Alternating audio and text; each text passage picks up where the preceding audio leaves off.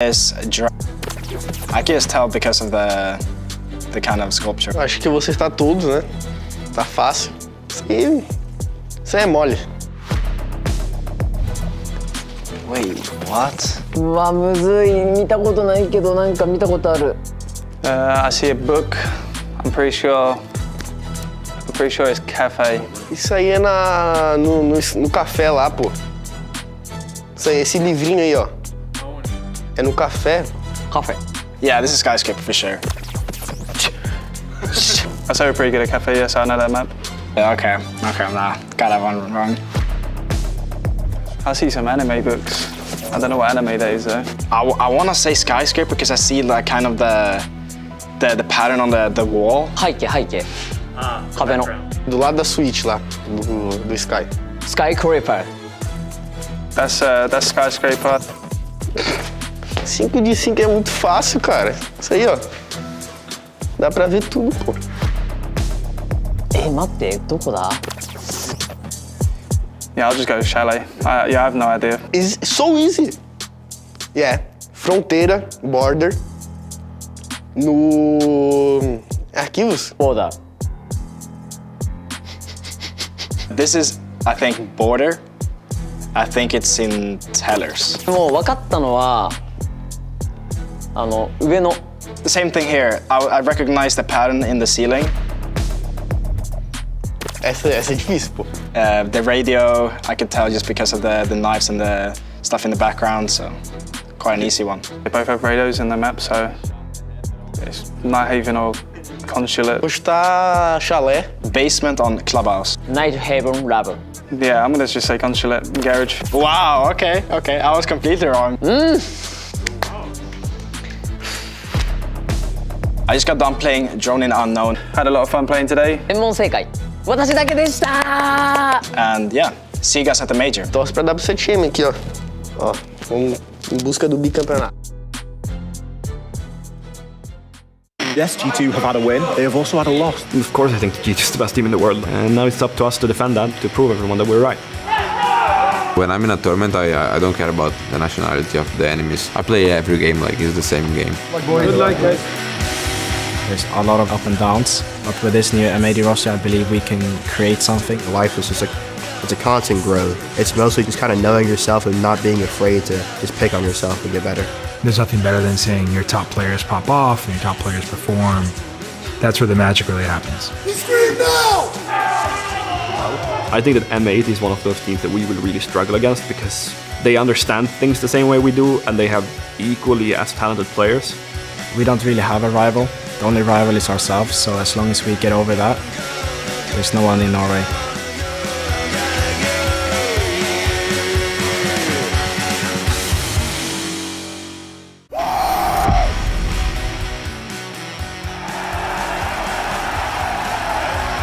I want M80 to be one of the most successful and dominant esports organizations in the world.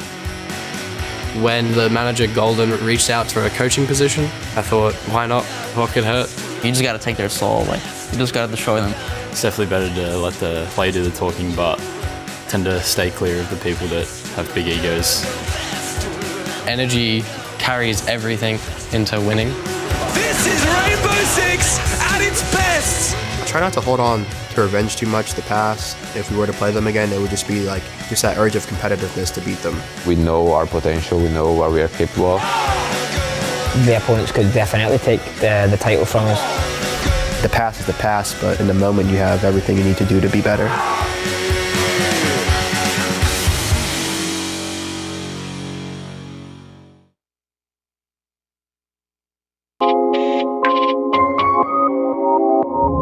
Salve rapaziada, aqui é o Herds da W7M e eu tô aqui para mostrar para vocês as minhas configs dentro do game.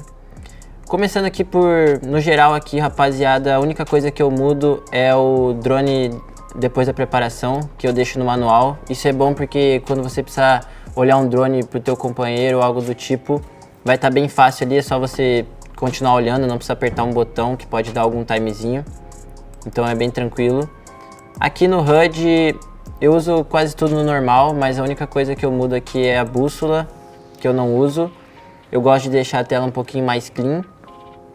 E a única coisa que eu não uso aqui também é a vida. Eu gosto de não usar vida porque aí você não vê quando você está com pouca vida e isso influencia na sua tomada de decisão dentro do jogo. Então é muito melhor pra mim, isso é mais pessoal, não ter a vida, sabe? Acho que deixa o psicológico mais preparado.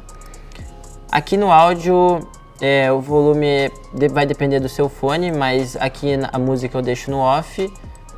O diálogo eu deixo um pouquinho, acho que às vezes é bom ouvir assim, tipo... Não sei, mano, tipo, geralmente ninguém usa, mas eu uso aqui um pouquinho de diálogo. E o modo de som é o Night Mode aqui, porque é muito melhor para você escutar passos e coisas que são mais importantes dentro do jogo, que, por exemplo, o barulho de tiro ou outras coisas. Aqui no display, obviamente você vai usar o maior hertz aí que seu monitor puder. A proporção 4:3 e o FOV 84. O resto aqui não mudo nada. Eu uso o padrão. Gráficos, aqui também tipo, é algo mais pessoal. Eu particularmente uso tudo no low. Nas partidas, às vezes eu coloco um pouco de shadow. Eu coloco aqui o contraste no médio. Bom, aqui na Sense também é algo mais pessoal, mas o meu aqui eu uso 12:12 de vertical horizontal. Então é 21, 41, 42, 42. Basicamente você só vai usar aqui as três primeiras, que é o 1x, 1,5 e 2x. Então é 21, 41, 42. De resto aqui também eu uso no padrão aqui, claro, tem seus controles ali, tipo, acho que o que eu mais uso de diferente aqui é que eu agacho no espaço. Geralmente o pessoal que vem de console aí costuma usar os botões mais diferentes. E na acessibilidade aqui eu uso a minha cor de mira verde com 100% de opacidade e o tremor de tela aqui que eu deixo no off, que é muito melhor quando cair uma granada ou estourar uma breach do teu lado, tua tela não vai tremer. Salve rapaziada, esse foi aqui um videozinho mostrando as minhas configs. Obrigado por assistir, acompanhem o Major e tamo junto.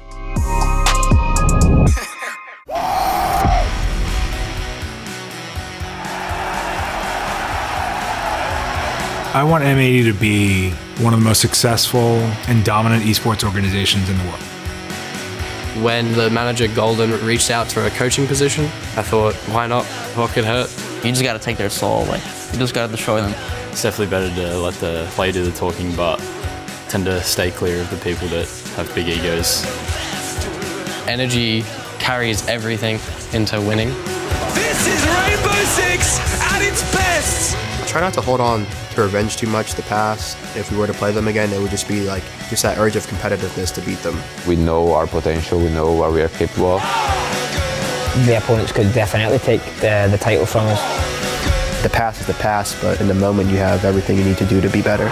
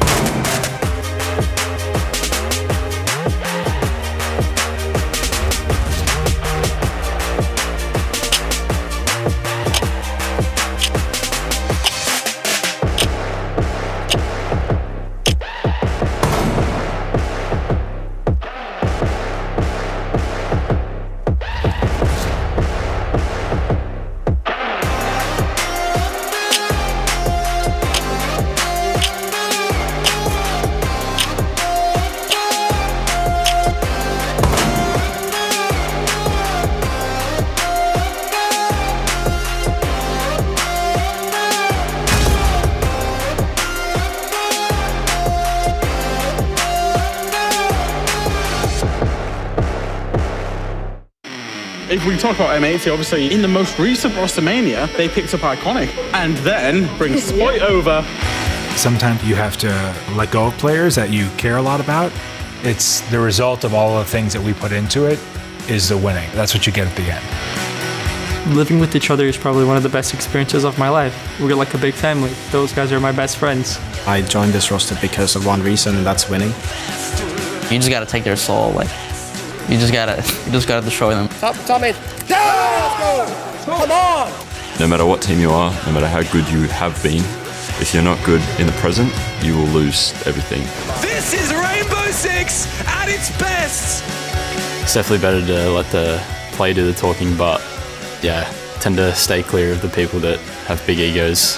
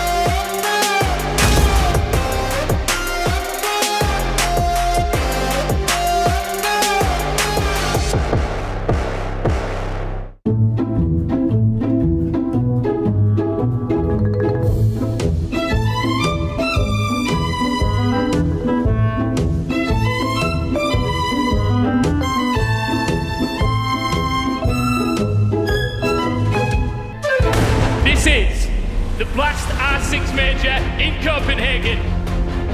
Are we ready, Copenhagen?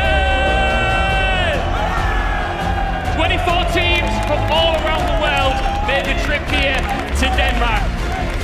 Okamesh is straight on inside, he finds one, looking for a second.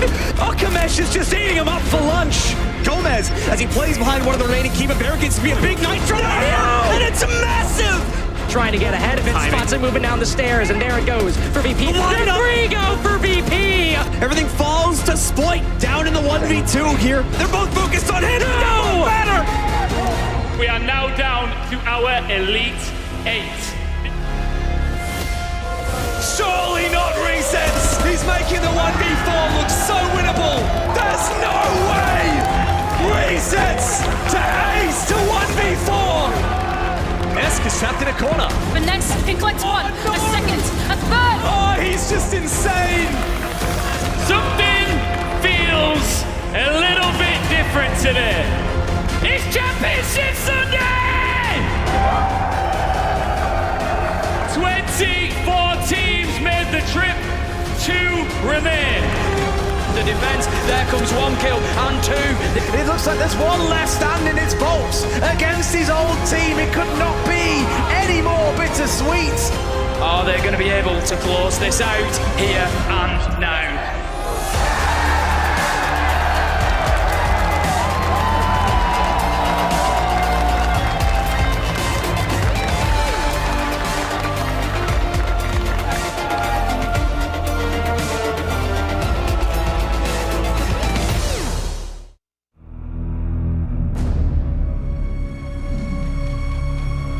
It's time to make history.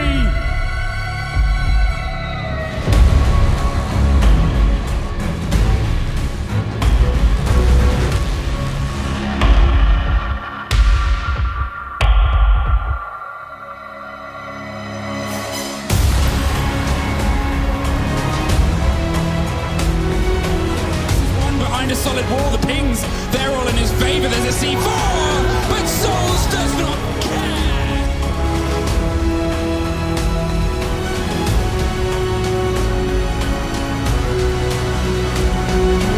One kill away, and it's Volps to die!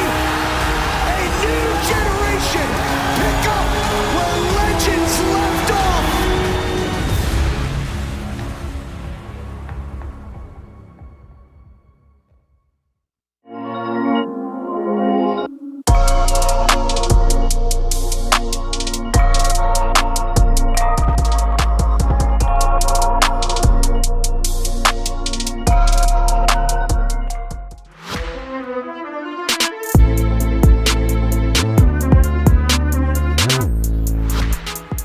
Good morning, USA!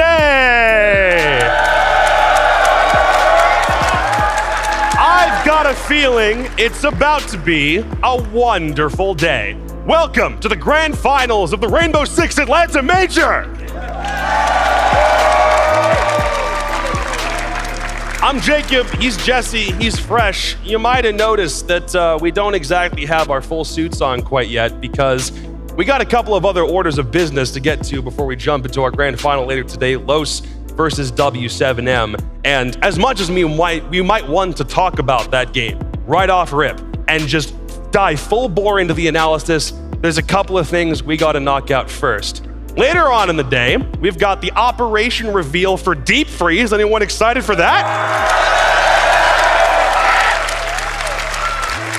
We've been collectively hearing rumors about that for a really long time. There's some really exciting stuff to look forward to. They've been teasing it in content for the past week or so. Stuff like Map Run, the new map, the new op, all this stuff. I'm really excited to go see that when it finally comes up, guys.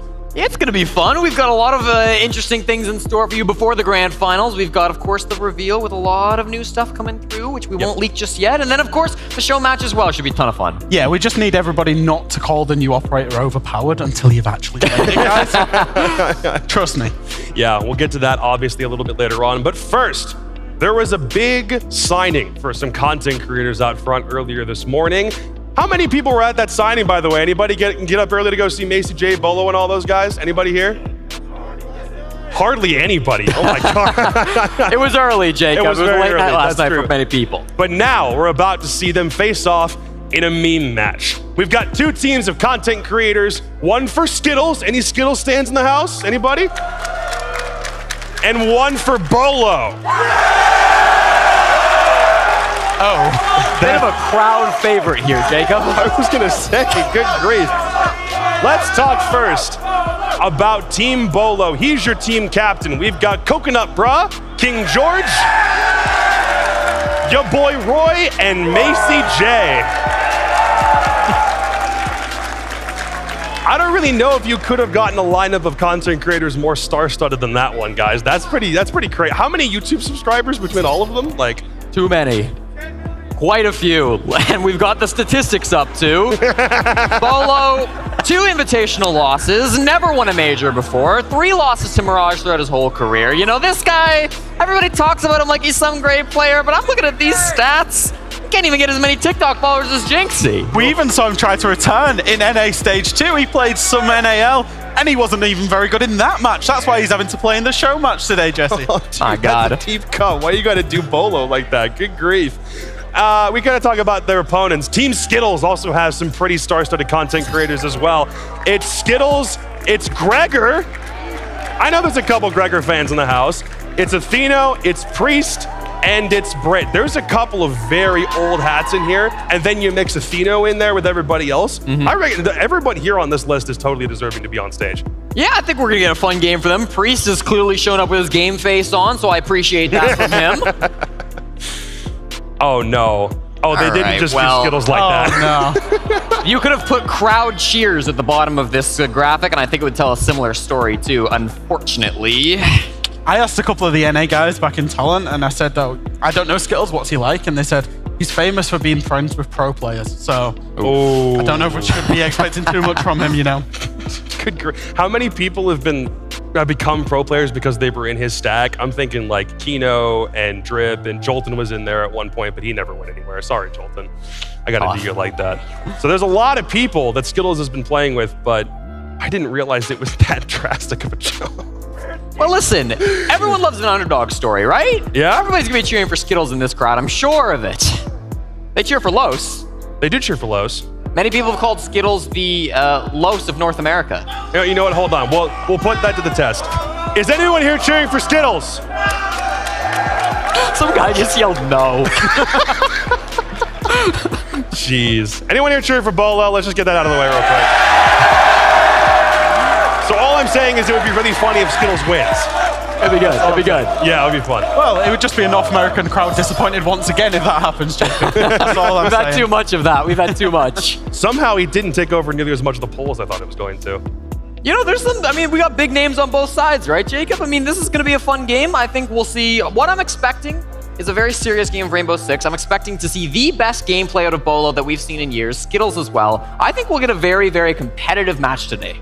I think if it is, I hope it's a meme match, Jesse, because if it's a competitive match, there's only one team that's winning that, and that will be Bolo's team. If it's a meme match, they'll have a lot of fun. You never know. If I don't we'll find out. one or two really nutty coconut bra angles that suddenly make my ranked games hell. When I saw that he was in the show match, I thought, I have died to so many shit things in this game because of angles that he's found and he's created. So I hope every single one of them gets used against him today. All right, you guys ready to have a little fun before we kick off this morning?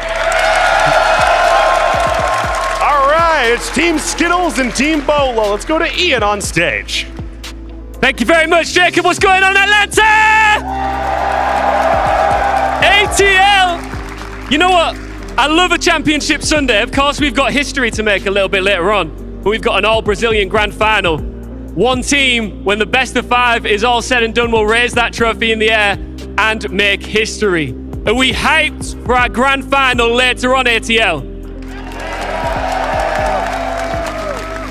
Any W7M fans in the building? Right, I'm ready for this. I don't know how they turned it around with you guys, but any Los fans in the building? I love it. America loves an underdog story. All right, before we get to the serious business, these guys have teed it up perfectly. It is time for a show match. Everything always goes a little bit crazy in this, so you're gonna love every second of it if it's your very first one. Let's bring out our amazing team, starting with Team Skittles! Gregor, we got Brit, Atheno, Priest, and they're taking this deadly seriously.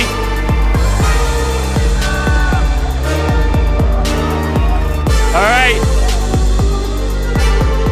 I'll be seeing you soon for an interview. Team Skittles ready.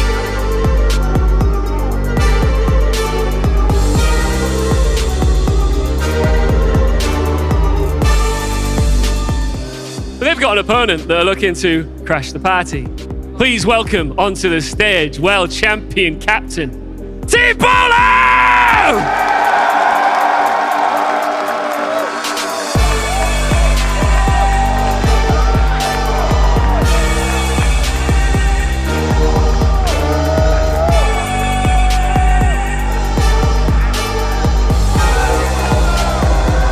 Messi J, King George, Coconut Bra.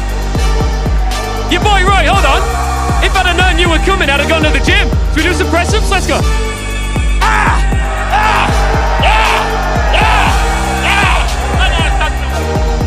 Nah, you're too strong for me, bro. All right. Skittles, can you come over here? What's up, Bola? Good to see you again. Back at it. This guy tells me all the time, oh, this is my last game of Siege, I'm retired, and then you're always back ready for more, right? Yeah, in some form, I always find my way back on stage. You never know what the next one's gonna be. He's always ready to go. Skittles, how are you doing, man? Doing fantastic. I've seen you, you're like the coolest, most chilled guy in Siege as a content creator doing your thing, and I've seen you all over the arena. You've been enjoying your experience here in Atlanta? Of course, it's been a great time. I've loved it. You've got your work cut out for you here in this show match, though, up against this world champion here. Anything you want to say? Get in his head a little bit? You can go face to face here. I'll step out the way. My shirt says, I'm a nice guy, but not today. Not today. Bolo, no games. No games from him. No, I guess not. He might be a nice guy, but there's nothing nice about his playstyle. I hate to say it. We've been playing for a bit, and I know his weaknesses and I know his strengths, and there's a lot more weaknesses than strengths. Let's leave it at that. Just got a little bit cold here in Atlanta. We're friends outside of this, but not today. Not today. Enemies today. Outside, sure. Oh, okay. Bolo, Skittles, please go and take your seats. This is where it all goes down. It's time for our show match. It gets to the grand final later on, but we're kicking off in style with these two teams against each other. Derry, Ace, I think Stokes in the building as well, casting this. Let's get into it. Thank you very much, Ian. We are in for one hell of a show match. After all that roasting on the analyst desk, we had to wear the short sleeves today. We were stood here like they're kind of hot there, yeah? Although, as you can see, Stokes did miss the brief on the flower shirt. My bad. He did not understand the assignment. He did not. We need to get Marker blank, pens. guys. It's fill in the blank, okay? I just didn't fill in the blank. That's on me. Maybe next time. For now, we'll make do with having you here, man. Can't wait for this one. I'm next to two really loud buggers for this one, but I'm sure it's going to be a bit of a screamer.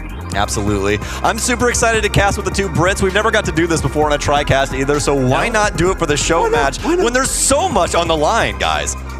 It's going to be a lot of fun. We've got a lot of surprises coming along, as would be expected, pretty much. And I can't wait to see. We've got, all category of player up there. It's a lot of fun. Surprise number one is going to be the map. We were told earlier we were going to House. Now we're going to Yacht for the show match. So wow. I'm going to have to dig through for the call-outs on Yacht. I tell you what. Wow, I didn't realise we were under the microscope. This will be like baby's first cast again, just being like, they're going into that room. We'll just make do. We'll make it as we go along. Engine, I think. Should we design our own call-outs as we go along? That feels like we could do. We'll just try and figure it out. We will see what we see through the map. However, the game is pretty much ready, so let's get ourselves into Yacht for this first one. Wow, I did not expect Yacht.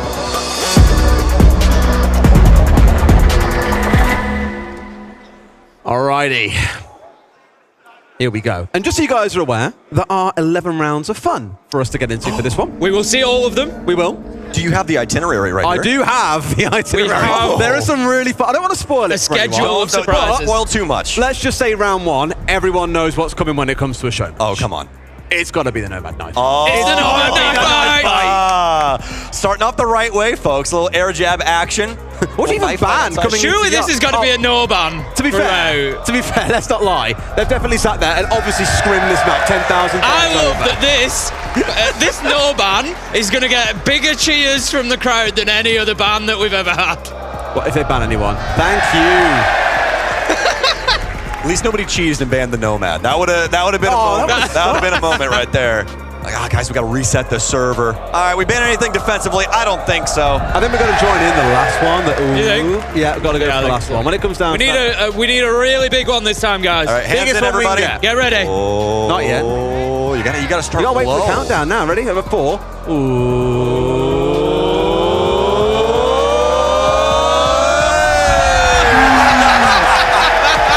They have debated us to the audience. I feel a game without Clash isn't necessarily a bad game, though. Another Brit down, so it's good in my mind, at least. You know, come on. Honestly, we walked right into that one. We did. We really just walked ourselves into that. So as I said, it is going to be that absolute chaos to kick things off in the first round. Athena's the one donning the Nomad. We've got the Nomad pick. We have. The thing is, we've seen people get really cheeky in show matches before where they'll try and just hang away from the circle and capitalize. That's what I love about it. You always get a villain.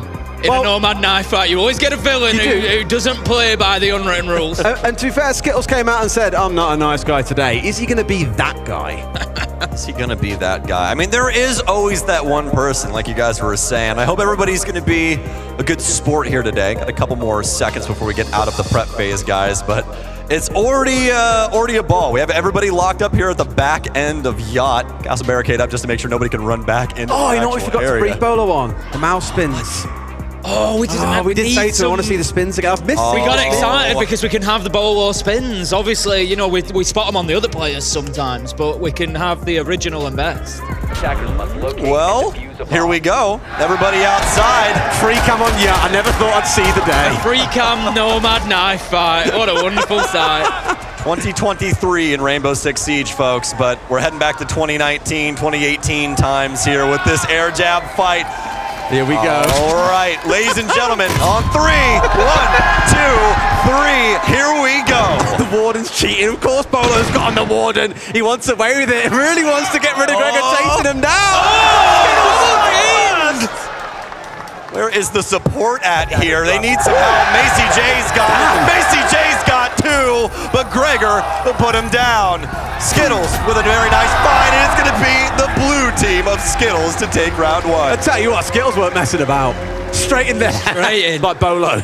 You're mine. Bolo had a smart play, though. Bring the Warden so he doesn't get hit by the flashes because the attackers were all throwing the flashes you in. are then a 1 speed, and we saw exactly how that worked out. It didn't really pan out. But Nah, it didn't. I like the end from the blue team there. They recognised they were in a 3v1. They used that numbers advantage. Yes. They pinned that final orange player up against the iceberg, and there was just really felt bad for Mace. He just got swamped by nowhere like 3 to go. people.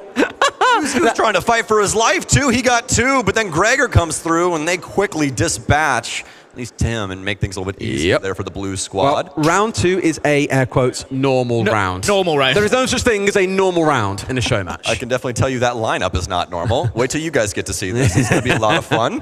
To be fair, you've got King George on the Rook, and we've been saying all tournament long, it's the one thing we haven't seen at the competition. Now he's in it. There we go. Technically. Brought it along. Well, actually, we could cross something off Fresh's list here. Skittles on it. Somebody's got to play Thunderbird, man. If we get a Thunderbird play. That's a good point. You know, fun one as well. Priest is indeed playing on controller, by the way. Probably the best controller player in the world. Very, very possibly. Possibly. Careful. You don't say Penguin's saying that. Careful. Royal Penguin's like, man. Ow. Yeah. Royal Penguin wants a word after way. Oh, the classic. Oh, Georgie. One of the maps that no doubt hasn't really been treated for spawn peaks a bit at least, so there's still plenty of that attempt coming out the other side. I've got to say, I love that they still know the spawn peaks. But how often are they playing? They haven't probably played on Yacht in months, years, and they still know the spawn peaks. All right, Keeney. That was definitely in his last YouTube video. The best bulletproof camera placement on Yacht. You'll see that on Monday. Oh, Priest. Impacts out towards him, but it's Atheno first. Take down George here. Over swings on the top floor. Atheno definitely stepped up there like, the future is now, old man. Oh, light screen in. Just going to be pushing in. Gregor's really looking to get something going here, but there's just nobody to challenge at the minute. Priest is going to be on the blitz, looking to drop down. We've got Brit working the Carly long range angle as well, but at the minute, Team Skittles just struggling to get themselves into a position to impact on this. Gregor smoked by Macy. Brit goes down elsewhere, though it's still an advantage so far for Team Bolo at 4 and 3. And Bolo was debating the hatch. Is this like the most deep teabag we've ever seen? I think Bolo's just doing pull-ups on the hatch. Just dropping the bag from height, that's the way I look at it. Bolo's had to show off his muscles real quick there. He's like, look at my arms. Look at the way I flex on the hatch. Gotta Gotta check those earbuds, buddy. Right, Skittles has got it all to do against 4 on the other side. Messi really flexing his solo queue skills in this one. The nitro kill and the little sneak on the flank, just working on his own. Skittles taken down once again by Messi. A triple kill on the round. He's flexing on them. Messi is his own man. Well, the solo queue warrior himself. Who else would you expect? Self-sufficient. Yeah, absolutely. He kind of ended that round, actually, on the theming of round 3, which is shotguns only. No way. Terrible round for me. I'm absolutely awful on the shotgun. You've really got to manage your... How can you be bad with a shotgun? Because you've got to manage your encounters. You've got to make sure you're getting them at close range. And So you had an easy way out there by saying I just can't see properly. You really did. Another excuse you can roll out, Tim, for being bad at the game. I'd like to say I've never used that as an excuse, but I do. You really have the ace in the hole there, Ace. Let me tell you. But we're going to see some shotguns here, and that also begs the question on what shotguns we're going to see, boys. Oh, yeah. And at the minute, there's a whole... I was going to say, there's going to be a few super shorties in there. Since the buff, I was hoping for a Jaeger pick, but I'm not sure that we're going to get the Jaeger shotgun. Ouch. But there's plenty of variety to go at. My favorite here, just going to throw this out there, definitely has to be Maestro's shotgun. If you guys don't remember, it's a slug shotgun with a 1.5, and it's got 30 rounds in a single magazine. So it's a lot of fun. Yeah, it's a good time. I think George is just really taking it to the extreme as well. Down with the shotgun, interrogation. It's the only way to play it. I think that's what we've got to see, isn't it? Oh, this reminds me back to a game that we cast once in the UK, actually. It was I think it was a team called Randy's. They just played on Coastline, opened up every soft wall and floor on the map. We had to stop casting because the sound was that deafening of 10 shotguns just ripping through the map. That's horrible. Oh, look at this. Turtle Squad, let's go. Oh, I like this. Put in a twist on the shotguns only round. We're going to have the crouch walk approach. I think Gregor's just ready with that light screen again. He's going to send it in ahead of them, and here we go. So Look, he's ready. It's Messi again. He's making a superstar of himself. Gregor is going to shut Messi down, though. King George battling through that soft wall. Plant is not going to go down. They bail. They get out. It's a 2v4, and that's really the execute done and dusted. No way you're trying to get a shotgun kill through them. No way you're getting one through the drone. No, instead it's Impact's trying to rip on through. Not being found out, but it's looking a bit dicey for Team Skittles, Tim. I just love how many of these shotgun shots are landing, but they're from such distance. They're just not doing the damage. King George gets in with the final kill, but there was a lot of accurate shots there on the shotgun. I think the castle ran up and tried to forcibly barricade it as well. Oh, just at such range, it was no damage. So this one's a fun one. The captains on either team are blindfolded. The rest of their teams need to, with their voice, guide them through the round, and no one else can kill each other until one of the 2 blindfolded players have died. This is amazing. Yes. I love this so much. So I just wish we could hear their comms through all of this, because can you imagine the chaos of trying to guide each other? Look, they're changing settings for it. Bro's like, okay, listen, you need this operator right here, okay? Guides mouse. This is so ridiculous. I love Brit's mouse pad. Look at how colorful that is. We need some mouse pad cams. We've got to check those out. Wait, hold on, pause for a second. Speaking of mouse pad cams, does Skittles not have a mouse pad? Is he not at all? Is he not just I don't think he has anything. I think he's playing just raw right on the table. I mean, that's oh my God. This is brilliant. So you've got Skittles running around on Ash, and you've got Bolo on the Azami. Amazing. I'd love to see someone look at this. Oh my gosh. Guys, we have their palm on our secondary screen I haven't seen movement like this since Des last played ranked with Oh, thanks, Tim. Oh man, here we go. Now you guys get to see this. Look, honestly, it's identical to rank with Des. It's brilliant. The thing is, how do you tell them where they are on the map here? You're on stairs. What stairs? Just stairs. Oh man, the callouts are going to be keen here. And Skittles, I mean, he's going for it. Skittles is looking good at the minute, but that was just going straight. He's just been told go straight. This is where he gets into problems when he gets towards the map. Okay. We'll protect the president it's like protect the president.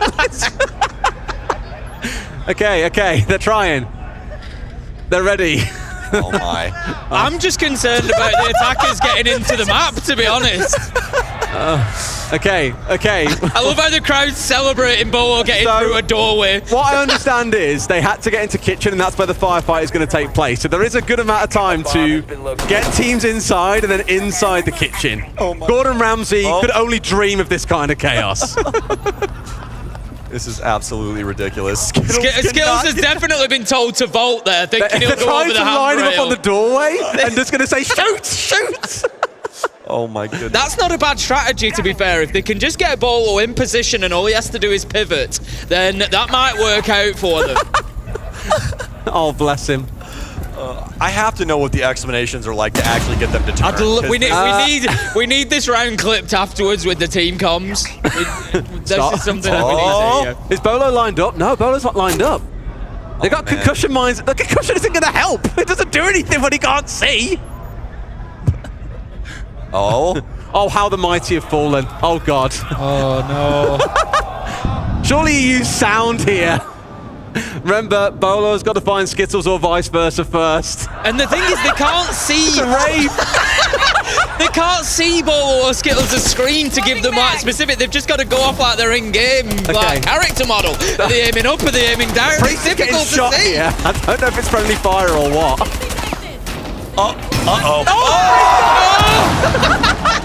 There's only 60 seconds left. They've got to find each other soon. Oh man, Skittles might be a detriment to all of society here. I love that Team Bolo have just let Skittles with the shot, and that's going to surely open things up now for an absolute massacre inside a kitchen. Roy's just chilling. They didn't know where he is, right? Poor Britcopter stray along the way there, taken down with the team kill. That was unreal. And then we have a normal round coming up. Now things can go normal. Again, normal is a stretch. It's as normal as the teams decide it's going to be. Exactly. Sure, we'll get some unique operator choices again. I feel sorry for Brit there. She was taken down by the blindfolded teammate Skittles did.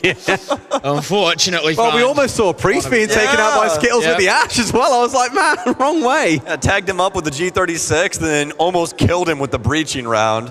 Not exactly something you want out of your team captain. Juicing up with the Rook. Why not? A few extra bullets. Give yourself every opportunity. We did consider playing on coastline, of course, but we couldn't let Coconut Bra anywhere near the purple tarps. I'm sure we'd find a new way to break it. We thought it just wouldn't have been fair. Oh, this got is too many angles on there. Perfect lineup. Perfect lineup. Atheno catching some strays in that too. Oh, Skittles actually killed Brit as well. Yeah, that was the stray. Oh man. It's okay. It's okay, President Bolo, we got you. Fantastic. Oh, excellent. Like I say, a normal round here, and then we get into some more fun stuff. I actually understand, they don't know this, I don't believe, but whoever loses this round, we get 3 ringers stepping in for the losing team. Well, this is it, whoever's behind. So the fact they've come in 2-2, there's actually a lot more hangs on this round than they might think. There is a little bit of jeopardy for, like you say, the team who wins this. There's going to be a couple of surprise substitutions for the losing team to give them a little bit of a boost. Priest is so desperate to make this shield work, by the way. I don't think that's going to be much of a boost for anybody.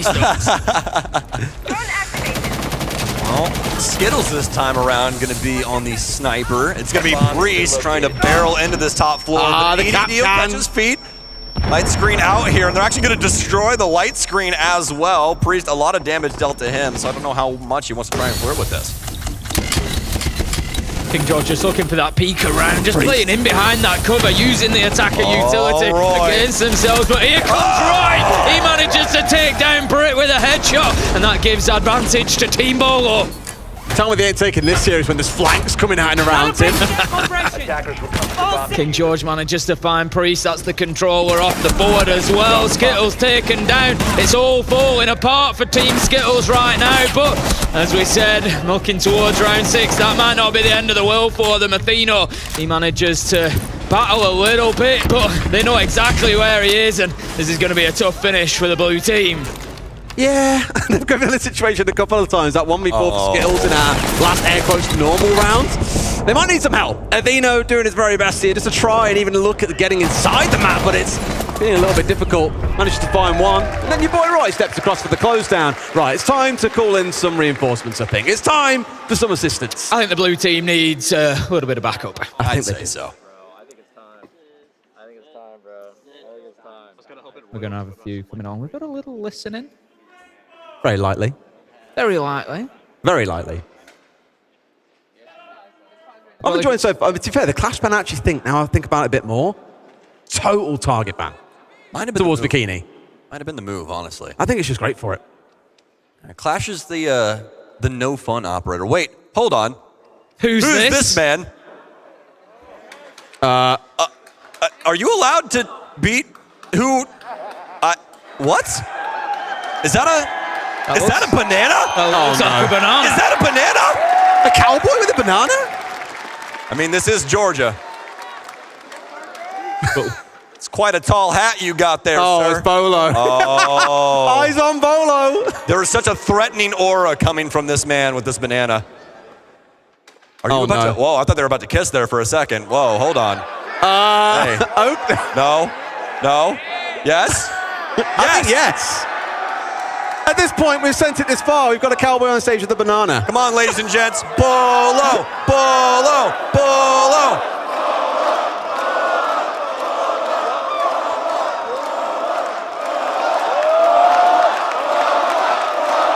It's a banana in the crowd. Oh!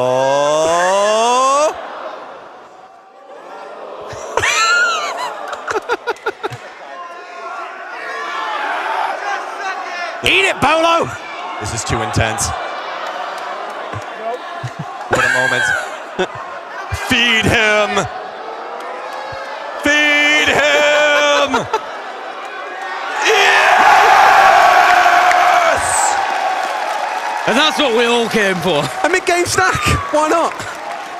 What a day. One more! One more fight!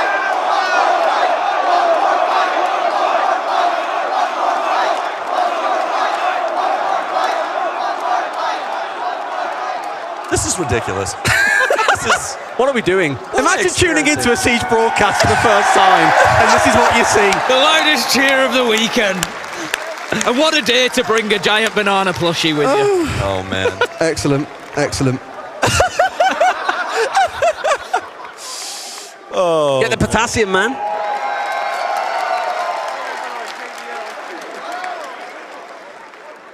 Gotta say, Jason Bolo Doty, you look damn good. You look damn good. Oh, wait, whoa. Kino? Is that Kino? I think this might be some of the reinforcements. Kino, that's not yours. Send in the cavalry. Whoa, Quite literally. Wait, hold on a second. A little love between Skittles and Kiki, guys. Isn't that so cute? All right, so Skittles has been benched. Oh! All right, whoa. Let's not let him near Monty, okay? Keep him firmly away. Does he carry this, though? Does he carry? There's been a bit of dominance on Team Bolo so far. Well, we did say that Team Skittles maybe needed a little bit of reinforcement, and coming along could be the little boost that they need there to get them leveled up. He's definitely sat there like, what the hell are these keybinds? Yeah, there's definite keybind issues coming in. He's like, what? You've got crouch on spacebar? But man, no wonder you got less followers than Bolo. Oh. And now he's got to gas his team up. Moral support from behind. They've actually got a coach now. This feels a bit unfair. A coach on one side, not on the other. Into the coach role. And there you go. The thing is, that could work, though. He could be feeding a little bit of information. I don't know how strict they're going to be on the rules about coaches not speaking. Maybe, he could give it a little bit of information to his team, monitor all them screens. Got to really take advantage of this. 5 seconds left before insertion. Could be indeed. All right. And do remember, Skittles is not Skittles any longer. It is going to be Kino here. Wrong guy, buddy. I think Bolo thinks it's Spoit that sat down. I'm just more excited to see Kiki on somebody else's complete setup. Different mouse, different keyboard, different There's binds. going to be a little bit of acclamation to the round, I think, is the only way I can bet. Oh, we've got a classic. No, you're We've not. got a classic. Priest right. is going to be just hiding away in the corner. Everybody, you better shh, be quiet. We don't want him to know. Oh, he hasn't checked. George? He's still not checked. I think Priest is going to get away with it. Oh my, he's actually... Roy. Roy has no idea. No way. No way. Does he know? So free. No, he's going for the shot and it's the wrong one. Priest! He got it! I can't believe that has worked. What a classic play coming in from Priest. Sees us at 3 versus 3 in the round. That's unbelievable. Skittles just going over there, disrupting the other team as well, turning a few monitors around, messing with a few settings, I think. Oh. I mean, they need the help, but it's working. At least was. No way Macy's playing the objective in a show match. Yeah. Brit's got it all to do. I feel bad for Team Skittles. There's been so many 1vx's already in this game that they just can't get on top of. Brit's just suffering nade after nade here, but Brit's a real Showmatch veteran. We've seen her in quite a few of these. Oh, behind. He knows what to do. Can she find the pistol? That's the interrogation! But what are you going to do with it? 2 to 5? No! Didn't look skyward. Brit deserved so much more. Woman of the hour. Thank you so much, Britt. We appreciate you for that interrogation. I mean, you have to go for it in the moment, right? Of course, there was absolutely no other option. At least there's something coming out of that round. The Skittles isn't enough. Kiki had 1 round. I think it looks like we might have a split set up here. Surely not. I think we're going to have Kino on mouse and we're going to have Skittles on key, but I don't know. We'll see as it... This looks much more like Kino's getting involved. All right, He's so if getting they can't hands-on. win as individuals together. Maybe. No way. Okay. Skittles has kept one ear off his headphones so that he can communicate with Kino, and it's going to be... Do you think he has to relay to Kino what everyone else is saying? Kino can't hear it. I love this from Priest. Absolutely brilliant. We've never seen this in a show match before. The sneak attack, that reminds me of Mag. Do you remember Mag in the show match on Miller where he hid in the corner? It reminds me a lot of that. But Roy gets shot and doesn't even turn like, oh man, he's scratching back on the leg, who cares? They are going for it. It's a full send. It's a hive mind here between these two. We'll see if it's a successful hive mind. Attackers are moving out to locate Never know a how bomb these and things defuse can it. potentially go. Coconut Bra, what else would you expect? He'll remember the default camera here on Yacht. I was honestly sitting here when we were loading the game up, and I was like, what are the default locations for this map? I haven't loaded this map up in probably 5 years. In fairness, we haven't used a single call out yet, still. We haven't. We haven't. I think I only know casino. I think that's the only one I know. We got bedroom.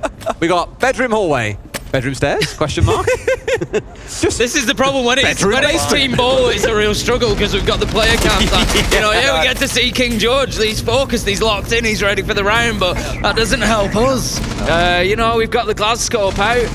Taking it back to those original operators. So King George, of course, he world champ back in 2017, but it doesn't do anything for him there as your boy Roy finds him, getting inside the mind of a diamond and taking him down with the shotgun kill. Too easy. Couple more kills flying on through the march on in. Yet again, it's a 1vx coming out for Team Skittles. Priest put it up with the controller players. He'll be able to get one, but Macy J, once again, solo Q Warrior. He'll play the objective, and he'll get that case down. It's going to be a clutch moment here. Nade upstairs from the glass, but Priest has other things in mind. We'll work back over towards the back end engine room here. Does have that entire wall open, but so many targets to find. Nobody really giving him a look either. Why would they? It's not really you play it the proper way, it feels a bit too easy. The spotted Now, where does the call out come in there on where he is? He's downstairs. He's downstairs near an engine. He's in the somewhere bedroom engine room. It's all bedroom here. I'm so disappointed because I really thought Skittles would be top dog. Nah, team, you've got 2 world champs on the side of Bowo. Bowo, he's one of the best players we've ever seen, and he's absolutely dominating at the minute, Des. Yeah, but Skittles has got that wonderful thing of being 6'3", Bolo can't get that. Des, once again, you're just wrong. No, like, it's not. Skittles Yeah, is the Des, man. you're wrong. You're just wrong. You're just wrong. Thanks, Ian. You're not meant to be against. I tell you what, you guys sort It's this you're out. wrong. This is absolutely You're wrong. ridiculous. I just got brought up. Hey, Derry, come back. Des is out. Des has had enough. Come back. Hey, bro, I can't do this alone. You know that. Des has stormed off in support of Skittles. He's really backing his man, but for me, it's Bolo all the way. I want Derry back here. It's done me dirty just leaving me. Well, you're It was Derry Derry's now. idea. I'm Derry, am I? Yeah, you are. I'm Desichu. All right, well, as you can see, we're getting right back into the action here, ladies and gentlemen. And what? Are we getting an Ian casted round? I think we need a 1v1 to decide this argument between me and Des. I think we need a Bolo versus Skittles here. Yeah? Come on, Derry, get back up here. I think that'd be the idea. I'll tell you what, Derry, I will be your hype man for this round. And Stokes, you can be Ace's hype man for this round. I think Ian should just cast the whole thing. Yeah? I know him. Well, they're doing it for us. Bolo's backing me. Skittles is backing Des. Who's going to come out the winner? Come on, Mr. Chambers. Well, look at this. Bolo doing what Bolo does best. We're now switched to Skittles. Looking a little bit clueless here by the iceberg. Don't really know what to do. Bit snowy out here, bit chilly. And we're over now to the world champion. Don't really know what he's thinking. But he's looking good, whatever he's doing. Who are you? Huh? Look, we're dipping. I like that we've created a bit of an arena for this. I know, right? They've gone for it. Hey, tell me what's happening. They're in a 1v1, mate. They're just toying with each other at the minute. They're just trying to size each other up here. Oh. I knew that would be right. Look at that. The world champ got in his head just before he started in a 1v1. You can't stop him. And once again, without argument, Ace is right and Des is wrong. It's a wonderful day. And we're going overtime, Des. With a Bolo spin. Honestly, this might be the best day of my casting career. Oh, man. See you later, guys. Des is shook right now. It might just be me and you here, Sam. Oh, yes! And one more bite. Oh, come on. Bolo, you got to finish it now. Come on.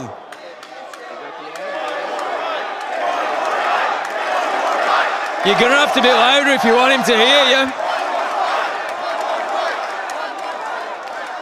Maybe we'll get it over here on border, folks, because we're not actually done yet. Oh, we changed maps? Oh, yes, indeed. Yes, we did. The mid-switch? Yeah, At least we know some call-outs. Right, yeah, now we'll actually know what the hell is going on in the map, at least.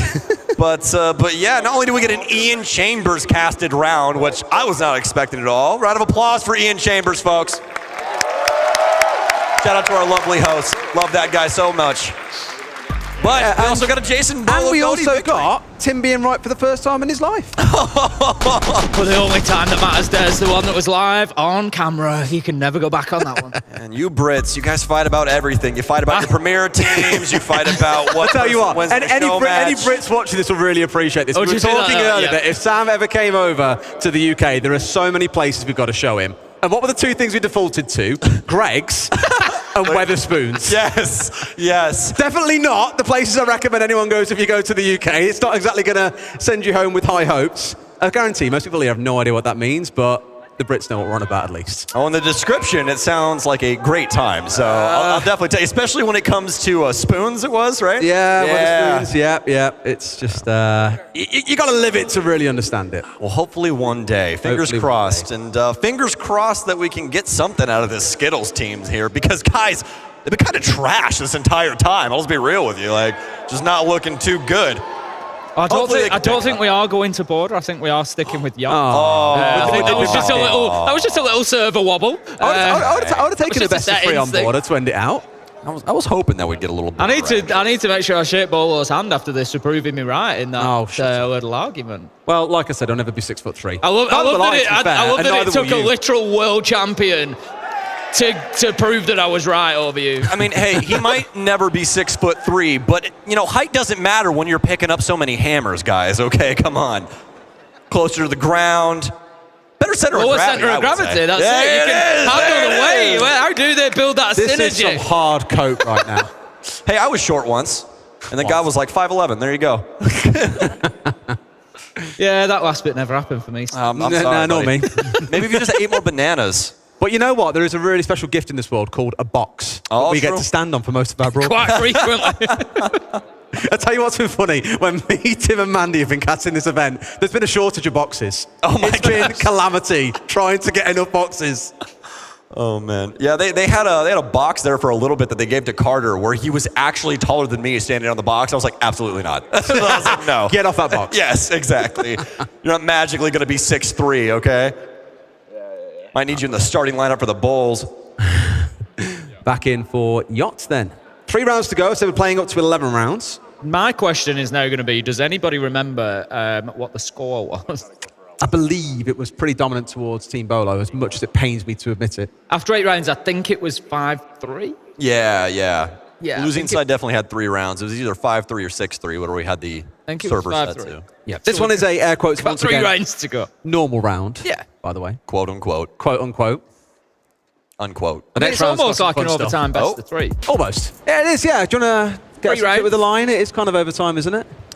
Well, boys, whose line is it anyway? It's Tim's. You got to feed it, Tim. Do you really want it? I really want it. I don't think you do. I think I really do. Please. I'm not sure that you do. I really do.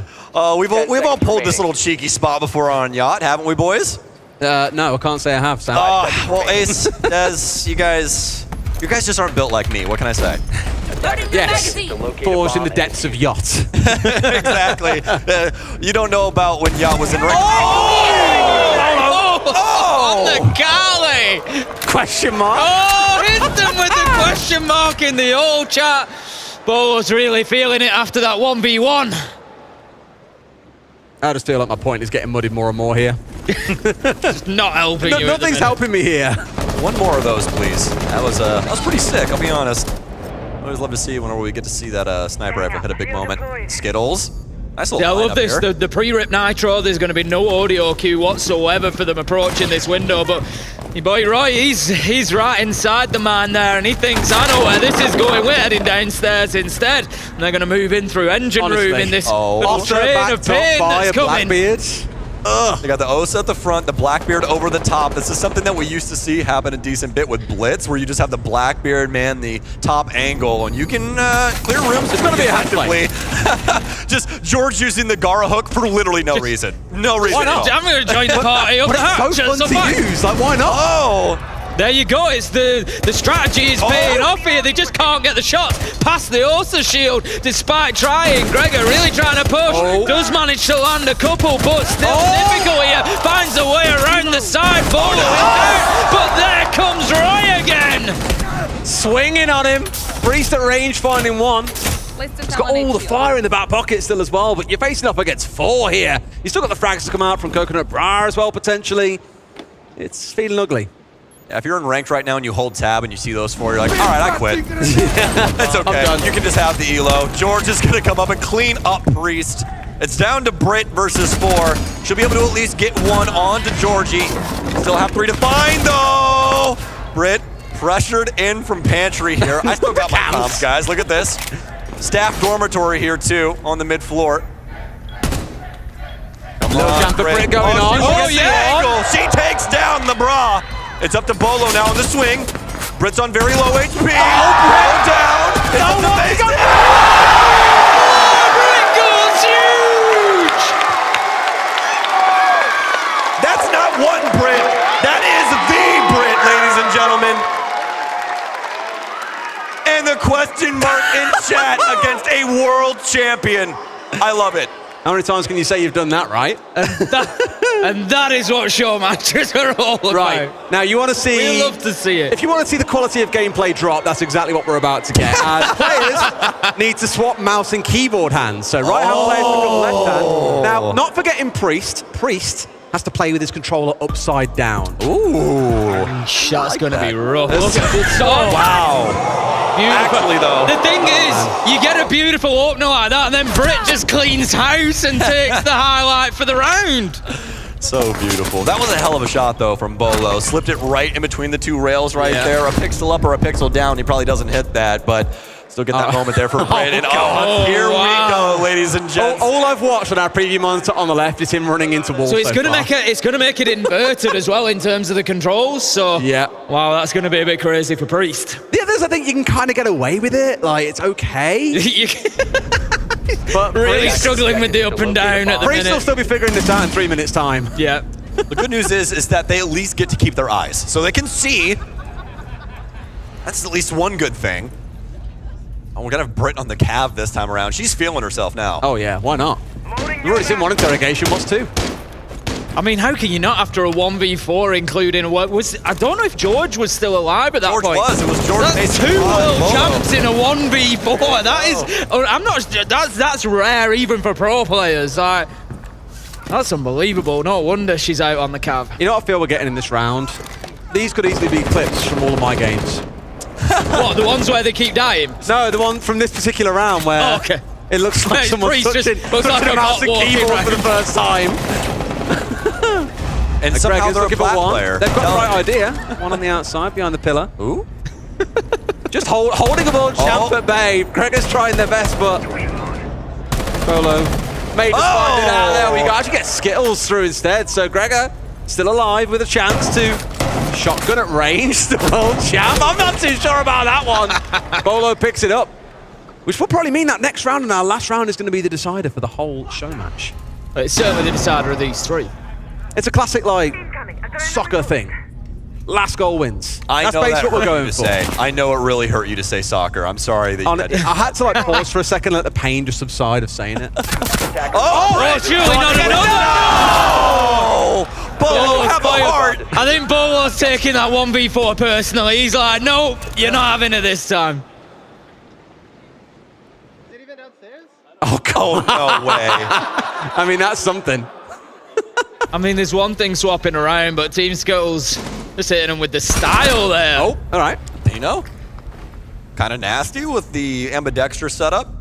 With the amount of chaos in the round, it's not out of question that he gets the kills he needs. I mean, if you'd have known beforehand, you could have spent like 6 months really training for this and just get... To be fair, I think everyone got Take it really seriously. An hour ago on what was going on. So I'm just saying, in case I ever get asked to do a show match, I'm going to start. Great. Are you also going to try turning your monitor upside down, Tim, as well? Yeah, just in case. I'm just going to play with all these like funky setups so that I can be prepared just in case that day comes. Well, you won't have to work on the blindness part. That's kind No, of... that's very true. To be fair, I don't need the blindfold. Just wear the one eye patch. You'll be okay. That figured out. Nice little setup there. George will be able to take down the last player here in the ambidextrous round, and they'll switch back to normal hands now. Try and see what For our on last this round. next round. Do we have anything on the itinerary for this? No, this actually is a normal round, but I expect there to be something creative coming out from both teams. Yeah, I thought so. Look, pretty surprising absolutely no one in saying, okay, playing with the controller backwards is infinitely harder than normal. Surprising no one. Big shocker. Big shocker, I know. That is a really cool mouse mount. It is sick. Very funky. It's like those very colorful mouse pads. Let's get ourselves into the last, but certainly not least of our rounds then. Round 11 is going to come along, and certainly since the little rehost we had, things are even. 1-1 on the scoreboard. Team Bolo looking to take this one as well as what we'll call the first half. It was a little bit more than a lot of flash photography coming out of Bolo's squad here, too. We got Yang. Oh, We've wow. got Blitz. And Macy probably has some stuns in his pocket. Probably got too. the flashes, yeah. This is could be one for the history books here. We already got one out of Britt. But what else can we get out of Team Bolo? I'm interested.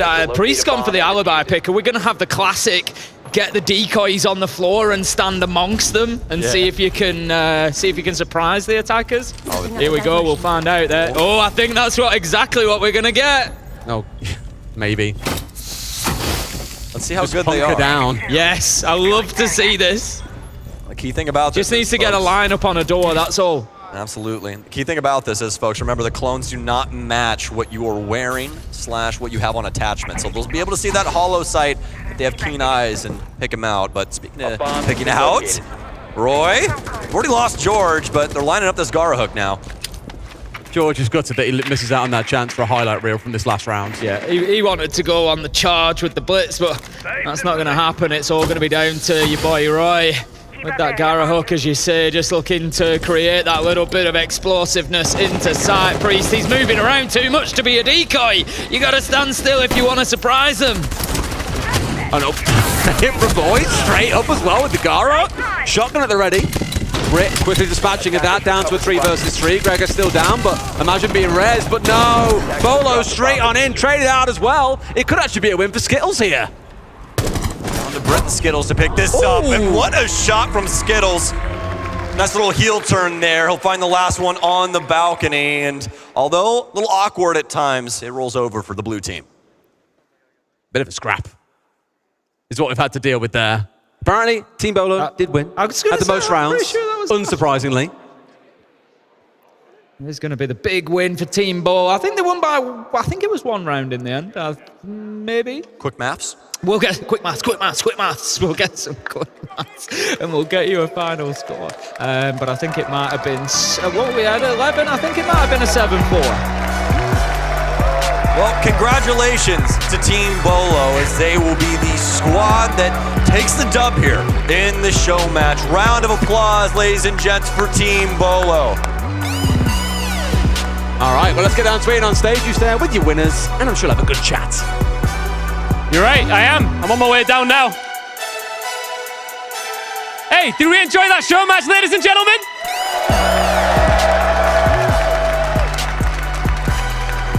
Well, there was some interesting rounds in there, that's for sure, but proving his World Championship mentality and prowess, Bolo leads his team to yet another victory. And this is the thing, right? It's all hugs, it's all smiles, it's all fun and games right now.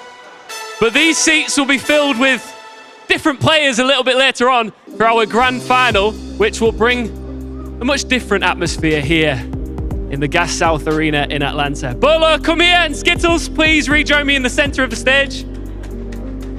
Bolo, can anybody stop you, man? You're untouchable. I guess so. I mean, Skittles was, I would love to say, it was hard and it was, like strenuous and we had a battle of our lifetime, but I mean, y'all watched the same thing we just watched, right? Do you want to give any last thoughts before I present you all with the trophy, Coconut? Nah, it was a good game. It was first dub on land, so felt good. Yeah. The worst part of that match was having to see Parker. Just GG's, it was fun. Right? Yeah, I haven't played Yacht in like 4 years, so that was kind of refreshing. But you guys are amazing. And you know what? I've got this is going to shock you. You weren't expecting this, were you? You weren't expecting this. This is yours. Right here. This is yours. I want a full-on traditional trophy lift here, all right? Everybody, wait for the call. Ladies and gentlemen, your Blast R6 Atlanta Major Show Match winners, it's Team Bolo!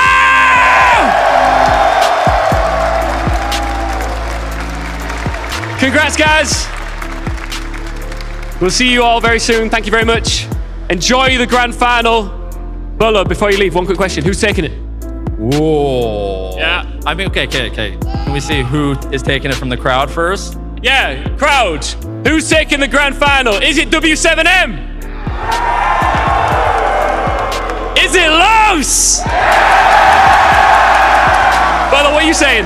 All right, well, I think I'm in the minority on this one here. I love Cameraman, he's my boy, but I mean, come on, W7M. I hate to say it.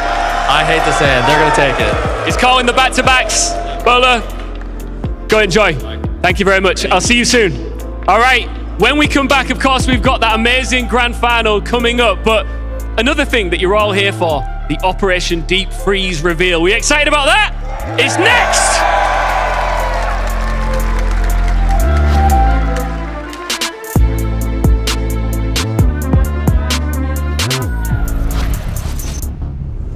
Hello, I'm Dominic Clement, game designer on Rainbow Six Siege. The next season is right around the corner. And if you don't get the latest operator on release, you might still want to review your ABCs on some of the operators already available today in the game. The Electric Bandit, the Wise Cade, and the Quiet Mute will be welcoming a new troublemaker into their ranks, ready to give breachers a few headaches. Working out your pulse and soleus muscles will ensure you'll be able to provide invaluable intel to this new operator. And let's not forget about Ella, Fenrir, and our other trap operators who each bring a unique ingredient that can be used in crafting some really crazy strategies with this new operator. So jump into the game and review your basics with these operators so you'll be ready to synergize with the new operator when it comes out next season. See you then.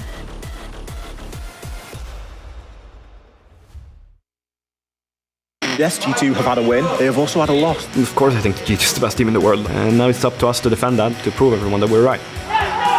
When I'm in a tournament, I don't care about the nationality of the enemies. I play every game like it's the same game. Good luck, guys.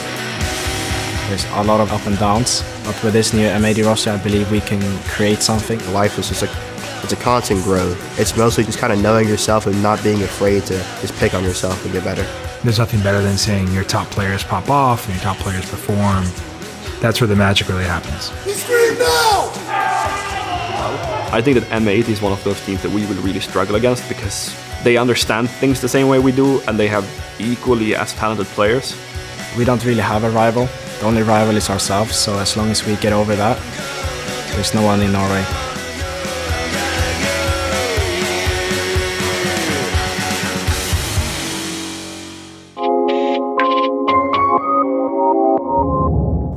Hey guys, it's Gio from Sonics, and welcome to my fresh install.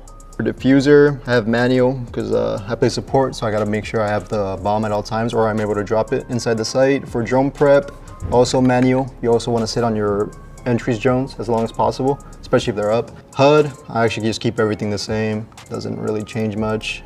Audio, everything on super high. I play night mode, surprisingly. I don't know, a lot of people don't play like that, but I like it. Basically for display, we go to as many hertz as you can. We go to 4.3, but that's all preference. I like 4.384 for me. 4.384, and then at the bottom, I personally do 95 HUD display area, and then 94 menu display area, with a brightness of 61, I think it was, some odd number like that. Graphics, I have a pretty bad PC at home, so everything's on super low.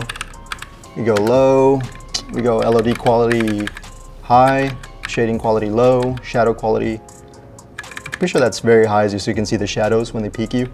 Reflection quality low, VFX low, ambient occlusion low, anti-aliasing off. That's basically it for graphics. Make sure you always press apply so you have your settings saved. Control is the important part. I would say raw input off, mouse inversion obviously disabled, then sense is obviously up to you, but I play 1010, 400. You can mess with the magnification obviously. I play with, let me see if it lets me. Thing 1x is 28, 1x 28, 1.5, 55, 56, and then 57. Mouse scroll wheel, I have it off because I grip the mouse kind of weird. Gadget deployment advanced, drone deployment advanced. I think those are really important to have on. Aim on hold, lean actually on hold as well because I lean my mouse buttons. Sprint, hold, crouch, toggle, prone toggle, and then walk toggle. For the keybinds, I actually have some kind of crazy keybinds. I lean with my mouse buttons, so this would be just set the mouse buttons, and then gadget is Q and E is melee. So that's kind of it. For control is my prone, and then it's basically it. Everything else is kind of default. Just make sure you're leaning with your mouse buttons, and then your gadget is Q and your melee is E. So it's kind of weird, but I mean, it's all preference. Accessibility for optic colors. Yeah, I like the light green with 100 opacity. I'm kind of blind, so I mean, I'm blind and old, so it makes me see better. At least that's what I think, could be placebo, but it's all preference. Everything default and then opacity 100. I tried 50 or lower, but I mean, can't really see, so up to you really. And just make sure you're applying all your settings. Thanks for watching my fresh install, and see you guys at the major. I had to sacrifice a lot in my life to be where I am now. Back to the Atlanta Major. Y'all having fun so far? Well, we have more fun in store. Some big reveals. Hey everybody, I'm Jackie Jing and I am with Fresh and Jesse. It's a little cold in here. I brought my jacket up. Are y'all feeling the same way? Jackie, I don't know what it is. I flew here from Canada. It was snowing when I left, and somehow it's colder in this arena than it was when I left home. Yeah, very, very, very cold. Yes, certainly a chill. Fresh as his hood up, man. Anyway, what did y'all think of that show match? I'm not gonna lie, I was a little distracted. I look up and I see Parker in a cowboy hat with a banana and bolo, and I was like, what am I watching right now? I know that was pretty normal. I think that was, we all kind of Adorable? expected that. Oh, pretty normal, you know. Okay. Standard show match stuff. I liked the interrogation. It was probably the best bit of the whole show match. Maybe the 1v3 as well. The 1v, the 1vx was pretty good. Was that 2 world champions it was against? Oh, yeah. Yeah, that show match was absolutely wild. I do want to pick your brains, though. We've been here for a while now, y'all. It's been really fun spending time with you. But what's been the best part so far of the Atlanta Major? Ooh. I think it's got to be the crowd. I mean, I've said it during the quarterfinals. I thought it would peak when we had North America playing, but they've really gotten behind Los as kind of their new savior who they're going to pipe up and go through all of these matches. They're obviously the underdog in a lot of these games, and the crowd's really been getting behind them. So that's been my favorite part, Jackie. Yeah, the Dark Zero chants, the SSG cheers. I just heard Lobin. Was that right? Lobin fans. Okay, hold on. W7M? Oh gosh, we got some thumbs downs. Okay, Los. Oh wow! The crowd spoke, Fresh. The crowd spoke. Yeah, they absolutely love Los. I think it's a big underdog story, and that's what they can get behind. Yeah. And also, they beat FaZe yesterday, so that was great because the crowd was not liking FaZe. Well, what's been your favorite part so far of My the major? favorite part was also when FaZe lost, but for a different reason. That's because I didn't have to dye my hair because of the wager me and Jesse made. Yeah, honestly, for me, it's been kind of the massive upsets. GK, Bleed, they were really fun to watch. True, they were really, really impressive. And I think it sets the stage well for the 6th Invitational coming up in February. A lot of the minor regions starting to heat up a little bit, unlike the Jam Arena. So I think it's exciting. We're in for a good show. Okay, almost to grand final time. Y'all ready for that? I know, I'm chomping at the bit, but how are y'all feeling? You excited? Yay. I'm excited, Jackie. I'm also excited to see what the meta might look like for the 6th Invitational. The new patch coming out. I don't know. I think there's going to be some cool stuff in there. Yeah, we've had a little sneak peek. Haven't we? And all I've got to say about that is the new operator. Bit of a Swiss Army knife, does quite a few things. Okay. And also the new map. It's absolutely ginormous. And I can't wait to see it. I know we have the ominous counter up. I know y'all are gonna help us with the countdown. This crowd's been so amazing. They've been counting us in before the stream starts, and I'm always like, oh, I love you all. But okay, we got some little teases there. Anything else you can say? What's Ubisoft bringing us? Oh, Jackie, it's tough to say, but I think that we've already teased a little bit. Some secondary gadgets might get changed. Some metas might be shifted up a little bit. You know, I think we're all a little bit tired of maybe getting blown up by grenades. I know I am. So we'll see what happens with those. I don't know. Okay. Oh, they didn't like that. Okay. Some sledge mains in the crowd. Oh, we have a countdown. Should we just count down with them? 3, 2, 1. Operation Deep Freeze! And welcome to Operation Deep Freeze. I'm Camille Salazar-Hadaway, and we're gearing up for the final season of Year 8 of Rainbow Six Siege. To get us started, Creative Director Alexander Karpazes is here with an overview of the season and some roadmap updates.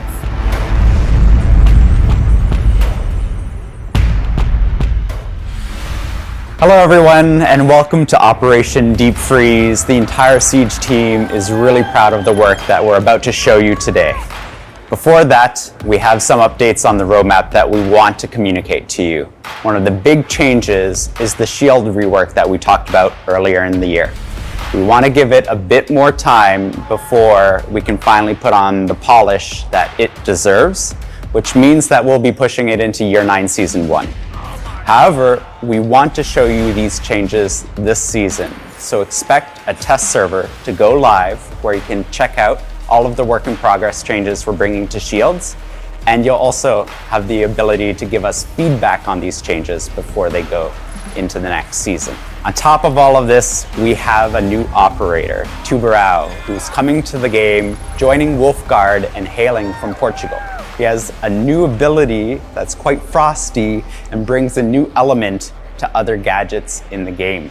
We have a new map as well, the Lair, which is Deimos's HQ for all of his nefarious deeds. There is much, much more. This is just the tip of the iceberg when we talk about Operation Deep Freeze. You may have seen the teaser trailer for the new season's map. But now it's time for the full tour. We're jetting off to Demos' secret headquarters, where Assistant Director of Level Design, Mahdi Tayab, will be your guide.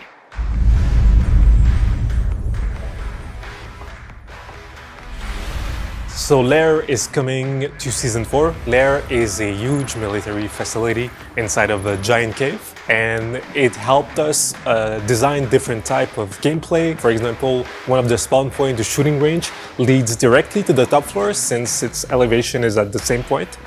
So this is one of the cool features of the map. Since it's a cave, you can imagine there's lots of different tunnels, there's lots of access, and these spawns are also very safe. So if we look floor by floor, and let's start with the basement, you can imagine it's very damp, dirty. They work with dangerous chemicals. On this floor, we have one objective, lab and lab support.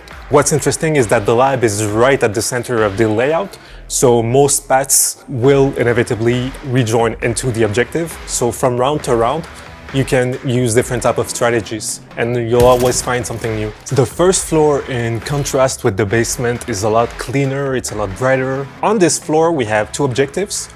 One of the objective is the bunk and briefing room. Interesting thing is that players on defense will have to watch out for the reachable external wall, but we made sure to give enough covers on both ends to make sure that the defenders have enough flanking path. If we go on the other side of the floor, we have armory and weapon maintenance, and from there players on attack can use the shooting range to get into the objective. Let's talk about the second floor. Also very different compared to basement and first floor. It has a more refined look. We have an objective there, which is office and R6 investigation room. Outside of it, there's a mezzanine that attackers can use, and there's entries right into the objectives, but they have to watch out because defenders also have vantage point into the mezzanine. So what excites me the most about this map is there's lots of ways to attack, defend, and lots of different ways to strategize all of it. Lair won't be bannable for Operation Deep Freeze, and we hope you enjoyed the map. Operation Deep Freeze will mark the full launch of the Reputation system, complete with new UI and a grace period during which the team will continue to monitor the system. For more details on this new phase, let's hear from UX designer Roland Poe.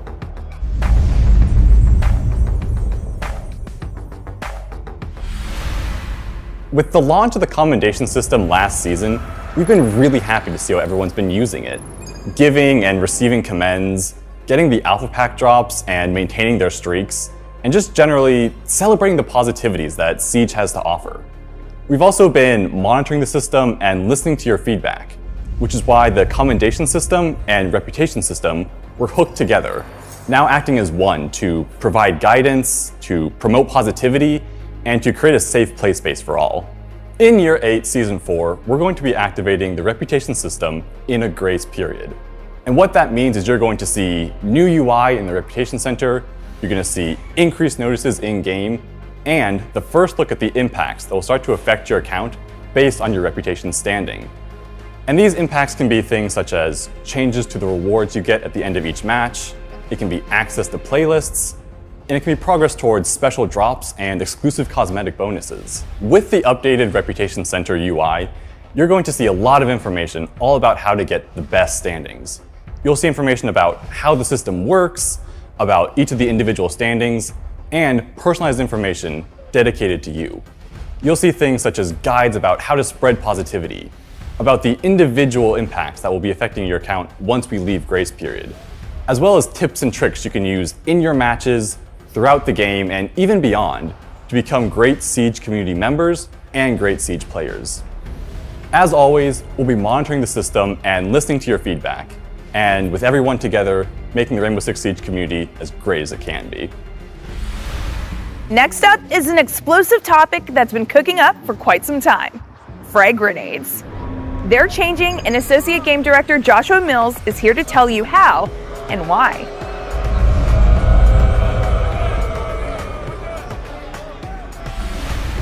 So the current state of frag grenades in Siege is that they're incredibly powerful. Basically, they are killing machines. You don't have time to react to them if they're cooked properly, and they can take out a decent amount of utility, and by decent, I mean all utility, depending on how they're being tossed. and they can take down soft destruction. What are we doing with the frags? We're removing the ability to cook the grenades. They're still as powerful as before as far as like the damage they can do and their killing potential, but it's more reactive for the defenders. So basically a grenade comes in, you have to make a decision. Do you move into more precarious position? But again, we are removing the ability to cook them. When you deploy them, they'll have a 4-second fuse timer on them. And then after bouncing off a surface, that fuse timer actually drops a little bit. This is very similar to how the flash grenades work currently. The biggest benefit to the change that we're trying to do with the frags is to allow operator diverse loadouts, which is, it's not the must pick. It is pick based on scenario and based on situation you're in. You can't just have the one pick option that is the option because there's no point for anything else to exist if that's the case. We want that and distributing. We want more operators to have them and have access to them and be able to play around with coming up with new ways to build out their loadouts. This season, the Rainbow Six Siege team is looking for players to participate in the Siege Marketplace Beta. To tell us more about what that is and how to register for it, here's Business Strategy Director Mohammed Ben Hanada.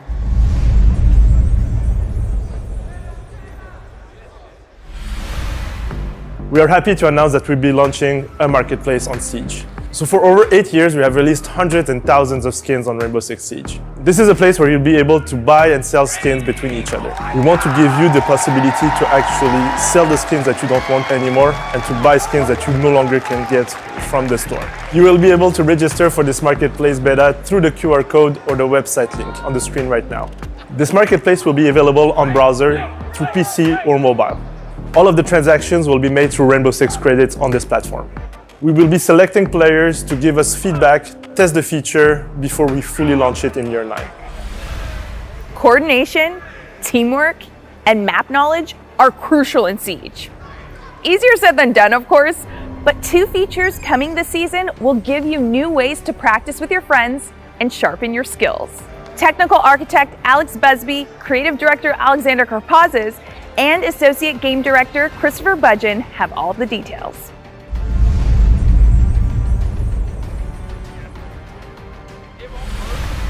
With Yacht 8 Season 4, we're introducing the Versus AI playlist. The first iteration of this playlist will allow our players to compete against Defender AI operators in Clubhouse in our bomb game mode. And these AI are a bit different from what our players are used to. They are engineered and designed to emulate how our players play the game. Some experienced players might even notice the AI using their favorite power positions or gadget strategies. At launch, the Versus AI playlist will have 2 difficulty levels. The first aimed at onboarding new players, so a bit more of a forgiving environment to help people learn and enjoy the mechanics of Siege, while the second is there to provide a more challenging environment for our elite players to warm up with. You will join a game, you will matchmake, you will have friends in your squad. The AI will be setting up the bomb site, they'll be putting gadgets in the same place as players do, and they will be defending it as fiercely as players do. In the coming seasons, we plan to release new operators available for the AI to choose from, new maps, and players will be able to play as the defending team against attacker AI. MapRun is a new learning tool we're bringing for players, which allows them to specifically learn maps. It will be focused on guiding players on how to navigate and how to learn callouts and how to communicate with your squad.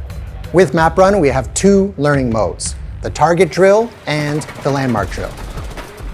Within the landmark drill, players will be given an image as well as some different information about that specific location. Once they find that landmark, they'll be able to interact with it and they'll be given a new one. In target drill, there'll be pre-placed dummies and commonly found enemy positions on the map. That way, you can get in with your squad and start to think about where do we clear the map? Where are enemies commonly found? Where do they like to hide? In the target drill, you can turn aggression on or off. So now the dummies will shoot back and you'll have to get into a good position while you clear the room. MapRun will launch with 7 maps. This will include our new Lair map as well as the revamped Consulate map. Try learning Lair through MapRun. This is the beginning of MapRun, and we really want to hear from you. What training tools do you want from an experienced player? What training tools do you want to bring your new friends into the game?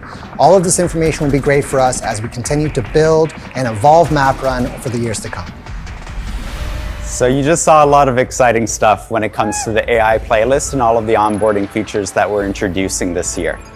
This does come to a difficult conversation when it comes to situations and training grounds in the game. We'll be removing situations and training grounds, or as some others call it, T-hunt, from the game. This is a very difficult decision for some very good reasons. We're introducing a lot of tools today that teach the player the game and allow them to warm up, and it brings them closer to that true experience of our ranked game mode. Every single time that we change an operator, update a map, or change the balancing that affected T-hunt, it meant that we diverted resources away from us making better and improved features in the game itself. But we are committed to the features of AI Playlist, the map run feature, which you just saw, and finally, we'll be bringing even more updates to the shooting range so that new players and experienced veterans will have what they need to experience Siege to the fullest. Quick question. Do you play Siege with a controller? Then I've got 3 words for you. Full controller remapping. And that's not all. Associate producer Jane Gonkar from our Kyiv studio is here to share the good news.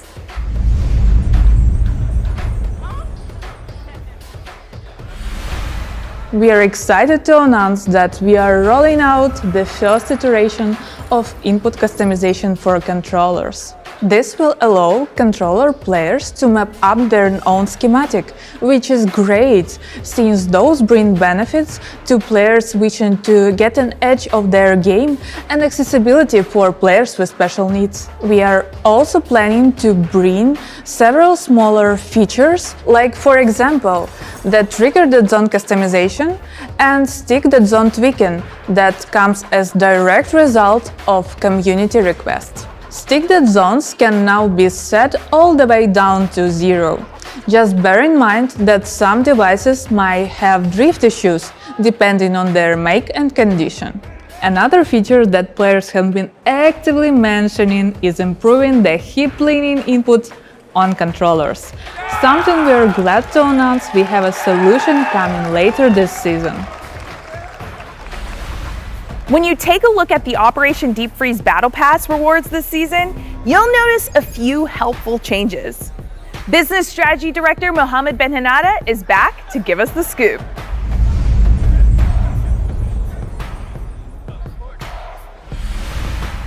I told you last season that we will be looking at improving the navigation on the Battle Pass. This season, we will be bringing the map that will be interactive. It's an easier way for you to actually see the overall Battle Pass and navigate through it. Can't wait to have your feedbacks on this, and it's only a first step to improve the navigation in the Battle Pass. So again, stay tuned for even more.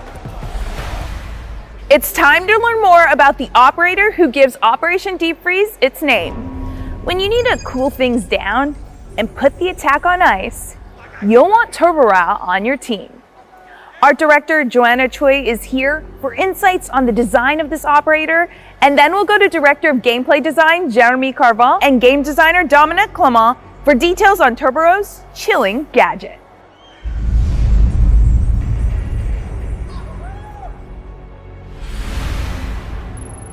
The idea came from visual inspirations like Portuguese serving champions, so we suit him with military-grade diving gear as well as a diving survival knife. And of course, we topped that off with the traditional DAE signature beret. We also gave him wide shoulders from swimming, and we gave him a big wide smile to draw people in. But at the same time, he's very empathetic and he has kind eyes.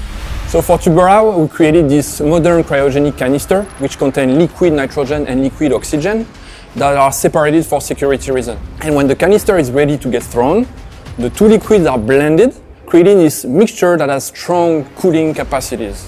The canister has a glass that will break on impact, releasing this compound that will spread around and that will affect all the surfaces and all the objects that it gets in contact with.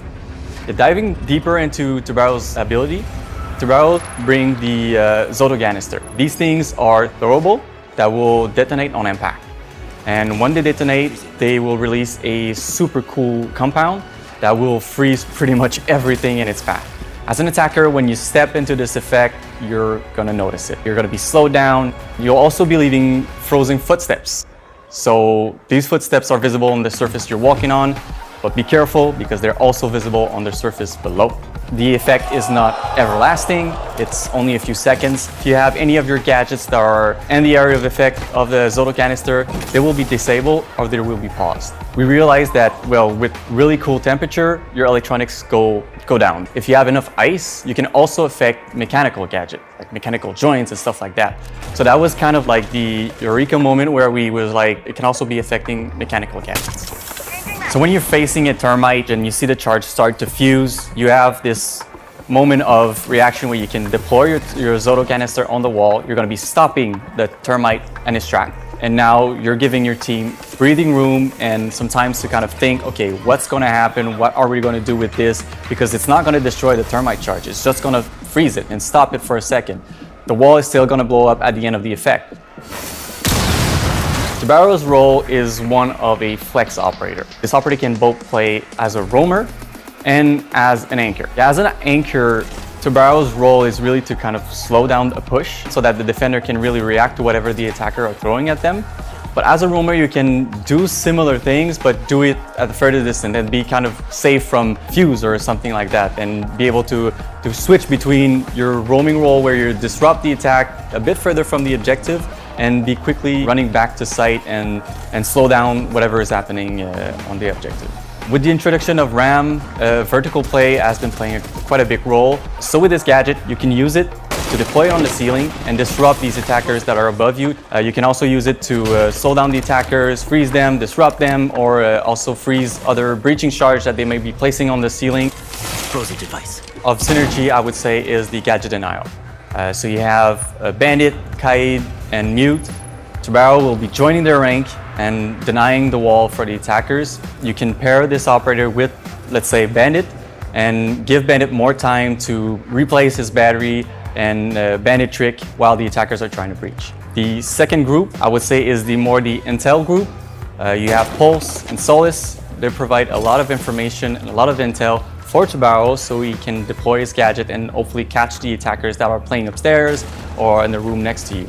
The final group is, I would call, the trap operator. So you can think of Ella, Fenrir, or the other trap operators. These gadgets can be paired with the Zoto canister to really create some really disruptive and effective traps for the attackers.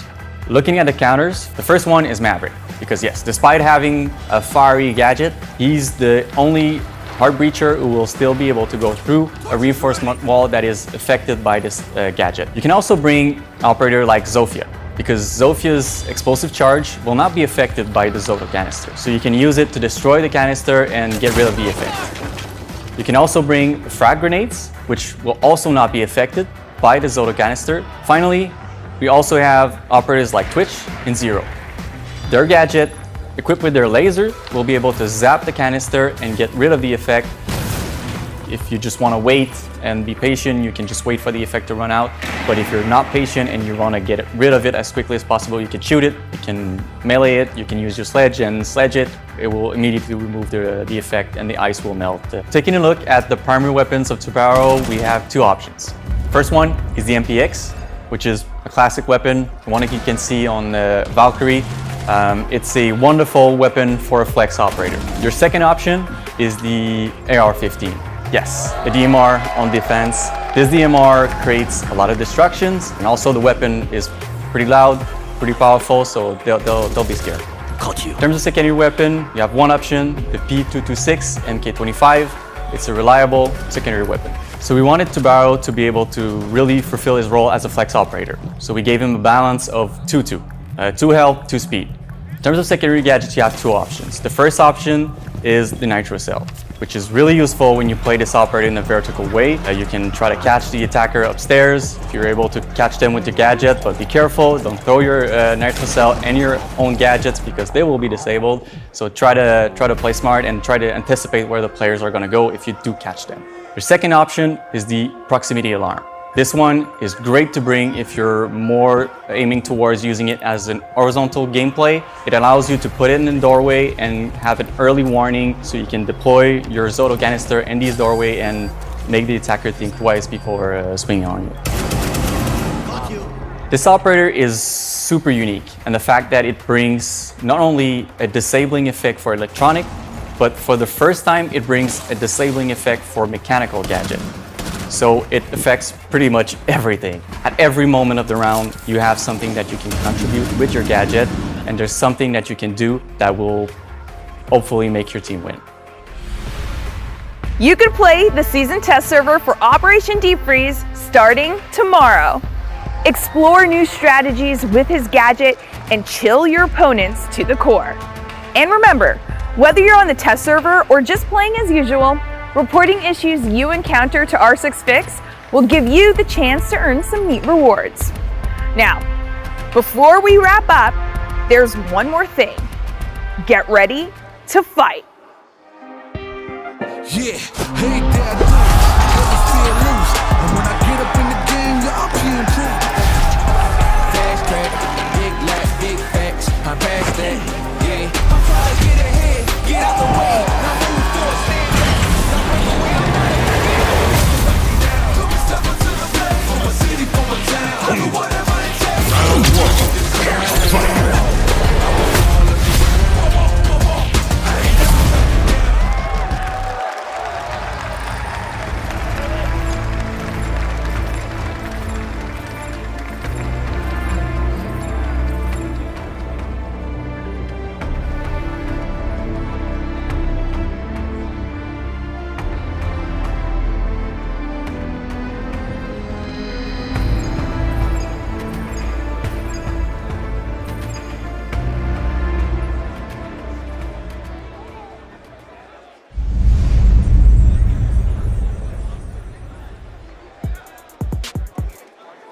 What did you all think of Operation Deep Freeze?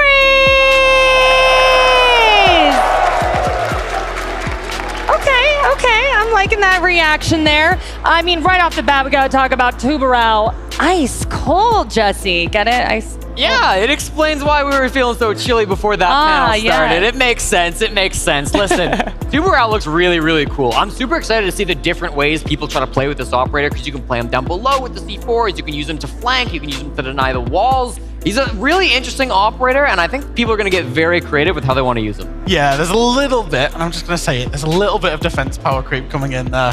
Like you say, you can use him below with the feet and the C4, you can use him to synergize with Bandit, Cade, Mute, all that good stuff for the breaching, and you can use him as a roamer to flank and, you know, get rid of nomads and claymores. And he has an AR-15. It just keeps going and going and going. Very good operator, I think, from the concept. Yeah, the crowd was loving the frozen footsteps. They just lit up. Also, we have to talk about Lair with this dungeon-esque feel. I was loving it. Yeah, Lair looks super cool, right? A huge map, gonna be really fun. I think it's beautiful as well. A lot of the most recent maps have looked absolutely gorgeous. Lair might take the cake for the most appealing map, at least visually, with how it's been laid out. Yeah, I think I said it before as well. Very big map, but really it's got some unique features. Like you said, they said in the video, is that you, as an attacker, you kind of spawn and you're at the roof level. It's like the spawns are very big. There's a lot of cover in them, and you can attack them out from a lot of different ways. They've seemingly thought about wherever there's an external bomb site, a breach to an external bomb site, how the defenders can then counter that external breach with the windows and there's courtyards and all that type of stuff. So I don't know if it'll be competitive viable, because I've not played it and I've not seen it in that environment, but it certainly looks like a fun map. Yeah, and they can try it out with map run. So how do you think the community is going to react to this new operator, the new map? I think people are going to love them. I think we're going to have a lot of fun with these new operators. I'm really excited to see kind of how things change. I'm already kind of theory crafting with the meta, right? I think that we're going to see a lot of those bandit tricking and impact tricking strategies come to life. You can really keep those walls closed now that we have these new operators and some of the changes. Playing from below is going to be a bit tougher with the nade change, so we might see operators like Zofia and Buck really spring into the meta. I'm excited to see what pros want to do and what the casual fans bring out. There's a very real chance that, you know, in a few hours we will see the last ever frag grenade kill from below. That's so true. In this grand final, I think, you know, the frag grenade changes combined with that, you know, the new operator coming in, a little bit of defense power creep alongside, you know, his army, Solus Fenrir, etc. The meta's definitely going to shift for Six Invitational, which means all of the teams, you know, what they had, because so many strategies rely on the frag grenades from below, are going to have to be changed. Defense strategies are going to be changed for that, create more utility power positions. So when we get to Six Invitational in Sao Paulo, we're going to be like, what the hell's going on? Who's going to be the best team? We simply won't know. Yeah, and Twitch chat is echoing the sentiments that you were saying the new operator unbalanced. Are you surprised by that reaction? Hey, Jesse being like, ah. Listen, let's play the operator first. If defense has got 10 overpowered operators, they're all balanced. Hey, There you okay, go. I like that. That works, right? Okay, I do want to talk about the AI playlist a little bit. That looks so cool. Yeah, I've actually had an opportunity to run around and play a few rounds of AI playlist. I'm not ashamed to say this. I did get beaten by the AIs a couple of times. I was playing 1 versus 5. That's all I'll say. Yeah, it's cool. It's a cool concept because it's not just like anything we've had before. You know, they put the utility down. They reinforce walls. You jump in as an attacker, and they're pinging you on default cams as if you're playing a normal game of Siege. So I think for a new player as an onboarding experience, I think it's going to be a really strong tool that they can use. Yeah, I think it'll be great for new players. I also think it will be good for experienced players as well as a great warm-up, right? If you're jumping in, you want to start your ranked game for the day, you want to start getting into it, that's a good way. Play against some AI. If you miss some shots, if you're cold starting the day, it's a great opportunity because nobody cares if you do lose to AI, as sometimes we all do. And you both touching on this a little bit. We are expecting major meta changes with this. Certainly. I think obviously with the new operator coming through, and then we don't know exactly what the other balance changes are going to be. We don't know yet. But I do think that with all these new operators coming through, with the millions of different ways it feels like you can play Tuber out, we're going to see a lot of really creative strategies when we get to the 6th Yeah, I think particularly, not just in the case of, I think breaching is going to be the key one, right? Is stopping the breaching, but particularly stopping the breaching so that another operator can either bandit, Cade trick, or impact trick, a piece of utility off a wall is going to be key in this meta. Combine that with the frag grenade changes where teams are going to really struggle to clear out power positions. I'm going to expect the meta to shift significantly. It's already defender favored, but shift significantly defender favored. Okay. Okay, crowd, y'all excited about Operation Deep Freeze? I love y'all. Are y'all excited about the grand final? We are minutes away. We're just gonna take a short break. We'll be right back.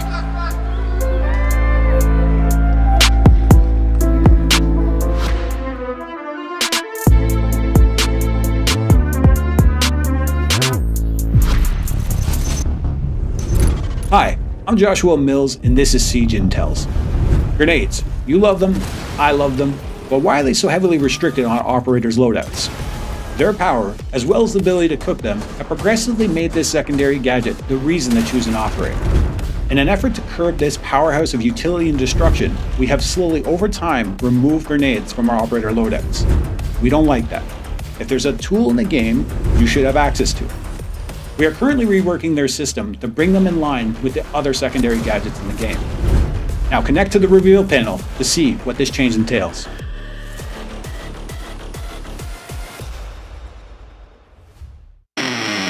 I had to sacrifice a lot in my life to be where I am right now. Everyone shares the same ideology or mindset.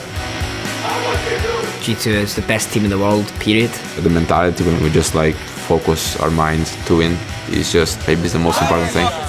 What's most important is the journey that we go on, and we go on that together. The feeling of belonging is extremely important. I do think that I feel that the most.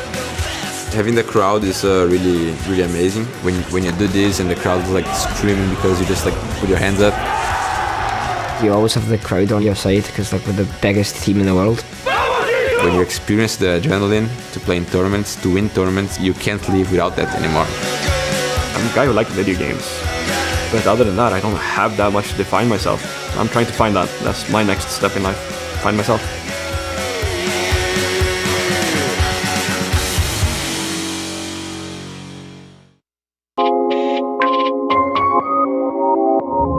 Salve rapaziada, aqui é o Herds da W7M e eu tô aqui para mostrar para vocês as minhas configs dentro do game.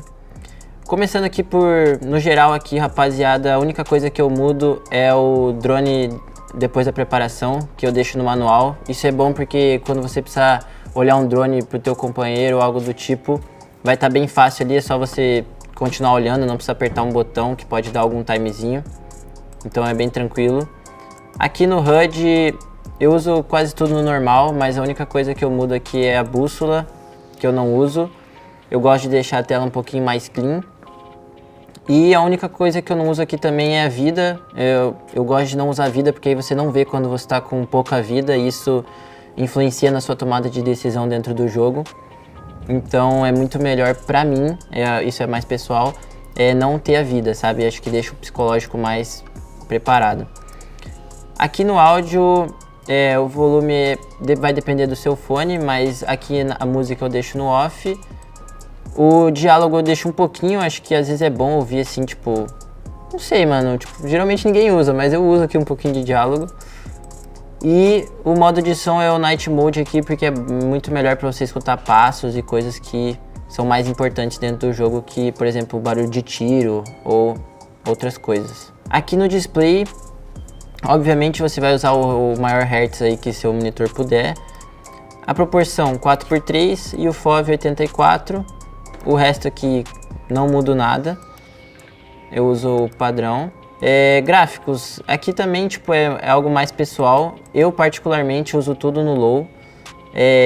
Nas partidas, às vezes eu coloco um pouco de shadow. Eu coloco aqui o contraste no médio. Bom, aqui na Sense também é algo mais pessoal, mas o meu aqui eu uso 12-12 de vertical horizontal. Então é 21, 41, 42, 42. Basicamente você só vai usar aqui as três primeiras, que é o 1x, 1,5 e 2x. Então é 21, 41, 42. De resto aqui também eu uso no padrão aqui, claro, tem seus controles ali, tipo, acho que o que eu mais uso de diferente aqui é que eu agacho no espaço.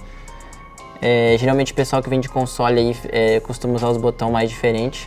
E na acessibilidade aqui eu uso a minha cor de mira verde com 100% de opacidade e o tremor de tela aqui que eu deixo no off, que é muito melhor quando cair uma granada ou estourar uma breach do teu lado, tua tela não vai tremer. Salve rapaziada, esse foi aqui um videozinho mostrando as minhas configs. Obrigado por assistir, acompanhem o Major e tamo junto.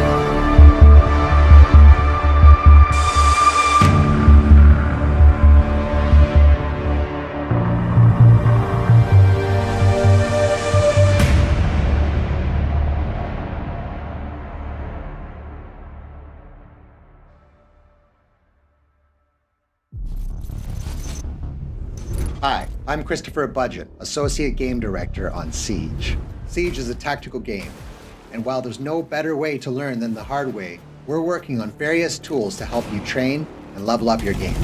Next season comes Map Run, and while you'll have to wait to know more, I can already tell you you'll be able to train on your favorite maps, such as Clubhouse, Oregon, Bank, Consulate, Chalet, and Cafe. MapRun will also be the best tool to help you learn the new map coming this season. And whether you're playing solo or with a squad, jump into MapRun and train your aim and your skills, and you'll learn the new map. Your friends will thank you when you reach champion. So stay tuned for the reveal and learn more about the new map coming to Rainbow Six Siege.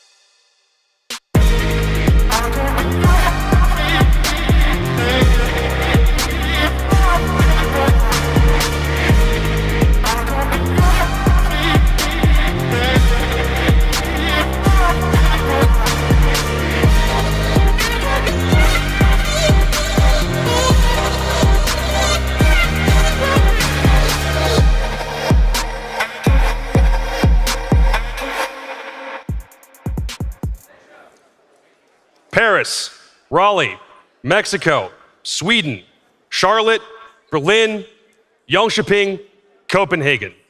8 events with 8 different winners, and save for just one player, 8 different lineages. Today, in the capital city of the American South, that narrative changes completely. On one side, an 8-year veteran whose career needs no introduction, spearheading a team of the next generation looking to finally cross the finish line. On the other, the current juggernauts, 9 months removed from their last trophy lift. We've already made history this week, but it's time to do it again. It's time to get serious. Now is the time to see if the unstoppable force claims another victim. Now is the time to start seriously considering the word dynasty again for the first time in years. Now it's time for the grand final of the Rainbow Six Atlanta Major.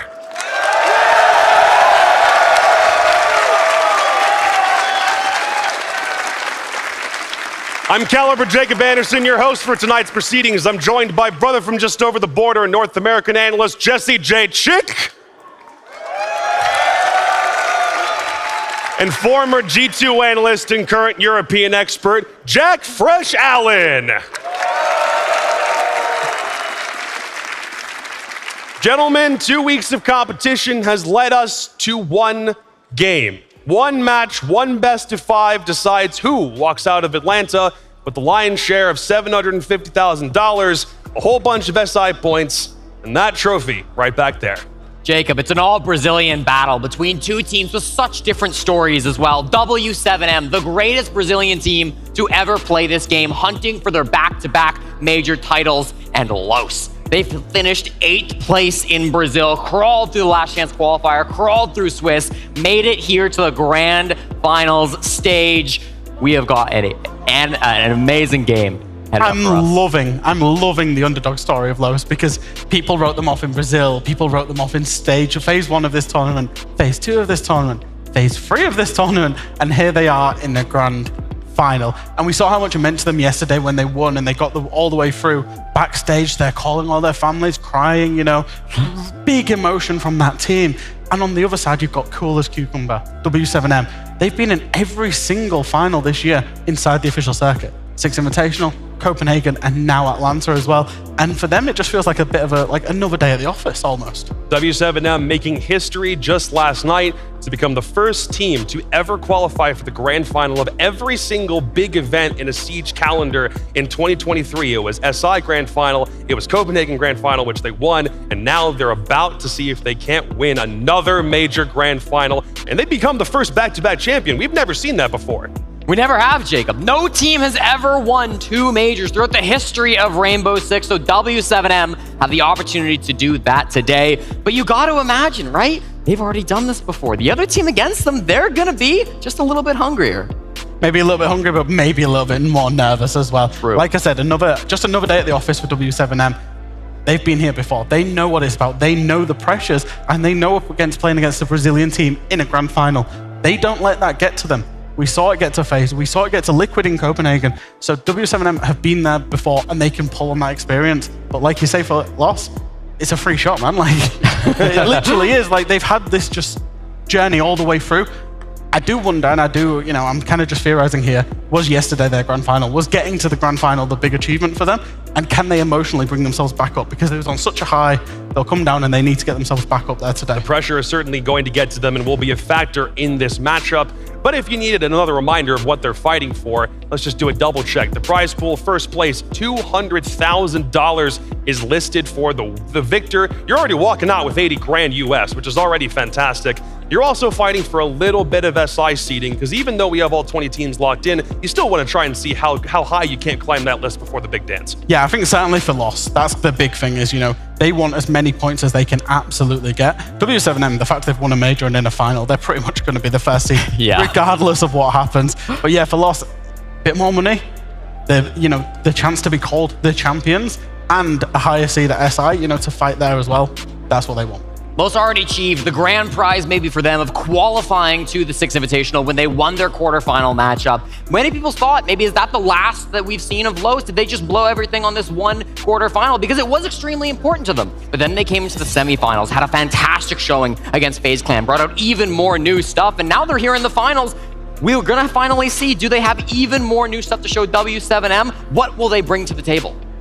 I think the paths for both teams at this point, I don't really know if there's one you can say was a harder one because both of them presented equally difficult challenges. The fact that Los knocked off a hometown favorite and then defeated the team that was #1 in Brazil is already impressive by itself. But I don't think W7M had a slouch path either. Both of them had to face equally difficult opponents here. Certainly, and we see Los, their run through it so far. They've yet to drop a map here through playoffs, through Swiss. They were extremely strong as well. I believe it's 7 maps in a row from Los that they have won. Now, we've seen streaks get broken before. G2 entered their semifinal on a 14-map win streak, was it? Had to do me like that, Jim. I just had to. And obviously, that didn't go too well for them. But still, if they can keep up that momentum on the side of Los, you've got to imagine that does help them out. Yeah, and I like the confidence of Los as well. The maps that they're picking into, the maps they're leaving open for their opponents, the fact they got 7-0 on main stage, like, you know, some of them things, they've got a lot of confidence coming into this, even if they do tend to be the underdog in every single fixture that they play. I just want to do a double check because a lot of people said, oh, W7M might win the whole thing. We have our predictions from way a long time ago at this point of the tournament. And I know some people did have them all the way up there. So Jackie might still get something here. Jesse did get his 3-0 prediction correct from the Swiss bracket, but that was the only thing. Everyone else is in the red. No one had Los going this far. It's been an insane major. I think I'm seeing a lot of NA and European teams there. We got a couple more W7Ms here on the second page. Mandy and Taro, Pengu, Stokes, a lot of believers here on the reigning major champions, so that's good. But I think what we saw at this event was total Brazilian domination. We really should have had, maybe of us as analysts, some more Brazilian teams winning this event because those of us picking Sonics, those of us picking G2, BDS, maybe we were a little bit too hopeful. The only Brazilian team not to be involved in a major event final this year was G2, who won 6 Invitational. Every other final has had a Brazilian team or 2 Brazilian teams. It's always the Brazilians.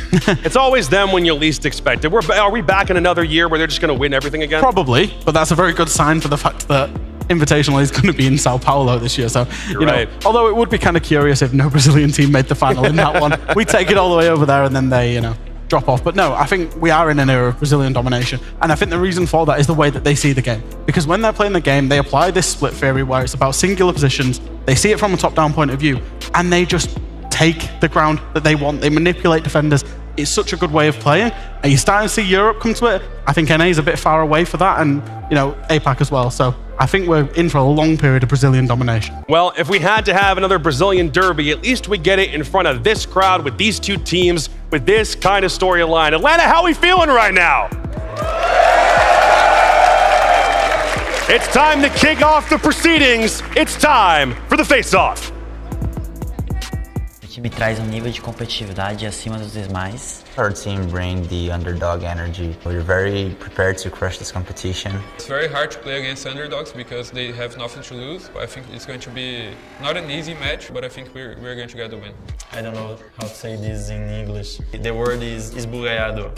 It's like when I open my eyes and I'm so on the hype of the match. All that time, I just want to kill everyone on the server, and that's a problem for them. We know how to play the game, like better than anyone else, so I think that's our biggest strength. Be careful with me. If I'm esbugalhado, you guys are done. E acredito que fora a parte individual, a nossa parte coletiva é muito forte. Lobin and Maya, they just gonna smash everyone. No one can beat them. There's another 3 players that can handle you guys as well. So that's it for you guys. We're going to smash you all. We're gonna win this for sure. This bad boy has been several months in the making. A W7M roster that everybody pegged as probably being one of the favorites to win the whole thing, as the caster prediction said it was. But a Los team that was 8th place in Stage 2 had to fight their way back through an LCQ bracket and also had to play in the play-ins in order to get here in the first place. This matchup on paper is not the one anyone anticipated to be a grand final matchup, but the fact that it is has so many cool storylines leading into it, and it's a damn pleasure to see these two battle it out in a best of 5. I think the big thing from this tale of the tape is that we have the best attackers in Los going up against the best defenders in W7M. So on any map, that half where W7M are on the defense, that's going to be the crucial half, in my opinion, no matter what the map is, because these two teams have been crutching on that particular side to win the tournament. Now, or get to the final of the tournament, not win it. Now, obviously, Los are defending pretty well as well. They were up in 4th.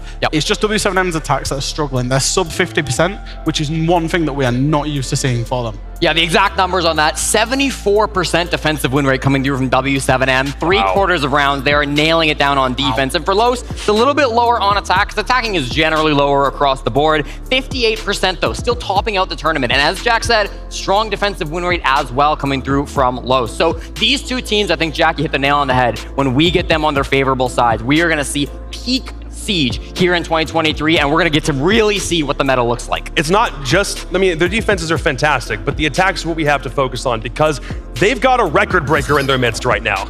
That they do, Jacob. Loban has been playing insane this tournament. In fact, he currently leads for the greatest performance on entry at a major that we've ever seen. I've sorted these top 5 players by differential. We see plus 23, 34, and 11 coming through from Loban, just barely edging out Cyber on his miraculous run in Yavle for FaZe Clan when he dominated the server. He walked away with that trophy. Loban following in his footsteps now. He's already beaten Cyber once in this tournament. Now to come through and again be putting up such insane entry numbers. 3.09 on the ratio. These just aren't numbers that you see from the vast majority of players that grace this stage. Yeah, and I think particularly for Loban, you know, when Lost came into this tournament and everyone was thinking about them, they were saying, is there a reliance on Maya as the player to go through for Lost?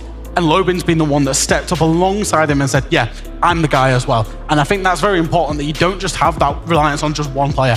The fact that the second player's made that step up has made them a much better all-rounded team, and he's playing out of his mind. The attacks are fantastic. The entries are fantastic. The entries are always going to be the thing that we talk about, but the defensive setups themselves also need some love because they've been doing so good for this tournament so far. Yeah, Los are doing great in the server, but they're also bringing some ridiculously cool new setups. We saw this throughout the quarterfinals when they played against Dark Zero. Some of these setups that they've showcased, we'll take a look now, have been absolutely insane. When they played DZ, they brought out so many different sites on Chalet. They loved the Mira. They loved the castle. It honestly reminded me of how NIP like to play some of these bomb sites. On Chalet, we saw a variety of different bomb sites. They ran all 4 top to bottom, and then they started repeating sites which they hadn't even won the time previously. This is a games defense where they set up a great setup on the top floor with those mirror windows and the castle barricades. DZ didn't know how to handle it. They had to ignore it. They hit site directly, doesn't go their way. We saw a similar story when they got to the second map, where every single time Los are bringing these new strategies. They're bringing some cool ideas on maps that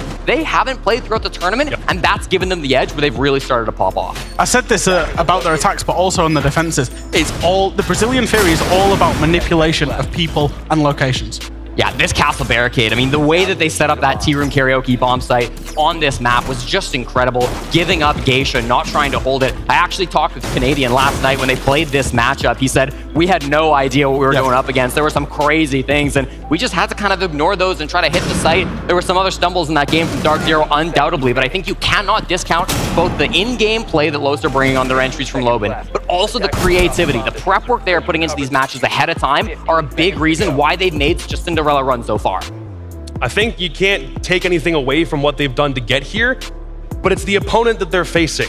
The guys on the opposite side of the stage that are going to be the biggest problem. Even if you pull all the creative strategies out and your entries are fantastic, you have to go up against the current major champions, the Kings of Copenhagen, W7M. We asked whether they were going to be a juggernaut because there were so many instances in their history where they would get to a playoff bracket and then go out early. They'd be the favorite for a tournament and suddenly they're gone before they actually win anything. They get to grand final of SI and they choke at the last second. They get to Copenhagen and they finally cross the finish line. Now they're looking to do it for the second tournament in a row and make some history. Yeah, and the guy that is just on your screen just there, Felipox, I think can be attributed to a huge part of that. The fact he came in alongside Nade, one of the best support players in the world, really leveled them as a team. It allowed them to have their split theory, it allowed them to have their defaults. Felipox kind of calls, shot calls, no matter what, no matter how he's feeling, very confident all of the time. But the one thing that I want to attribute this team and to why they're such juggernauts is their coach Igor, because he has two facets to his kind of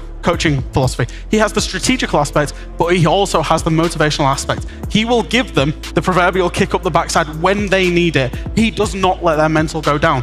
Where you see some Brazilian teams fail is when they're against other Brazilian teams. You saw it with FaZe yesterday against Lost. The pressure of being against a Brazilian team that understands them. We saw it with Alamat when he shut down yesterday calling for G2. We saw it with Liquid against W7M. Igor does not let this W7M roster do that, and that's why he's one of the best coaches in the world. When W7M won Copenhagen, they did it with a little bbit of birthday magic, which propelled them on their journey to win that trophy.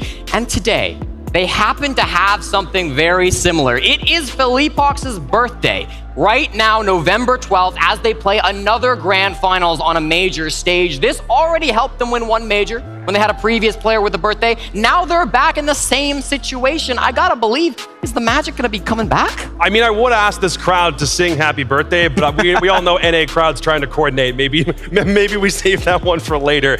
And that's a really big deal. If you can use a really happy moment to try and propel you through what is a very stressful situation, you're gonna give it your best shot. These guys also played a really stressful opponent yesterday. They had G2 in the semifinals, and one guy just ran a roughshod over the entire server, Jack. Yeah, that's going to be hard. And I think, the one thing about him is he's not had the best tournament today. No. Yesterday pretty much carried him from an okay tournament to a great tournament. And when you're looking for somebody to step up, he turned around yesterday and said, I was the guy. And W7M's kind of front three is pretty much, it is pretty much the best in the business, right? It hadn't quite been firing, but had yesterday probably inspired a lot of confidence in his team against the world champions by just taking the bull by the horns. Yeah, and what we see from W7M, Hertz popped off on their defenses against G2. What we see from them is they can play any style of defense that W7M need for the moment. I think their GK game was a great example of that. At the start of the series against GK, they sensed that their opponents were a little bit mentally nervous, right? It was their first time on a main stage. They sensed GK maybe were going to be a little bit weak, so they went hyper-aggressive on the defenses, challenged them at every possible moment, played a really fast game of Siege, and it got them a lot of rounds. By the end of that series against GK, W7M were playing a much more simple, passive, slower style of defensive Siege. I think they recognize our opponents have warmed up. They're going to be taking advantage of the opportunities we give them a little bit more. Let's rein those in a bit. I think W7M, one of their biggest strengths is their ability to play so many styles on D. So they've been doing a lot of things right. Both teams have been, but now we're going to let the coaches do battle against one another. It's map ban time. Remember, this is a best of 5. You have to win 3. Every other series has only been to 2, which means we start with 2 bans, Clubhouse and Nighthaven off rip immediately. Then we do 4 consecutive picks into 2 more bans with 1 final decider. Gentlemen, what are we thinking about this 5? So I'll take us through the first couple of bans, Clubhouse and Nighthaven. Really no surprise. W7M have been perma-banning away Nighthaven and Consulate throughout the stage. Nighthaven has remained. Consulate has been brought into their pool. So they get rid of Nighthaven, low student, don't like Clubhouse, and it also makes sense because W7M love that map. The first curious one for me is Lost picking into Consulate, because they didn't look too hot on it when they played against D plus Kia all the way back at the start of Phase 2.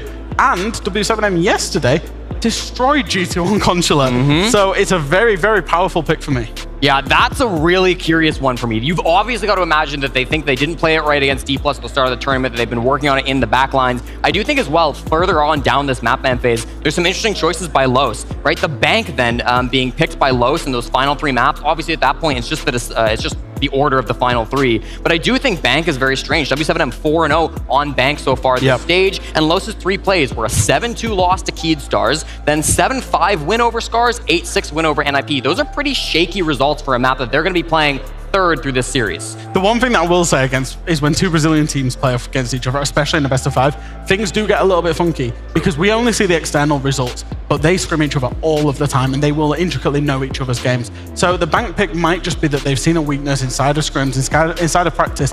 And if you did a preference graph for W7M, bank is quite a low preference map. So I won't say I'm not surprised, but I can see why they might have fought through that process.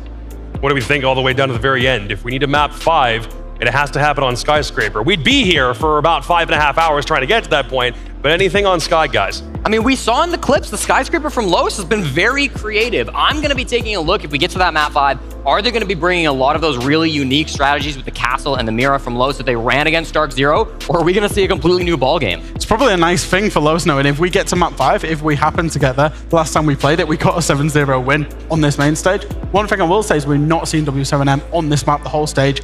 They do like it. It just never seems to be getting brought out in the map vetoes for them. So they've probably hidden a few things away should they need it all the way on map 5. All right, I'm not going to have you guys do a full series prediction because that feels like it would be a bit much for a BO5. But we're going to Consulate. It's Los's pick, but like you said, W7M have a pretty decent history on it because of what we saw yesterday. So who takes map 1, guys? Map 1, listen, from what I've seen, the Consulate has looked much better from W7M than Los. I know that they picked it, and I do want to believe that they've been putting in the work for it. But from what I've seen, W7M are the better team on this map. I'm going to go with them. I'm split between my head and my heart. My head does say W7M, but my heart says Los are going to take their map pick. You want Los to go map 1? Yeah, Los are going to win map 1, Jacob, yes. All right, sounds good. Atlanta, you ready for your grand final? One more time. I said, are you ready for your grand final? This best of 5 starts right now. The Blast R6 Major, are we ready? It's the home of the Falcons, the Hawks, and the Braves, and we are proud to add another international competition to an already storied sports town. Welcome to Georgia. Talon, the first team eliminated. The players not particularly happy about that. They played 3 maps, and that's all they could muster. Condolences, Knights. They'll give it a good go. Alpha Atheris, their hopes and dreams have been crushed. The matchups don't get any easier. They only get harder. Looking for something, anything. M80 for a run that only ended in misery. Scars, disastrous! The team that flew all the way from Korea now has to fly all the way home. For NIP, it's home time. Sonics are sent home! The curtains close on Bleed. It's tough for Wolves, but it's not meant to be. VP eliminated. That is it. They are done. This is where the real work begins. Quarterfinals are the best GK will get. BDS, a disappointing end. Dark Zero are flying back home! SSG are done! W7M have charged their way into the grand final! G2, you gave it your best, but it just wasn't enough today. Consolations to FaZe, who played out of their mind through the Swiss. Los play W7M for the Atlanta Major Trophy!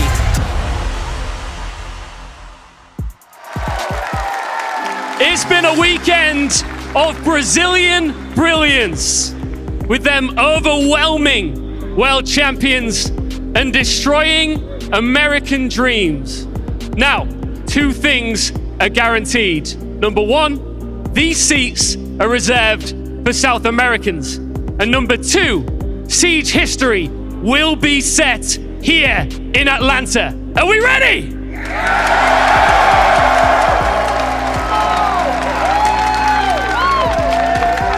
They have overcome every single obstacle put in their way and have won over this crowd in the process. Let's be honest, America loves an underdog story. It's Los!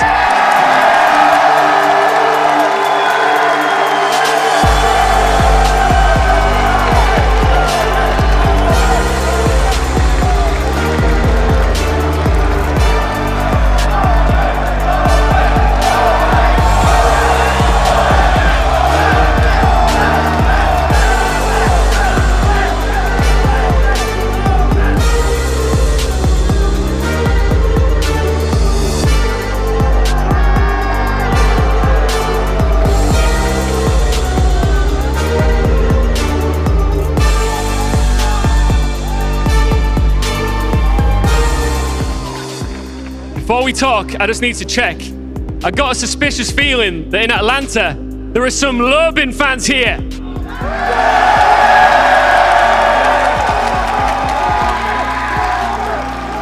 Your first time on an international stage. You can hear the crowd support. Before I talk about your team, your opponents, how does this feel? It feels amazing. It feels amazing. I don't know what to say. I'm just feeling very happy right now. How do you handle the pressure at a young age in such a position? You've obviously been performing so incredibly well this entire tournament, and now you've got to do it where it really matters in a grand final. Do you think you can hold your nerves here? Yeah, I don't think I feel any pressure. I think the energy just makes it better. And yeah, I'll just keep doing what I was doing the entire event. Yeah. So it's an all-Brazilian final. W7M will be coming down in just a moment. They are, of course, an incredible team. Against them, do you consider yourselves the underdogs or not? Yeah, of course. They went to all the finals in this year, so they deserve to be here. They are a team to be respected. And I know they're going to be, of course, the toughest opponent on the whole tournament. But, you know, I just feel like we don't have any pressure right here. So we're just going to play our game, have fun, and give them a really hard time. You want to say anything to them? You know, I know them, and since I was playing like from tier 2, they're scared to me. So I always play good against them. So it's better for them to focus on me because I'm going to destroy them probably. Okay, good to hear, Lobin. Go and take your seat. Best of luck. One more ovation from the crowd here. Chances to do something never seen before in Siege are few and far between, and this team knows that. But they are dead set on tasting a trophy for the second time on the bounce. It's W7M!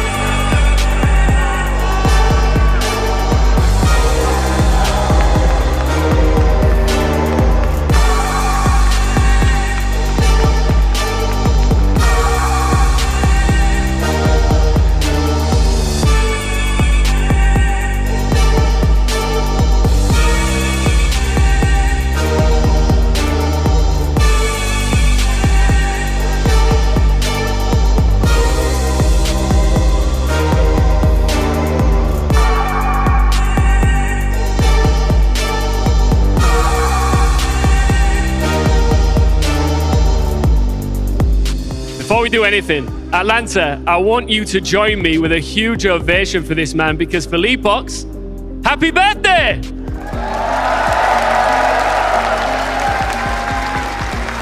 I mean, what a way to celebrate a birthday. A grand final. KZ on his birthday managed to win the major last time out. Do you think that could be a little bit of a secret for success here? Yeah, maybe. It's an honor to play another grand final in my birthday. It's an honor to play in front of a crowd like this. So yeah, I'm just grateful. You are grateful, and I'm sure you're very grateful for the opportunity to do something that no team has ever done before in Siege, and you're in literally reaching distance of that trophy now. Back-to-back majors could potentially be on the horizon for you. That's a huge opportunity to create history here. Yeah, that's our goal since starting the tournament. But we are going game by game, and today is not going to be different. We have a goal in mind to win this game, and then maybe we'll do history, back-to-back majors. Yeah. Okay, now Los have been on an absolute rampage, surprising a lot of people. They've been regarded very much as the underdogs throughout this entire tournament. You cannot underestimate any team in the grand final, especially one that has been as successful as these guys have. Yeah, they are doing a great tournament. They came from the LCQ, and they're like playing confidently, like with nothing to lose. So we can't underestimate them. Yeah, we're going with everything for them. Felipox, go and take your seat. Best of luck in the grand final. What a birthday gift that would be. Now, before we get into this, Atlanta, I want to have a little bit of fun with you. Now, I've been told that everything's bigger in the USA, and I haven't heard you go really loud yet. And what better time to do it than right before the grand final? I'm only going to do this once, Atlanta. So are we ready to get loud? All right. Atlanta, the grand final of the R6 Major is here. Make some noise!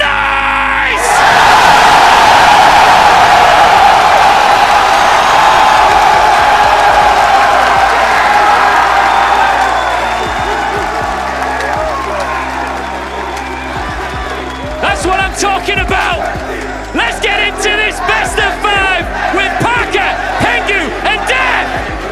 You might notice a familiar face joining us on the desk. And before we get into the matchup, I want to spend a moment talking about your journey as a caster because this is your first grand final. So if you gave some applause for the teams, can you do the same for Dev Marta? It's an honor to have you here. We are experimenting over the course of this major, and we figured why not do a TriCast for the most important match of the day, which, by the way, is the show match. Oh, yeah. Of course. And the second most important match is right now. I feel very privileged to be here. Thank you so much, Parker. Thank you so much, Nick, as well. What an awesome show it has been throughout all of Atlanta. We've been given some of the best matches of Rainbow Six that I have seen in years, and the American crowd has shown up for it as well. While we have two South American teams, two teams from Brazil in the grand final, this is going to be a moment in history that nobody will forget. I fully agree, and it's crazy to think that this is going to be an underdog story because both teams are pretty new at this level of play. So while W7 they have made finals before and they have won trophies, they came around the space just 2 years ago. They're still too young and inexperienced rosters in the grand final. That's right, LOS formed this roster just 18 months ago. They made their first stage to the major in Charlotte, where they made the main stage but fell short of a trophy. Now they're back. Now they've got Cameraman, one of the most experienced players in the game. He raised the trophy in Sweden with FaZe 2 years ago. But much more recently than that, did we see W7M in Copenhagen take their very first trophy, and they are looking like the best team in the world right now. Oh, absolutely. It's two completely different stories, right? There's a fairy tale run from LOS, a team that, Nick, you and I did most of the Brazil casting this year. Yeah. LOS were downright bad. They lost 0-7 in one of their first matches against Ninjas in Pajamas, and all of us had written them off, but now they're here, and they're on this run only looking better and better as time goes on. They've got their first major test today, because if there's any team in the world that can stop them in their tracks, it's W7M, defending major champions in every single major final so far this year, and they are looking so formidable. I don't disagree, but if you can take down FaZe to go into the grand finals, then you can also fight up against W7M to go even further and secure that trophy. So they got the warm-up, if you will, but you are correct, this is the real and the final test for LOS. With LOS, this major has been fantastic. They've only dropped a single map to D+ in the very start of that Swiss phase. Since then, they 8-6'd NIP, as you said, who defeated them 0-7 in their first game of Stage 2. And of course, 2-0ing FaZe yesterday is a monumental move for that guy on the screen right now, Cameraman from LOS. He used to play for that squad. He was the face of FaZe for such a long time. He was dropped. Controversially, he's found a new home here and he's looking for another trophy. Who was it that tweeted? It was one of the players from Koi, I think it was, that tweeted something yesterday about, oh, it's nice to see all these vets get a second shot at championships, a second shot at being relevant again. And honestly, it warms my heart a little bit to see Cameraman thriving in his role. Now, as we prepare ourselves for what could be our first of 5 maps, those of you at home are at odds with the crowd because W7M is the favorite. Can we get ourselves ready for the very first map of this grand final?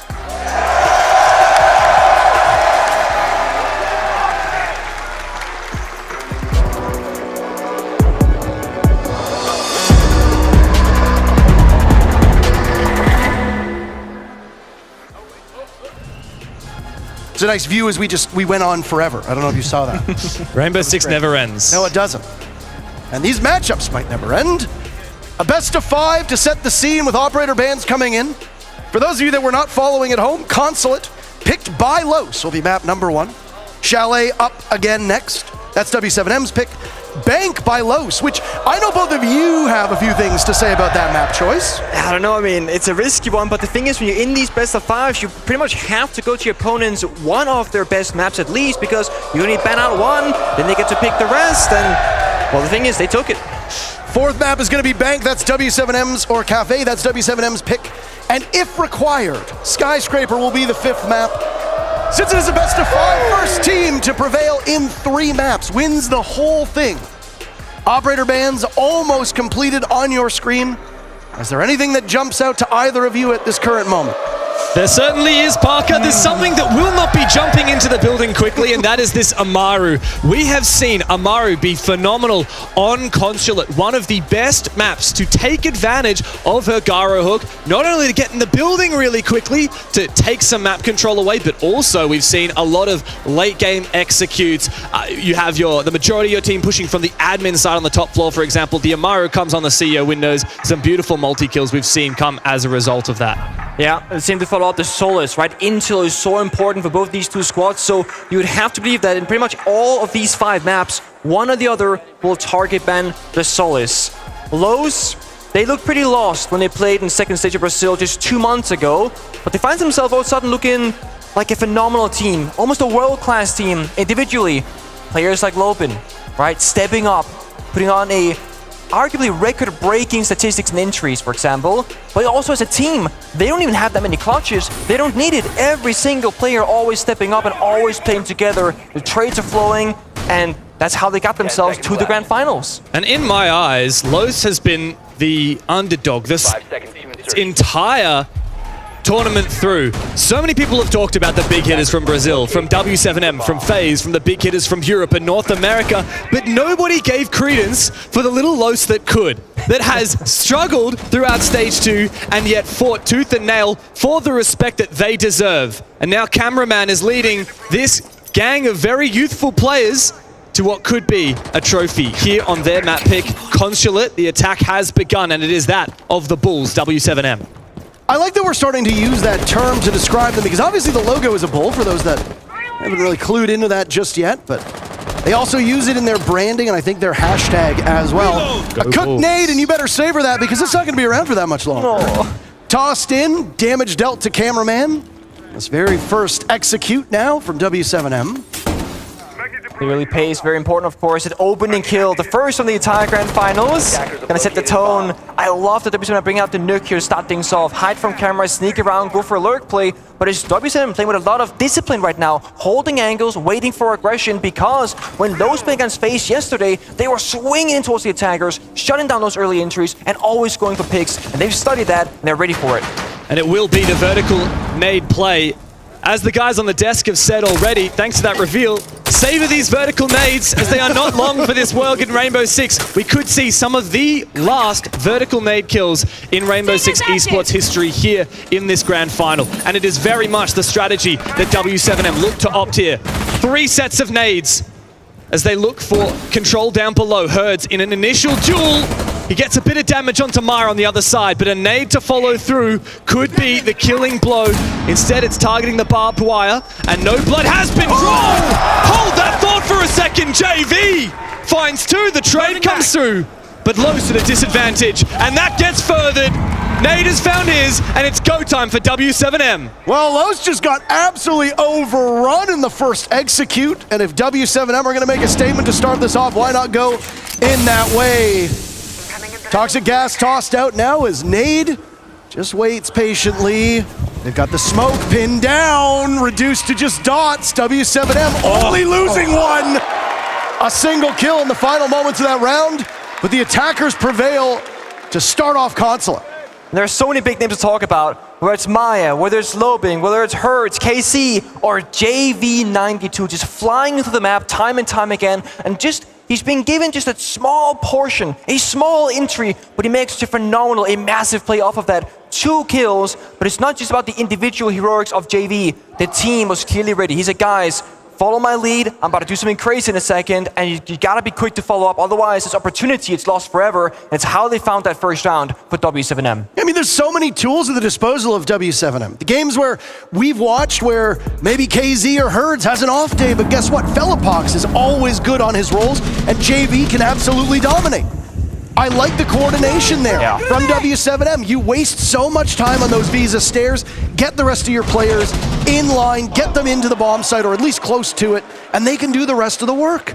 But then you've got the ability for Herds to absolutely take over a game, as we saw yesterday against G2, one of the finest performances he's ever put in. So if you're Los, what do you do to slow them down? Because any of them can pop off. Nade, after that first round, got 3 kills.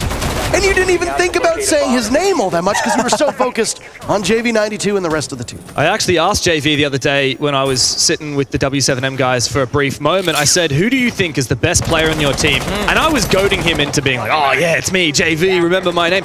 No, he turns to me, dead serious, and he says, Nade.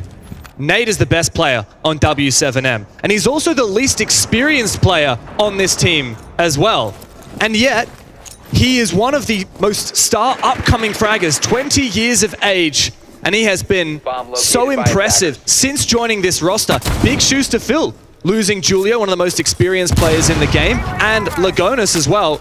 And, well, W7M, they have really delivered on the President's set with their performances earlier this year.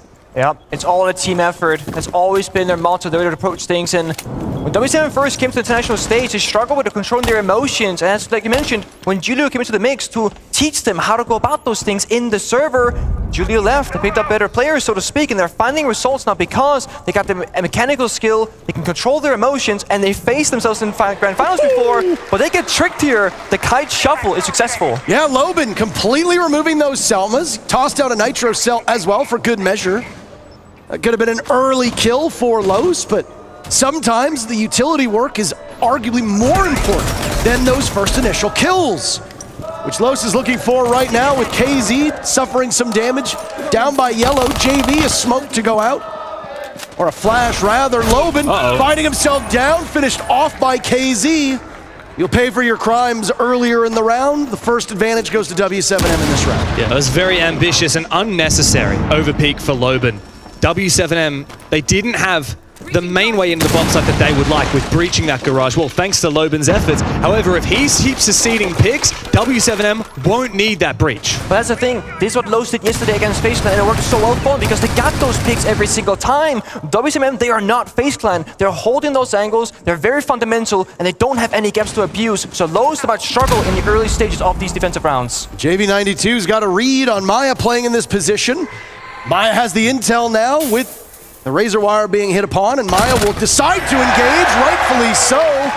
Both players with the same machine in their hands, but Los are winning the duels. 30 seconds remain, and now it's Herds in the same spot where JV92 was buried. Took them in together before Nay walks down, but it's Dash and Dots to work together to give the second round to Los and tie us up. Maya can always find an opening. Tell you what, there's no doubt about where the crowd's allegiances lie. Close one. This team is not used to having the crowd on their side. They're not in Brazil. But W7M, they are very experienced when it comes to going into big matches with the crowd against them. Yeah. Very like FaZe. At Invitational this year, there was no doubt about where the crowd's favor lied. It was with G2. And the same can be said for Copenhagen when they played against Liquid. I mean, JV92 came onto the stage and did the whole, we want to hear your boos. The crowd booed for them. I turned to somebody who's been on that same side of the crowd before, often playing the villain. Does it affect you at all in the match to know that the crowd is actively cheering for your downfall? It affects some players, right? JV himself might not really mind the crowd being against him, but let's say maybe Nate does, for example, right? Different players deal with those emotions differently, but I will say the benefit for W7M is that they as a roster, they've always been rooted against by the crowd, so they should be used to this because of how many times it's happened before. It's a bit disappointing that with the dominance that they've had, they have never been the favored son on this stage. I mean, I guess that just means you have to get to the SI finals in Brazil in February. Should make 4 grand finals in a row for W7M.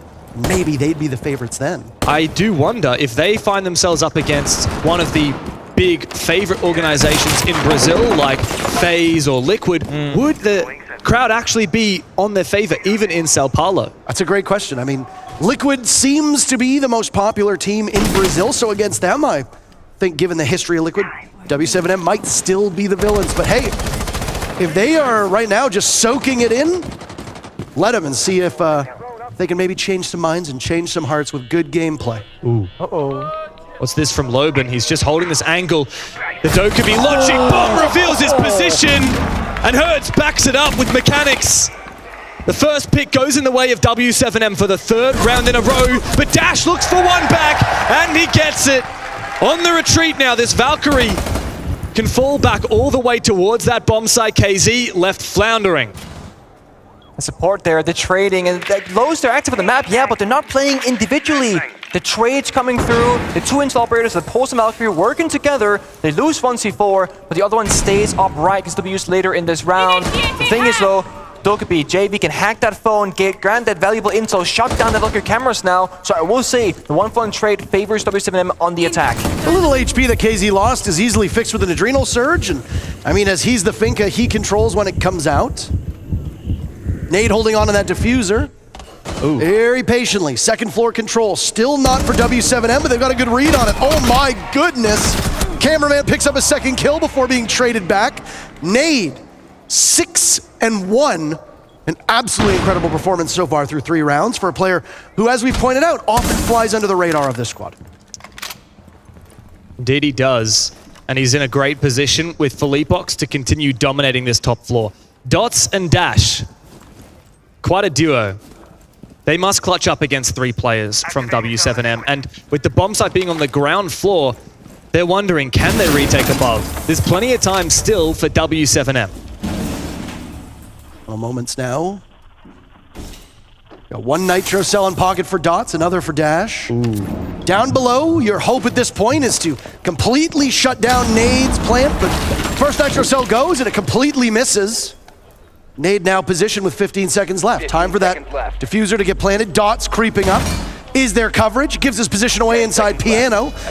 A successful plan for W7M. Nice shot from Dots. JV92 is no more. Dash a single bullet away. Nade doing everything himself at this point. 3 kills and the objective. He's got Felipox for backup. Nitro Cell goes out, damage being done to Dots, reduced to a single point of HP. Eyes on the diffuser. Attackers Not a lot of time left for him to hop on the diffuser. He can't really long arm it without being exposed. He's going to attempt it. Felipox does the job instead of Nade, and W7M win their second round. Who said you can't get kills on hard support? Nade is doing it all. Basically second entry at this point. And again, it's those very small advantages that W7M, that's all they need. They can build upon that. No mistakes were made in that round. Yeah, they got traded back, but besides that, from that 4 versus 4 and forward, they get the side control, they hack the cameras, they juke the C4 from downstairs, and David did look the wrong way, got shot from Piano, but the post-plan 2v1 still heavily favored them. It feels like W7M have a really good read on how Los want to play this. Los, they've got ants in their pants. They keep making unnecessary moves. Yep. In that round just past, it was Nade holding a very passive angle inside of admin to find the initial advantage for W7M, which is this kill right here. Yep. And Los, as soon as a pick goes one direction, they continue fighting back for it. And W7M are simply engaging the refrags. They're always diligent, making sure that if there is a little bit of aggression and it catches off guard once, that's fine. We'll just get it back and maintain that numbers advantage. What's the troubling sign for Los, given that this is their map, Nick? It is, but you had to expect that. No, I said, what is a troubling sign? Oh, what is a troubling sign? See, I was very specific with my words. I thought you were being like, that is because what is... The troubling sign is that they're approaching this game the same way as up against FaZe, right? Understood. But they're playing against a different team this time around. I'm sorry. So, are you okay? Like, do I need to get a marriage counselor or something? Oh man, it's only That's why I think we brought you on. Oh, okay. I am I'm the mediator. I see how it is. No, if you're gonna approach this game like you're playing up against FaZe Clan like you did yesterday, you're not gonna find a successful result because this is an entirely different team. Their playstyles, how they approach things. W7M like to counter strat. If they see you play aggressive yesterday, they're gonna approach this in a very passive manner and feel you out. And Lowe's, they actually need to adapt off their game plan right now and show us they can do something differently. And I think Loping picking up the clash might be the first sign that, hey, they too feel like something's going wrong. Let's try and play this passive backline, play off the active intel. That can't really go wrong because clearing out the clash is very difficult. I mean, it's a worrying sign when your best player is now reduced to a clash, right? It's similar to, I don't know, Kino playing Monty. No, not again, man. It's I had to. I was talking to him backstage before the Showmatch segment. I'm sorry, well, Kino. To answer the question that you posed earlier, Parker, what is the troubling sign on Los's map pick? The fact that W7M have already won 2 attacks, and this is one of the most defender-sided maps in the game. Consulate's the most played map in Atlanta, and it's 63% defensive favored. Los can't afford to lose another round here. Well, they're getting a good start with the pick onto KZ, and that's Cameraman leading the way.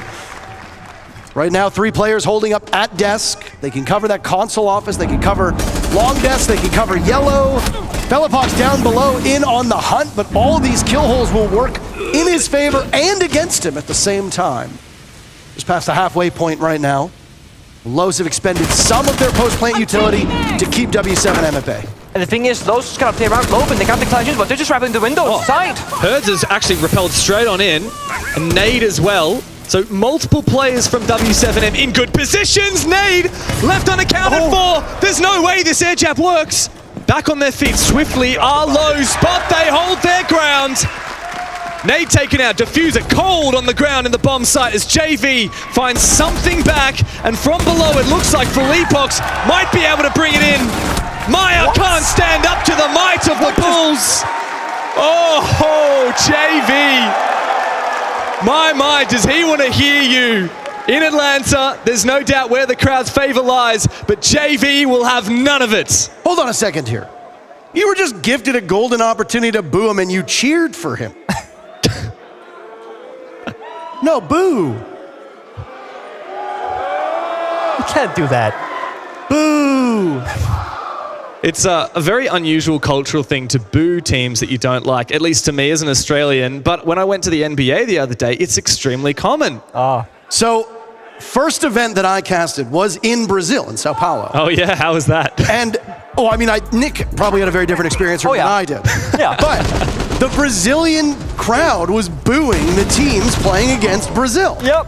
And it got to a point that Meligeni had to come on and be like, guys, be respectful. Like, don't boo the teams. But I'm like, let him have boo it. them. Let him have it. That's sick. There's a reason why you're the hometown crowd. Boo the enemies. That's the whole point of this. The thing is, while they might not like a certain team or support the underdog in this scenario, you cannot deny when a team is playing a phenomenal round of Rainbow Six Siege. And that previous round was phenomenal from W7M. It looked like they didn't really know what to do. Up against the Clash, didn't have any clear ways to kind of pick apart the bomb side, but a simple rappel on in, with aggression, with confidence, pick up those skills, and again, the 3-2-1, let's go, was all they needed. So when a team plays such an excellent round, you can't boo at them. No, yes you can. No, you cannot. Not in my book. We'll have to pick this up a bit later. Don't worry, you never have to worry about them booing you again. Oh, wait. If Bolo can keep coming back on that stage, I too can find a way. That's true. Don't give us hope, Nick. I'm sorry. Talked about it in the previous round, very defender-sided map. W7M can now not lose the worst half for them. Yeah. Right? At this point, 3 rounds of 6, that's great. Yeah.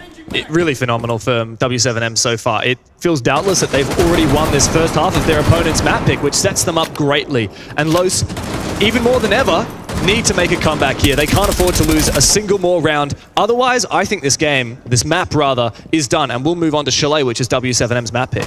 Yeah, and not just the map count, but the mental game as well, because things are falling apart for Los. Yeah, I mean, that roam from Loben, 1 in 5 for the player. Hyped up so heavily on this desk earlier before we got into the match. He's been one of the best players at this entire event, and he's ice cold at the moment. 1 in 5. Maybe not a victim of deep freeze. Oh, God. Oh, yeah. Yeah, the thing for me is that W7M keep getting into this map really early on. Herds has been the perfect epitome of that for his team. Always right on early. There's no denial, no entry denial, no information for Los. And instead of playing cautiously, expecting that a player could be around any corner, they think that the whole map is their real estate. Now Herds has actually got himself right on inside to Piano, and he's so close to that bomb site, he knows a player is in the corner of the room, just ahead, and he needs to win this fight, but Dash gets the better of him. KZ for the trade. And Los may be able to stay alive here, but not if they continue to fall like that. This is the hallmark of a great team. It's not whether you get the pick, but if you can trade it back right away. They've been doing this in every single matchup since the quarterfinals. Somebody on W7M dies, but it's all good because there's somebody immediately there to kill the next player in line. Nicely tossed, C4 earlier, drops nade, but now Cameraman will be ended by Felipox. W7M just plowing their way through this match. They're up 4-1. And it's not just about the trades, it's about how quickly they can change to their environment. For W7M, they get the kill. What do? They don't go rush for the plant net 4 versus 2. They say, guys, let's send 2 players down, 1 staircase each, figure out where those last 2 defenders are lurking downstairs, shut down those C4s, and then hit the side. They understand the objective play in front of them. They understand when to go for it and when to change things around. And not just on Consulate, not just on Bank. W7M, they have a very wide map pool, which of course heavily favors them in best of 3s and best of 5s. A real display of excellence from W7M so far. They've come into this grand final with the utmost confidence. They know they're playing against Lowe's, who they have bested time and time again. If you look throughout history, W7M, 2-0 Los in Brazil, stage 1, 7 months ago. Last year, every single time these teams played, W7M took a very comfortable win. This Los roster has never beaten the Bulls. It's a worrying sign. I will say, this Los roster hadn't really beaten much getting to this point. Right? That's why we've been talking about how significant this run Los has been on. It's because this is a fairy tale team at the moment. You know, dropping only a single map all the way to the grand finals was something that none of us thought. They asked for our predictions on like the first day of phase 2. They said, which team is going to go out 0-3? I didn't even think. I just said Los. Well, now I got the numbers switched around. It happens. But this has been a team that has consistently beat expectations. So if there was ever a time and ever a moment for you to seize that moment that you are in, it's now. And Los can easily break that streak. Well, maybe not easily, not with what we're seeing right now on console. Well, the other thing is that this Los roster is full of inexperienced players. KZ on this entry. Oh, he almost finds the angle, but thankfully Cameraman slips away in the nick of time. Loban looks for the re-peek. He finally breaks this display. Dying early time and time again. He gets the first pick in this round, but Herds is swiftly in the building on this Jackal. He's got quite a bit of information, trying to figure out where these footsteps may lead. He spots out the Valkyrie. Dash just in the next hallway ahead of him. Oh! And once again, an opportunity goes missing for W7M. Well, he saw that there was somebody significantly closer with those red footprints, and then also assessing there's somebody who's been here maybe a bit longer ago, try to flush out the player who'd been nearby. They opt to go for someone who might be on site. They gain intel that they didn't think they had, and now they are in hot pursuit. Look at how quickly Herds is in! He finds one, a second to follow up, smoked by Dash. And now for W7M fighting from a numbers disadvantage, it goes from bad to worse. But JV is already deep inside as well. Los have the numbers advantage, but they cannot afford to give 1v1s away. We know how good JV and Nade can be, and they will not give up, even in a numbers deficit. Maya takes a very aggressive angle, surely not to overpeak here. He gets punished, and a bad read from Los makes this very winnable for W7M. But why? Why go for that swing? You got the 4 versus 2. Do what Dash do right now. Sit tight, play off those yellow pings, play with the intel, and then make a play. Now they've got more intel on the Valkyrie. Oh. Loban punishing Nade, and he gets them both. Loban is finally spawned in. The tides might be turning, but that's your final attempt at defense. Los will go to the more challenging side in a deficit. For Loban and 3 other of his teammates, this is their first time on a grand final stage. The first time they have ever played a match with this much on the line. I can't blame them for it taking a little while for them to warm up, but Loban, there's no doubt about it, he's back. He's back for now. But the thing is, now the sides change. You can defend, you can sit around, wait for the enemies to come to you, but this early beginning almost looked like it was planned out from Los, running around, you know, getting chased, etc. But I don't think it truly was, because a bit of a lucky timing meant that both Dash and Cameraman survived those earlier confrontations. And it came down to a quick drone work from WCM, getting KC, getting Nade inside the building, down those staircases, and then finding those picks. But that base and bomb site, so hard to break apart, and it's no wonder that both teams want to go there. This would be the first time that an inexperienced team struggled to find their footing early, right? All the way back in the very first quarterfinal. GK versus W7M. GK looked like a shell of themselves. They didn't look like the world beaters that we'd seen throughout the entirety of the event up to that point. They desperately needed to get a round win. They got it, and then they started playing like a totally different team. If Los are following that similar trajectory, they're already beating them in terms of rounds 1 at this point. But if Loban can get comfortable and settle into the match, that might be enough to tighten up some of these rounds. And even though they are on the worst side, that could seriously help Los' chances. Yeah, and I will say, the fact that Los have not called their tactical timeout yet, I think the coach feels like they got it under control. They will settle into this round by round, slowly but surely. And the great thing about the best of 5 is you can lose a map. You can lose a second map in theory, because a comeback is always possible. It's going to be a long series. We've had a number of maps go all the way in these major best of 5s. Not obviously including Copenhagen, that was a drubbing. W7M said, we want to get to the after party. And Team Liquid said, well, we can't do anything to stop it. So, and that was it. Liquid, talk about a team that struggles in grand finals. Oh my. Hard being a Liquid fan. Pretty easy being a W7M fan these days. But Los, I think they've gained a whole lot of new fans. KZ goes out straight into the Claymore. And very much the story of the first half of Los being too aggressive on defense seems to continue here. W7M aggressive, and they early lose a player, but Hurts takes down cameraman upstairs, no information, and Los are now a player in deficit. The calling card of Rainbow Six Ranked is why are you there? And, well, a shotgun being up on the top floor is something you might not expect. But suddenly, look who it is!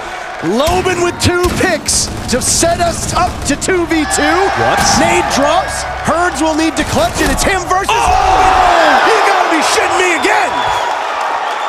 How does Herds do this time and time again? Loban's good, but Hertz this tournament might just be a little bit better, at least in that 1 versus 1. Damn. Through the wall? Yeah, Herds is in peak form today. He's one of the best players to come from the Brazilian region, but often outshone by the star-studded roster that he sits on. KZ was renowned to be the best player from Brazil for quite a while, and now Nade has really joined that with JV as well. I did notice something in the chat posted by Hertz. He's working Google Translate. I'm trying to Google Translate it. There's a lot going. Yeah, it was. I don't know how to say it. So Uma put 2. I'm 1 for you. I don't know what that means. I don't know. Any Brazilians in the crowd? Be very careful as to what you say out loud, by the way, because you don't know. Well, if he's saying it in the chat, I sure hope it's broadcast appropriate. I mean, it must be related to that 1 versus 1, but look at this. I mean, so foul. Yep. When Herds is on, there's almost nobody on the planet who can slow him down. Yesterday's rampage over G2 was an appetizer. He saved the main course for Los today, but Herds is being carried at the moment by Nade. The whole team is.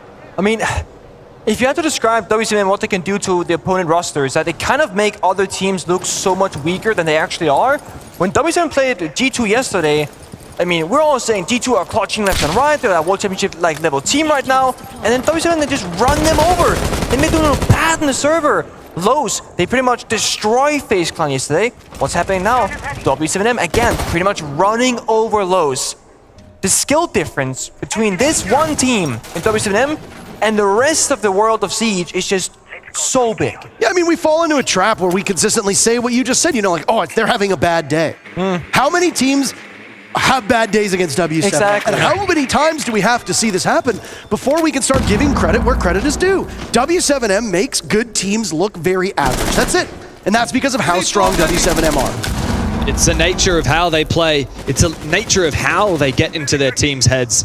Their oppositions start quaking in their boots. Like we've said, inexperience for 4 of these 5 Lowe's players, never playing in a grand final, having very limited experience on the main stage. But they are slow and steady here on this attack. Not falling victim to the Capcan traps, but indeed, Cameraman, the first to die, a C4 tossed headlong by Felipox will open this equation for W7M. Oh, what a shot from Dots! How do you land that? Herds is sat back down. It's impressive. But the worst is yet to come. They gotta clear out JV on the shield position. They lost Cameron, but they're finding kill after kill. They lost KZ, Felipox trades dash right back, and now JV just needs to pop up. Struggles on the spray transfer. It's Nade to clutch in a 1v2. He's been phenomenal so far. Well, stare down flashes, stare down 2 frags from Loban. 2 adrenal surges still left. And with a minute to go, hard destruction from the Hibana can make wherever you sit a little bit less safe. Nade pulled out from Loban. Safe position right now for the Mute. Dots attempting the plant. Loban will need to cover. Nade reads into this correctly, looks one way. They see him, they assess the situation. There goes a Nitro. Goes off a little bit too early. Now both will hunt, and it's Dots to get the kill. Los preventing match point. That's their 3rd round and first on attack. That was so well played by Dots on the other side. He knew he did not have to plant. He knew that the win condition was trading his teammate. He wanted to threaten a plant position, but if he dies to a long-range C4, that round is over. He fakes it. He goes, tosses a flashbang. And with Loban supporting, no more frags left after clearing inside of the little cubby position. He had to make sure he didn't give up a 1 versus 1. And that is so impressive from Los. You cannot let isolated ones go by in a 2v1. Yeah, I think those scenarios look so simple on paper, like what you should be doing, but there are so many ways to break that down. Do you try and bait out your planter, and then he dies, but you trade him? Do you go for the swing 2 versus 1? Do you just go for a safe cover? And also, you know, to add information to this, they didn't know for sure whether Nade had a C4 in pocket or not. You can assume that he does and play around it because it could be a way that you fall on the plant the cover, but you don't know until you hear that C4 rip.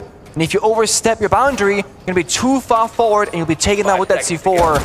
So that middle line played well by Los, and JV playing on the shield earlier upstairs in the long hallway might have talked that shield position for a bit too long, hoping for multiple kills, but could only find 1 single in that round. You know what the big lesson I've learned from that round, Nick, is that Los are not scared. They are not shaking. They're not. We saw in the first couple of rounds, a little bit of a bad read against W7M, but they're fired up now. They will not give away advantages. If they're in a 2v1, they're calm enough to deal with that.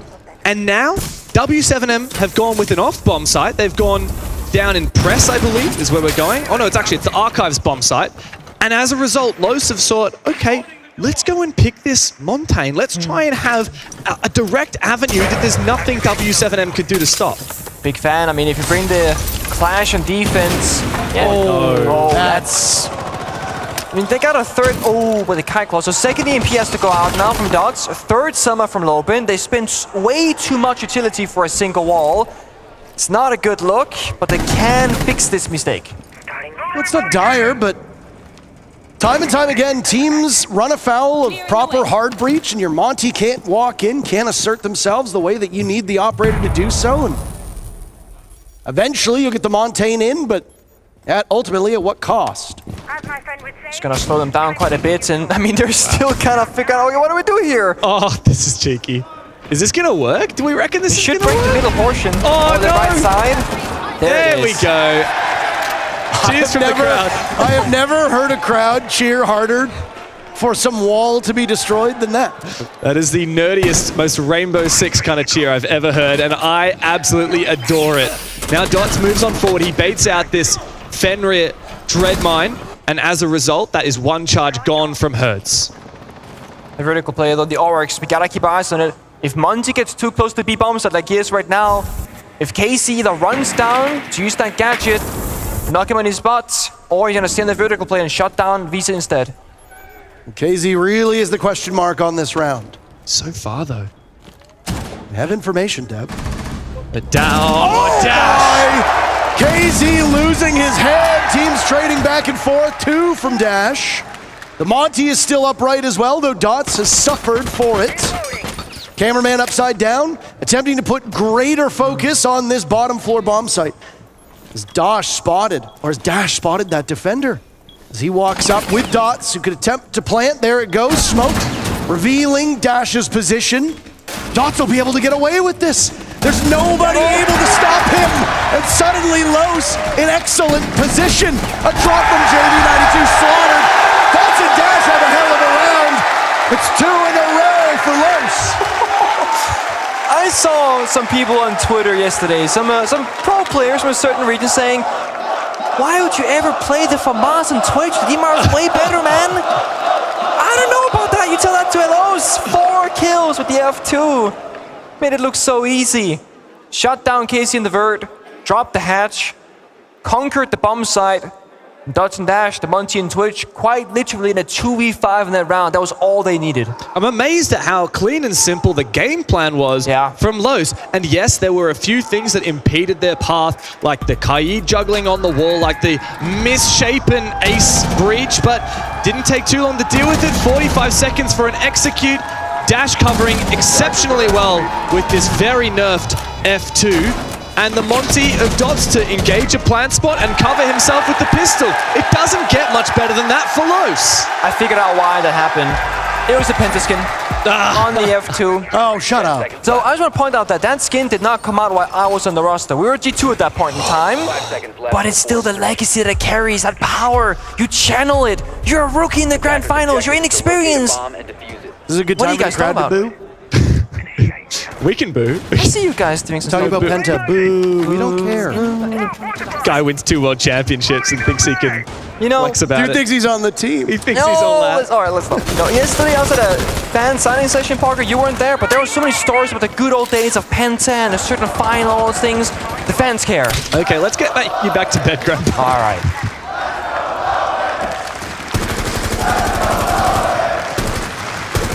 More Loban chance than Los chance so far, and attempting to imbue him with power.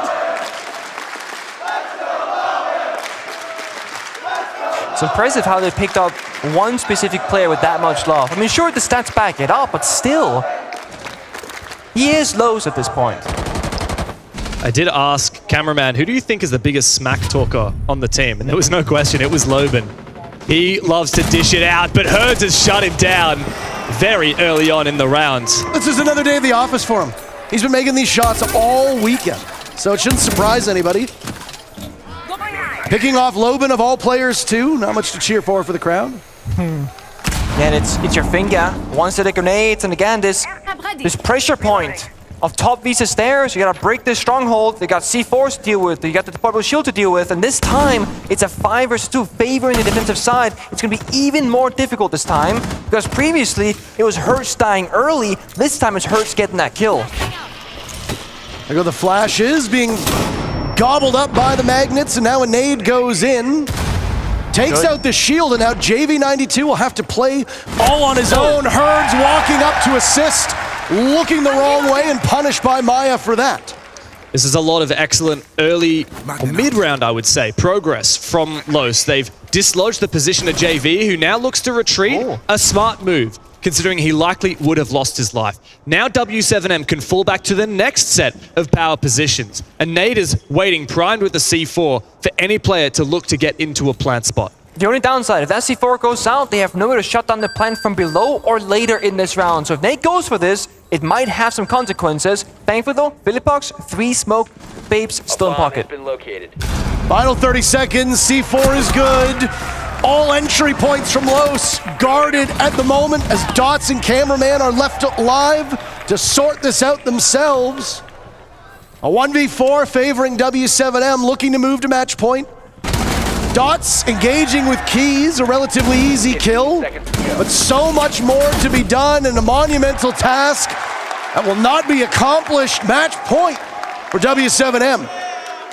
And a map point that seems to have snuck up on us. This is the benefit of W7M having such a quick and dominant first half. 4 rounds of attack on Consulate nearly always will set you up for success moving into your defense. And while it did take W7M a little time to get to that match point, they found it.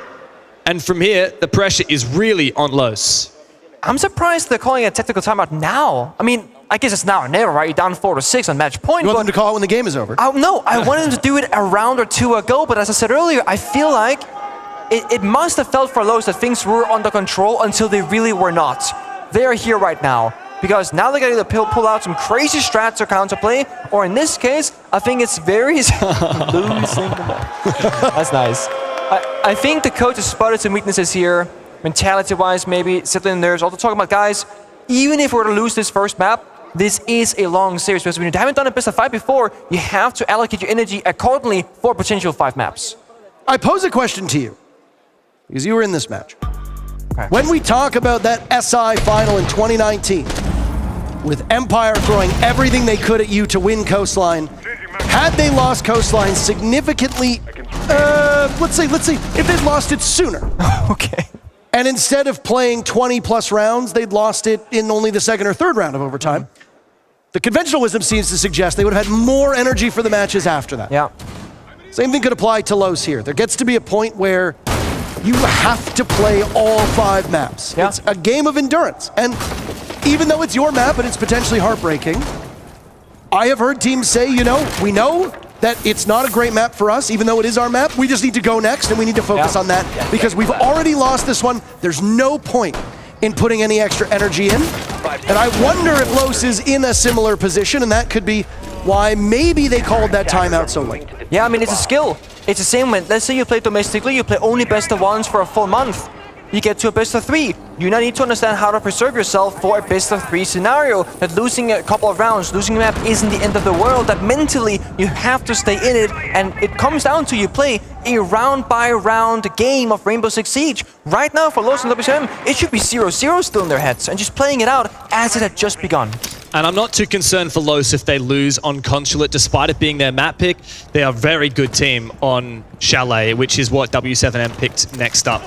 Of course, you can't think about the next map. This is far from over. Exactly. And Los, 2 rounds in a row to push OT on the back of a tactical timeout. Far from impossible, but they will need to start by getting this breach open. And they've spotted, both of the electric claws have been spotted. And so they will swiftly EMP. I think they actually missed the second one, unfortunately. They did see it earlier. They didn't want the electric claw in the second, they wanted the mute jammer. I was gonna say, they got the mute jammer. There you but this is the problem now. Because you only have secondary MPs and Thatcher's banned, you get a single look-through hole. You can't vault through it, you can't crouch through it, you can't walk through it. So it's a pressure point for the attackers to look into the bomb site, but they can't actually into the building. So either they're forced to do vertical destruction piano, destroy the mute jammer, find the kite claws, etc., then get Hibana and Loben sorted over with 6 pellets in pocket, or go for a backside execute and walk down a staircase and go for kills. KZ has not had a very good map so far. He cannot outduel Loben with the Nitro Cell, but turns, eliminating Dash and looking for a follow-up. KZ dies to dots, good coordination from Los to get in the building and clear out the roaming Mira above the bomb site.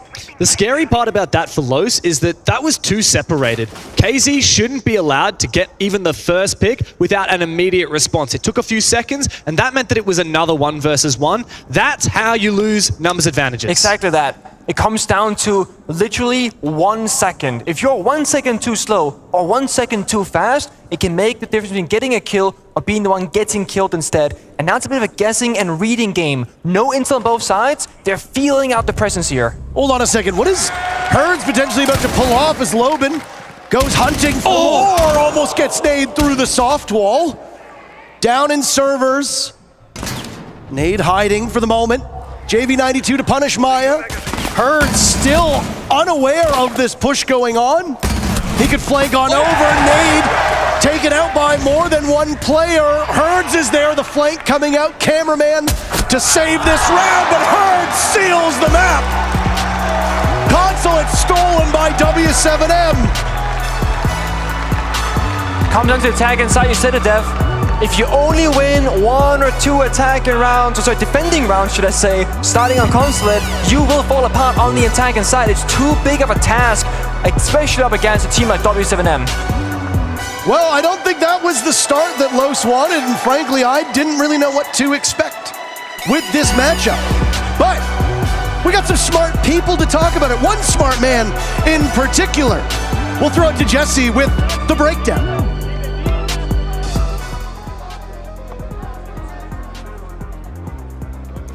Thank you very much, Parker. Yes, we're here at the breakdown, and Pengu was absolutely correct when he said that it's the attacks coming through from this first half of W7M that really won them this game. Now, I want to highlight one attack in particular where we saw both teamwork, coordination working out for them on the push, as well as some great utility play. The main person I want you to watch is Nade. He's holding out a fuse kit, and he's also playing, as you can tell, the Zero. He's got these SAM cams, and he's about to use these absolutely perfectly to execute onto this bomb site. So let's clear the screen and watch exactly how he does this. Now, you can use these SAM cams in your ranked game to try to get some information. First, the drone goes in, make sure there's nobody too close, which are going to cause him some problems. Second, the first SAM cam comes out and it clears any utility on the window. Here, there was just one goo mine. And third is the big pick. Here comes the final SAM cam, which is going to get information into the building. And what does he spot? Oh boy, yes he does. That is the barrel of the TCSG. He spots the one thing that he wanted to see, a Kaid being played by cameraman on the top floor, which he's got 2 players below who can actually deal with this. He's got KZ below on the Buck, and he's got Felipox below on the Gridlock. Now, Felipox is out of grenades, so he can only fire back with his gun, but the Skeleton Key has plenty of rounds left in the barrel, so they've got a great opportunity to get this vertical pick. Unfortunately, despite the good setup, Cameraman's kind of a good player, and he does actually win the gunfight onto KZ despite the information advantage for Los. Now, after a little while, they are going to stall out a bit trying to deal with Cameraman here inside the bomb site, but if we skip forward a little bit throughout this clip, you'll see he jumps on in. And the reason why he jumps on in is because the man disadvantage is actually not a disadvantage for W7M. They've put KZ, who's just died from below, onto the SAM cam so that he can watch that angle. That enables Nade to vault on in and help out his teammate trying to fight Cameraman inside the bomb site. Let's clear this, watch it go forward a little bit longer, and as you'll see, they're going to keep on pushing forward. They see him re-enter the bomb site, and take a look as we see the swing coming forward in just a sec from Nade, where everybody is on W7M. We can draw a line across the top of this map, and you can't see it at the end, but all 4 players left on Los are actually north of this line, completely isolating Cameraman, who's put himself into a 2v1. Felipox distracting from below, and Nade coming through horizontally to find the pick. We'll watch this play out, and it goes beautifully.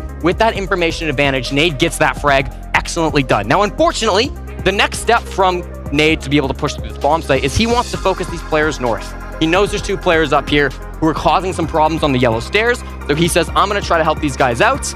He does his best, but they push forward a little bit too deep for him to find the angle, and he ends up dying to Maya, who is a great swing to come on through from the other bomb site and find the pick. Again, man disadvantage lost for W7M. What do? Well, you can see the bottom floor is actually even worse, the top floor is actually even worse than it seems, because on the top floor, it's a 2v4. Take a look at these angles, though.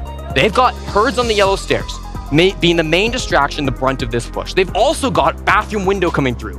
JV92 on the bathroom window can both find the pick onto Dash, who's going to get that pick facing southwards, and then pinch the Clash. The one person who's the problem is the smoke, but the room that the smoke's about to walk into has been completely obliterated. The entirety of the floorboards blown on out. So the player from below can isolate this, and as they get these picks, bing, bang, boom, you will see this 4v3 turn into a 1v3, and it's expertly done by W7M. They clean those players up. Maya ends up going down. W7M win the round. I thought this was a great example, both of the utility play and the teamwork W7M bring to this match. Big reason why they won here on Consulate. Now we've got 3 very smart people on the desk to break down the rest of this game. Let's go over to them and see what they have to say. Aw, thanks, Jesse, your big brain. But okay, crowd, y'all like that map? Okay, here's a real question. Can we hear it for W7M? Oh, that was more positive than I was expecting. They were getting some boos earlier, but to be honest, W7M playing so well. And Jesse did a deep dive there. Nade popping off. I don't even know where to begin, Laxing. No, Jesse always does a really good job at illustrating those rounds, how teams move around the map, how they use their utility. I mean, Jesse is a savant on the television. The one thing he did highlight, he was highlighting the 2v1s that W7M are trying to isolate, and that's how their whole attack half plays out. We saw it yesterday against G2. We saw a change of pace today up against Lost, but the same result is that W7M started themselves out so well on their attacks. Yeah, he was also highlighting the zero usage, and I just think this is such a smart team. They're just so sharp and coordinated, Laxing. No, I mean, the utility usage from them using that zero cam, it just allows them to get tons of information around the map and spots that maybe you wouldn't be able to get a drone, maybe a spot that you aren't going to look at initially. But I mean, when you're just looking at both these teams, I mean, what's crazy from W7M, they had 5 opening kills on attack and 4 opening kills on defense, totaling a grand total of 9 opening kills across the board, ending that map on a 7-4. It just goes to show W7 came to play. They're super intelligent, but they're playing mind games too. I mean, didn't JV stand up at one point? He was egging on the crowd. I mean, that's super important. Yeah, he was headset off, hands to the ears. One thing that I will say is that this team have been here before. They've done it before. They've been in hostile crowds, you know, all the way back in Montreal when they was against G2. Here it is. Everybody was behind G2. Yeah. You know, they're used to this, and they're playing up to it. That, you know, they want the crowd to boo them. They want to use that energy, and they're more than happy for that to happen. And yeah, just a great all-round performance for W7M, who take losses map pick as well. And that's so important. Truly. I was going to say, you know, it's funny. We were talking about Herds yesterday, and Herds is still putting up a phenomenal performance. I mean, all of them are, but Nade today was making so many massive plays, so many openings and entries. I mean, what do you say to that? Well, their attacks were patient and coordinated, right? Yeah, I mean, that's the thing is, you know, a lot of his personal performance came from the attacking half where, you know, some teams could call it slow, but the one thing the W7M were doing is they were getting in the building, they were getting in dangerous positions, and then almost toying with their opponent to get them into the positions they wanted them, manipulating them around, and then striking. And I think that's why it looked so good.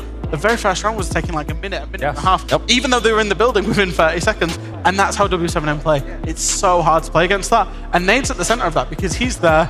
He's usually kind of the distraction, and then other people come in and sweep up behind. But he was the one that was getting the kills today, and it was phenomenal attacks. Well, it reminds me similar kind of how FaZe plays. It feels like they almost adopted what FaZe was doing is, you know, they get into the map, sure, it takes a little bit, you question, wow, they're wasting a lot of time. But then they win that one crucial gunfight, and then you see all the rest of the defense start scattering across the map, and they just catch them out of rotation, out of pocket, and it just then starts flowing into that W7M round. And you just can't let W7M get set up that way in the way that they're playing. You have to meet them head on.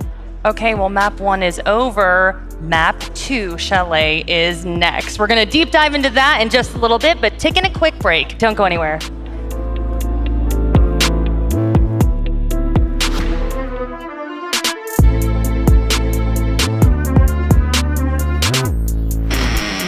I had to sacrifice a lot in my life to be where I am right now. Everyone shares the same ideology or mindset. G2 is the best team in the world, period. The mentality when we just like focus our minds to win is just maybe the most important thing.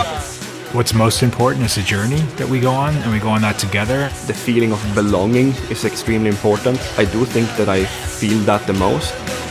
Having the crowd is really, really amazing. When you do this and the crowd is like screaming because you just like put your hands up.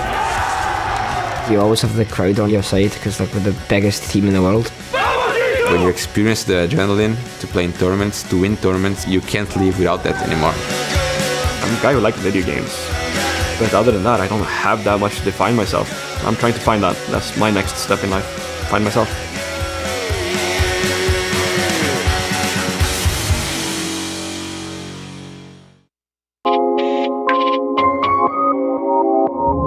Salve rapaziada, aqui é o Herds da W7M, eu tô aqui para mostrar para vocês as minhas configs dentro do game. Começando aqui no geral aqui, rapaziada, a única coisa que eu mudo é o drone depois da preparação, que eu deixo no manual. Isso é bom porque quando você precisar olhar um drone pro teu companheiro ou algo do tipo, vai estar bem fácil ali, é só você continuar olhando, não precisa apertar um botão que pode dar algum timezinho. Então é bem tranquilo.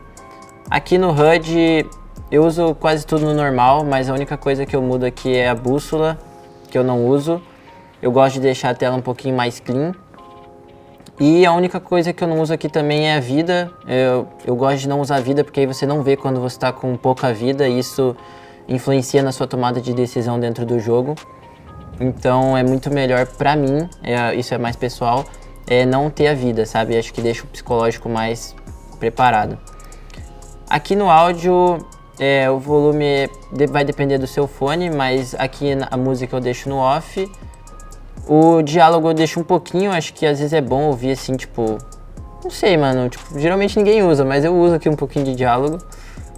E o modo de som é o Night Mode aqui, porque é muito melhor para você escutar passos e coisas que são mais importantes dentro do jogo, que, por exemplo, barulho de tiro ou outras coisas. Aqui no display, obviamente você vai usar o maior hertz aí que seu monitor puder. A proporção 4x3 e o FOV 84. O resto aqui não mudo nada. Eu uso o padrão. Gráficos, aqui também tipo, é algo mais pessoal. Eu particularmente uso tudo no low. Nas partidas, às vezes eu coloco um pouco de shadow. Eu coloco aqui o contraste no médio. Bom, aqui na Sense também é algo mais pessoal, mas o meu aqui eu uso 12-12 de vertical horizontal. Então é 21, 41, 42, 42. Basicamente você só vai usar aqui as 3 primeiras, que é o 1x, 1,5 e 2x. Então é 21, 41, 42. De resto aqui também eu uso no padrão aqui, claro, tem seus controles ali, tipo, acho que o que eu mais uso de diferente aqui é que eu agacho no espaço. Geralmente o pessoal que vem de console aí costuma usar os botões mais diferentes. E na acessibilidade aqui eu uso a minha cor de mira verde com 100% de opacidade e o tremor de tela aqui que eu deixo no off, que é muito melhor quando cair uma granada ou estourar uma breach do teu lado, tua tela não vai tremer. Salve rapaziada, esse foi aqui um videozinho mostrando as minhas configs. Obrigado por assistir, acompanhem o Major e tamo junto.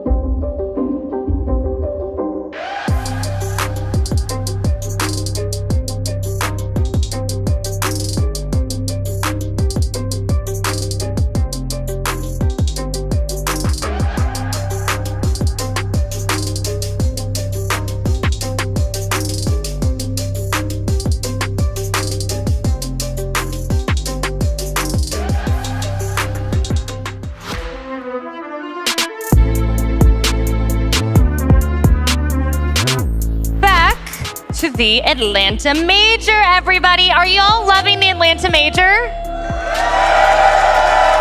Me too. any of you going to SI? Okay, well, guess what? More tickets are on sale now. That's right. That just dropping more tickets to SI on sale. So if you want to go to Sao Paulo, baby, everything go get some I've tickets. Seen about Brazilian crowds is nuts. I know. Really looking forward to that. It's going to be in a completely different world than going to that SI. For sure. So grab those tickets. But okay, let's focus back here. Man, so much to talk about. I want to focus on Los. So the crowd was chanting Lobin, and then it got a little bit quiet. We definitely need to see Lobin come alive, and also Maya, kind of a quieter phase 3, to be honest. Yeah, I think so. I think specifically for Lobin, he kind of, he had a very slow start. He got himself into it, a couple of big rounds, but really wasn't the front runner that we've seen on this team. And the same for Maya. Maya's tournament kind of started very, very high and has been kind of spiraling downwards, all the way onto the main stage. Again, it's something we've leveled at Lost is that they rely on Lobin and Maya in this tournament, and neither of them really stepped up today. And around that, I think it was only Dosh. I can't say his name. One of them. Knew it. One of them starts with a D. Yeah, exactly. No, I mean, you said it best. We haven't, Lobin, that last match, we didn't really see him start to pop into that server until that last round, the 6th round, going into that defense, switching sides. We need to see more from him going into this map specifically. And Maya, like you were saying, when we saw him in playoffs, we saw him in play-ins, we were seeing a complete. We were talking about Maya. We weren't really talking too much about Lobin. Lobin started to show up towards the end of those playoffs, but we do need to see the entire team step up. Can't just put that on Maya and Lobin 100%. At the end of the day. Everyone needs to be showing up today. I know they all can. We saw the group effort yesterday. Sure, Lobin might have been at the top of that leaderboard, but down the list, we were seeing everyone very close. And even in the ratings, I've seen, well, in my stats, I have some of the players that were like ranked 80th and 70th, and now they're in the 50th and 40th of placing here. So all these players can definitely do it, but this is the main stage. This is the grand final. This is where you need to be putting all of your focus and attention to. 100%. Okay, so Consulate was Los's map pick. Now we're moving on to W7M's map pick. And Fresh, they love Chalet. They love it. So this should be very nice for them. Yeah, I write a little summary of every map for all teams. Okay. And I've wrote W7M, the kings of Chalet. So they're going to be absolutely happy. If they're available, if Chalet's available, they're going to pick it. It is 100%. Like, Lost knew this was going to happen. W7M knew this was going to happen. They love this map. And the reason why is when Jesse did the telestrator about how they were manipulating 2v1s, Chalet is by far and away the easiest map to do that on because of the positions you can take in terms of the office balcony, the piano windows, the bathroom windows, and all the rappels. And you can do it basically on every single bomb site, and you can manipulate people around. W7M are the best team at that, so it makes sense that Chalet is their favorite map. Okay, Fresh definitely leaning towards W7M. He didn't even write that down. That all just came off the top. Yeah, that's how good of an analyst. How do you think Los is going to fare? Well, I don't want to write Los out. Okay. They are familiar with how W7M plays. Okay. They've been playing each other in the same region, so that's got to feel good going into that regard. But that DZ game specifically, we saw an entirely different Los going into these final playoffs. I mean, completely just oh my God, adapting, changing the strats, figuring out what the other team was doing. Sure, that DZ game might have been close in a 7-5, but what Los was doing really well was just understanding of what DZ wasn't doing the game prior or the round prior and figuring out how they could implement something here or a little something there. Jesse talked about those castles and mirrors on both that we saw on Skyscraper and both that we saw on Chalet. So here, this is where I need to see Los playing that game of adapting, really understanding what W7M is trying to do and how to disrupt that flow and run away with this map. Because if they can't, like he was saying, W7M loves this map, and if you're going to give them that control, you're not going to allow them to, be stopped and run into that brick wall, you're going to find yourself losing this map. Okay, so I want to pick your brain about W7M. They're looking very dominant, but Los had a little bit of a comeback there. You're, in my opinion, seem to be leaning a little bit more towards W7M. I think the fact that they've gone on their opponent's map pick and won puts an incredible amount of pressure on Lost right now. Okay. Because in theory, if W7M take their map pick as they're supposed to, that's 2-0, which means the only way Lost would win this grand final is a reverse sweep. So obviously that's a lot of theory crafting. But they went on to Consulate, they've been hiding it, they brought it out against G2, won. They brought it out against Lost, won. And the one thing that I really liked from W7M was the fact that they chose to start on the attack. I think when they go onto their opponent's map pick, they chose the unfavorable side, and then they won that side. They're in this business of playing mind games with their opponent anyway, and the crowd and everything else. And they've gone and they've not just talked the talk, They've walked the walk inside of the server. So they'll be sat there feeling very, very confident right now. And the pressure is all on Los. Well, no, I mean, I'm not surprised with that W7M take either. I mean, they've only dropped 2 maps, and it was to the same team of BNGK on the same map. Yes. And Phillypox said it himself. He was calm and collect. He said, you know what? GK did play a really good game. We misread it a little bit, but we know what we needed to fix. And since that point on, they were looking phenomenal. They followed it up with a 7-3 versus SSG, a 7-5 versus BDS, a 7-3 versus VP, a 7-4 in the first game against GK, then falling again to a 4-7 on Clubhouse, and then immediately falling back again with a 7-3, closing out that game, then beating 7-5 G2, the 7-2. I mean, W7M, they seem to have everything in their cards going for them. But again, it is Los. They are playing against someone that they are familiar, and Los does have that advantage of knowing what each and every player does. They know all those idiosyncrasies of each one of these players can do. It's just a matter. They need to really disrupt that flow. I think they just can't. Yeah, that's the key point, right? They need to disrupt the flow. They can't start slow again. No. You know, they did try to get themselves back into Consulate in terms of Los. I got the chills saying but yeah, they did try to get themselves back into Consulate, but you know, 2-4 down, it was pretty much over by that point. And the same cannot happen again on Chalet. They really need to make sure first 2-3 rounds that they're still in with a shot or in the front, in the lead. And I'll say this, granted that last map, they did run away with 9 of those opening engagements. Yep. That didn't change the fact that Los immediately followed up with a trade. So sure, on paper or on stats, that looks like, wow, W7M was crazy. But Los immediately followed that back up. But where Los has to be stopping that is they can't keep losing that man disadvantage after that happens. Because that's what it was. They would get that trade, and then W7M would immediately follow up with 1 or 2 after that, and they would find themselves in a spot where it's pretty much hard to get into because like we've talked about, once W7M gets into that mid to late round and they're set up, they run away with that round. Okay, and on map 1, obviously Nade played tremendously, was an X factor. Does he need to be that again on map 2? Or frankly, they're just a team packed with stars. They don't need to be relying on him, right? Yeah, that's literally it. Like, I think he's probably the only player that hasn't necessarily been a star player on this roster. Yeah. And he's become the star player in the first half of this grand final. You know, we've seen Phillypox have his games up and down where, you know, he's been great and he's not.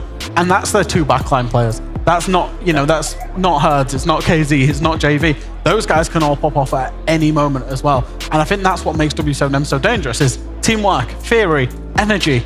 The fact that they've got the experience of being here, and then any single member of this roster can pop off at any given time. Yeah, and I can definitely say the same about Los. Sure, we talk about Maya and Loban a lot, but there's been promising moments from Cameron. There's been promising moments from Dash and Dot, specifically in that Cafe game yesterday. I mean, Dash was playing in those hidden spots, those rat corners that they weren't checking, and dominated FaZe in those spots. So it's not to say that both teams don't have a solid 5 roster, because they definitely do. It's why they're here playing in the grand finals, but everyone needs to be coming alive. So talking about Nade specifically, it's great for him to be set up the way that he did that game, but he doesn't need to be doing that because I know the information that he is relaying to KZ, to JV92 is just as important, and same with Phillypox and the rest of those guys. It's just going to come down to all 5 of these players coming into this lobby, working together, being in unison, being a team, and being better than the other team. Okay, we're gonna roll up some highlights from the previous map and just wanna dive deeper into that match, or that map rather. So I guess what were the points that stuck out to you the most about this map? I'll say this. I thought it was very interesting from W7M, where they're initially a very aggressive team. Like I was saying in the beginning of this, they adopted a little bit of FaZe's playstyle, being very slow on that entry into the building, but then winning that crucial gunfight, like Fresh was saying, and then immediately running away with the round. And I think the one thing that we leveled, if we go all the way back to the pre-match, is we said that this was the best defense against the best attack. i.e. W7M had the best defense against Los's best attack in the competition. Now, W7M's attack has not been particularly great across the whole competition. Granted, they've not played as many maps or as many rounds as some of the other teams. However, a 4-2 split attacking Consulate, you know, it shows that they were aware of that they thought about, right, what's the best way? How do we facilitate the attacks?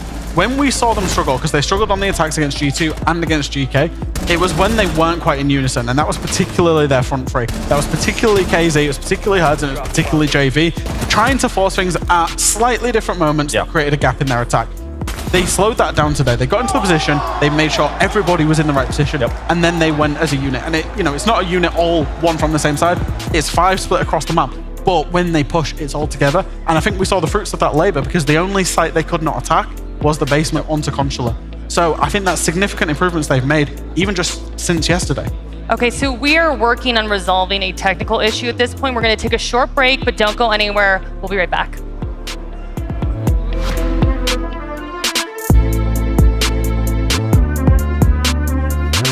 Oh, hello guys, my name is Alemão and I play for G2 Esports and I'm so ready to play Seed Sounds.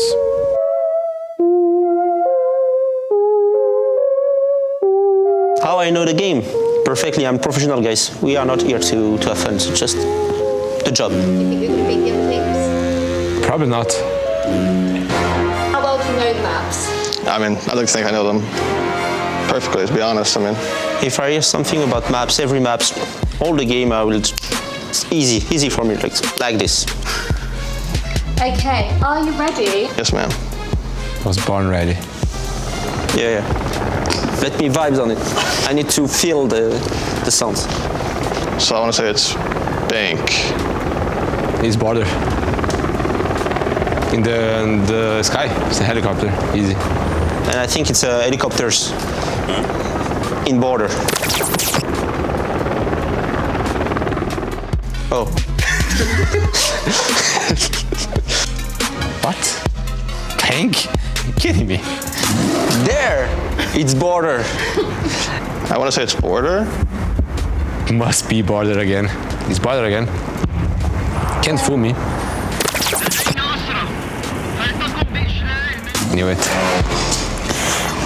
Because of the sound I hear, I think it's like, could be Chalet. It's fucking Jason, the guy with the... This is not Siege. If I had to go with a map, I'd probably say Oregon. Theme park.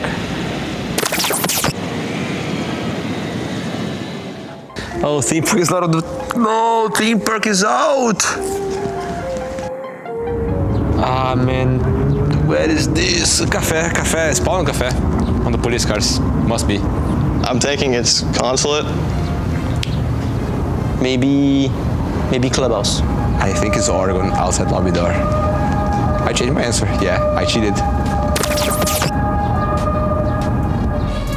Clubhouse. I see. I forgot about Clubhouse. That's another map.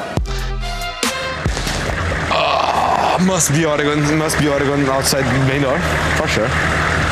Could be Consulate, but I'm not sure. See, I want to say Consulate again. I mean, I don't think it's front door spawn, but it's Consulate.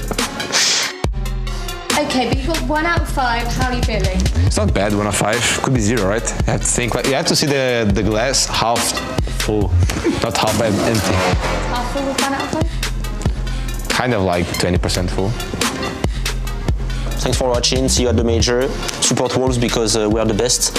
And if you don't, we don't like you very much. Thank you. Hello, my name is Cizin and I play for Sonics, and today I'm going to be playing Drone in the Unknown. Oi, sou o JV92 da W7M e hoje eu vou descobrir os drones aí que... Hi guys, this is Boys from Team M80 and today I'm playing Drone in the Unknown. どうも、スカーズ所属のピョンです。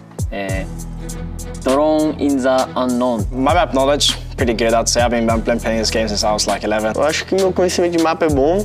Eu sempre posiciono uns dronezinhos aí pra galera matar. Isso aí é fora do mapa do arranha-céu lá, Skyscraper. That is Dragon on the map Skyscraper. The architect is giving away that it's Skyscraper. 高層ビルだと思います。I can just tell because of the kind of sculpture. Eu acho que você está todos, né? Tá fácil. Isso aí é mole. Wait, what? うわ、むずい。見たことないけどなんか見たことある。I see a book. I'm pretty sure it's Cafe. Isso aí é no café lá, pô. Isso aí, esse livrinho aí, ó. É no café. Cafe. Yeah, this is Skyscraper for sure. I say we're pretty good at Cafe, yes, I know that map. Yeah, okay, nah, got that one wrong. I see some anime books. I don't know what anime that is though. I want to say Skyscraper because I see like kind of the pattern on the wall. 背景。壁の。Do lado da suíte lá, do Sky. Skyscraper. That's Skyscraper. 5 de 5 é muito fácil, cara. Isso aí, ó. Dá pra ver tudo, pô. 待って、どこだ? Yeah, I'll just go Chalet. I have no idea. It's so easy. Yeah. Fronteira, border. No... Arquivos? Folder. This is, I think, border. I think it's in tellers. もう分かったのは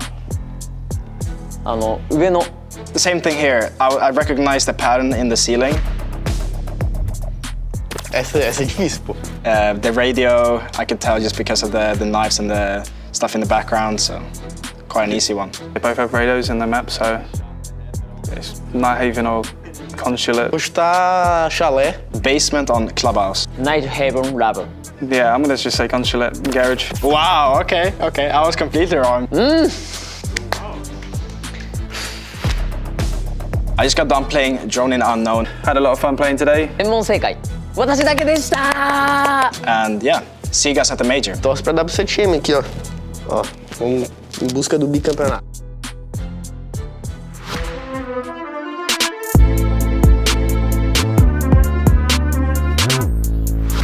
W7M surprised us by taking Los's map, and now they go on to very comfortable territory on Chalet. Do we have any expectations outside of the norm, which is W7M wins the map, or does Los surprise us? What's that, Dev? I don't know. I'm doing the wiggles for my Aussie fans. What do you got? I reckon that Los do have a decent shot here. They are undefeated on Chalet on this map. They got a plus 17 round differential the last 4 times that they have played it. One of those was against Dark Zero on the main stage. I think Los have a real chance here of doing an upset. Then I'll play the other side here, right? W7M, they are the kings of Chalet. It's not going to be easy if Los were to win. Well, we know it was maybe a bit longer than you wanted to wait, but we are ready to load on in. So, if you'll join me, get ready for Chalet Map 2!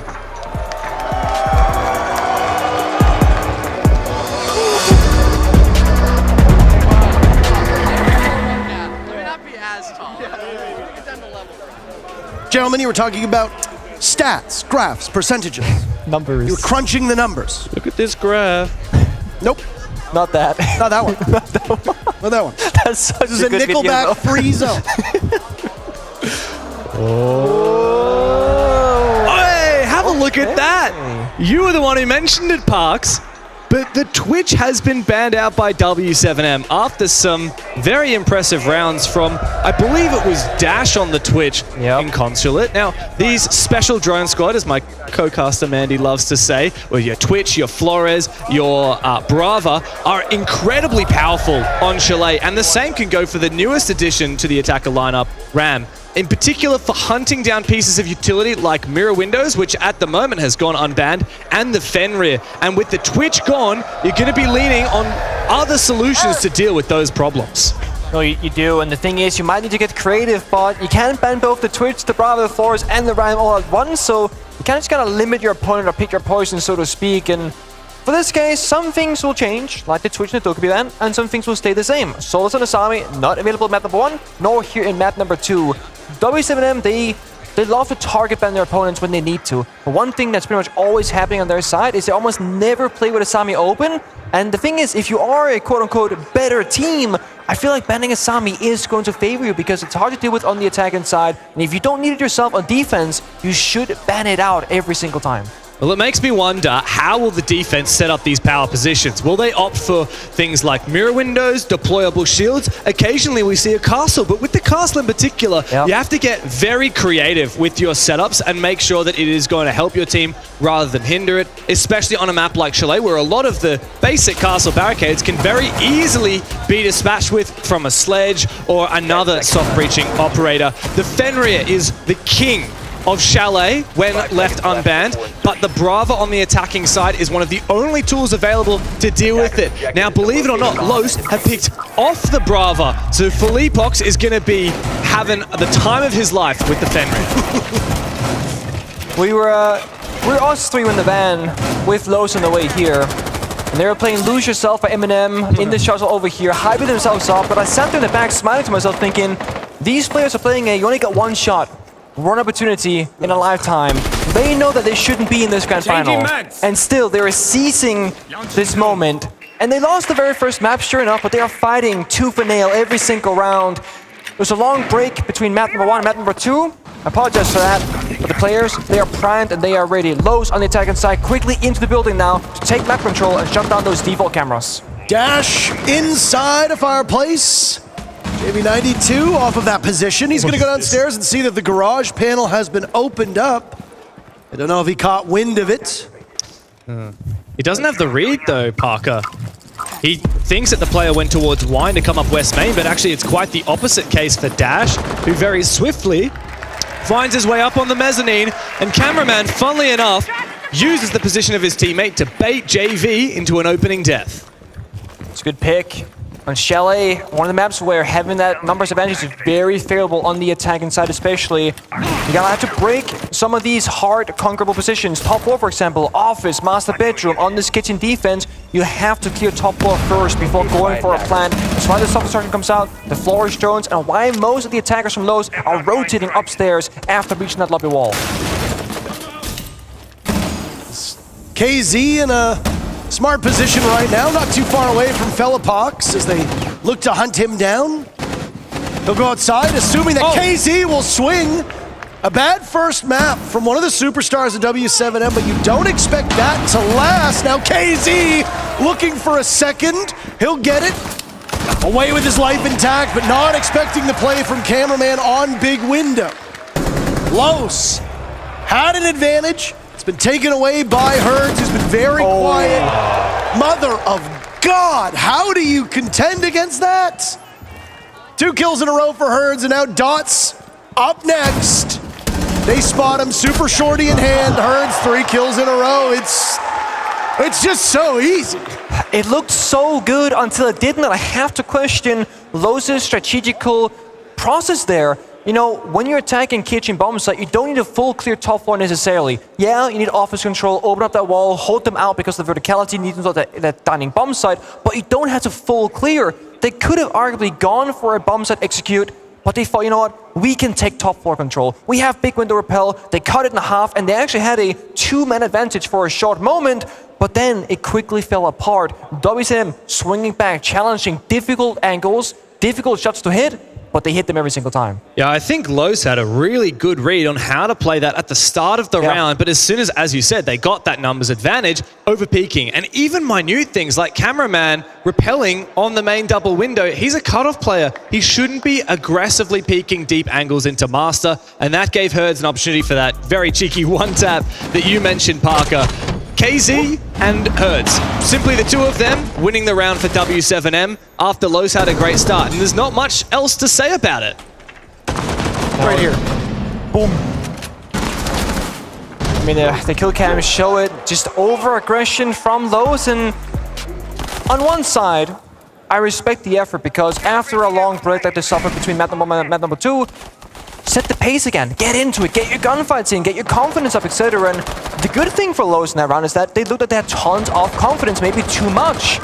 And that's what they need on Chalet, because they have to fight through every single round, especially on the attacking side.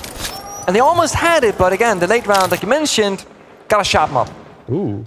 Where's Hertz snuck himself into? To the closet. I think that's, the master closet. Now, unbeknownst to him, there is a Jackal on the other side, the perfect operator, and as a result, they will know a player has passed through Master, and he will be droned and move around. Surely not another kill from the exact same position. He found the pivotal kill last round. He will also escape with his life. They got information that one was on that solarium window. Now it's Lobin to die next at the hands of KZ, who's having a better game than he had on pretty much all of Consulate. Adrenal Surge to guide Maya in, but cannot get the pick over towards Library. So now, business as usual. 2 minutes to go. Only got 4 drones and several silhouettes. Right now, stare down Maya over towards Library. JV punished by Dots. Maya looking for the follow-up. Cameraman closing in, but they've got all the crosses on the side of W7M. Pistol out from Maya. Gets the down onto KZ. This is winnable. It's a 2v2, but the Nitro Cell from Nade hits its mark. Dots is left alive alone upstairs with almost half of the round still to go. There's so much action, the chaos, they're always fighting back and forth. Look at this, they're not done fighting yet. They take the round.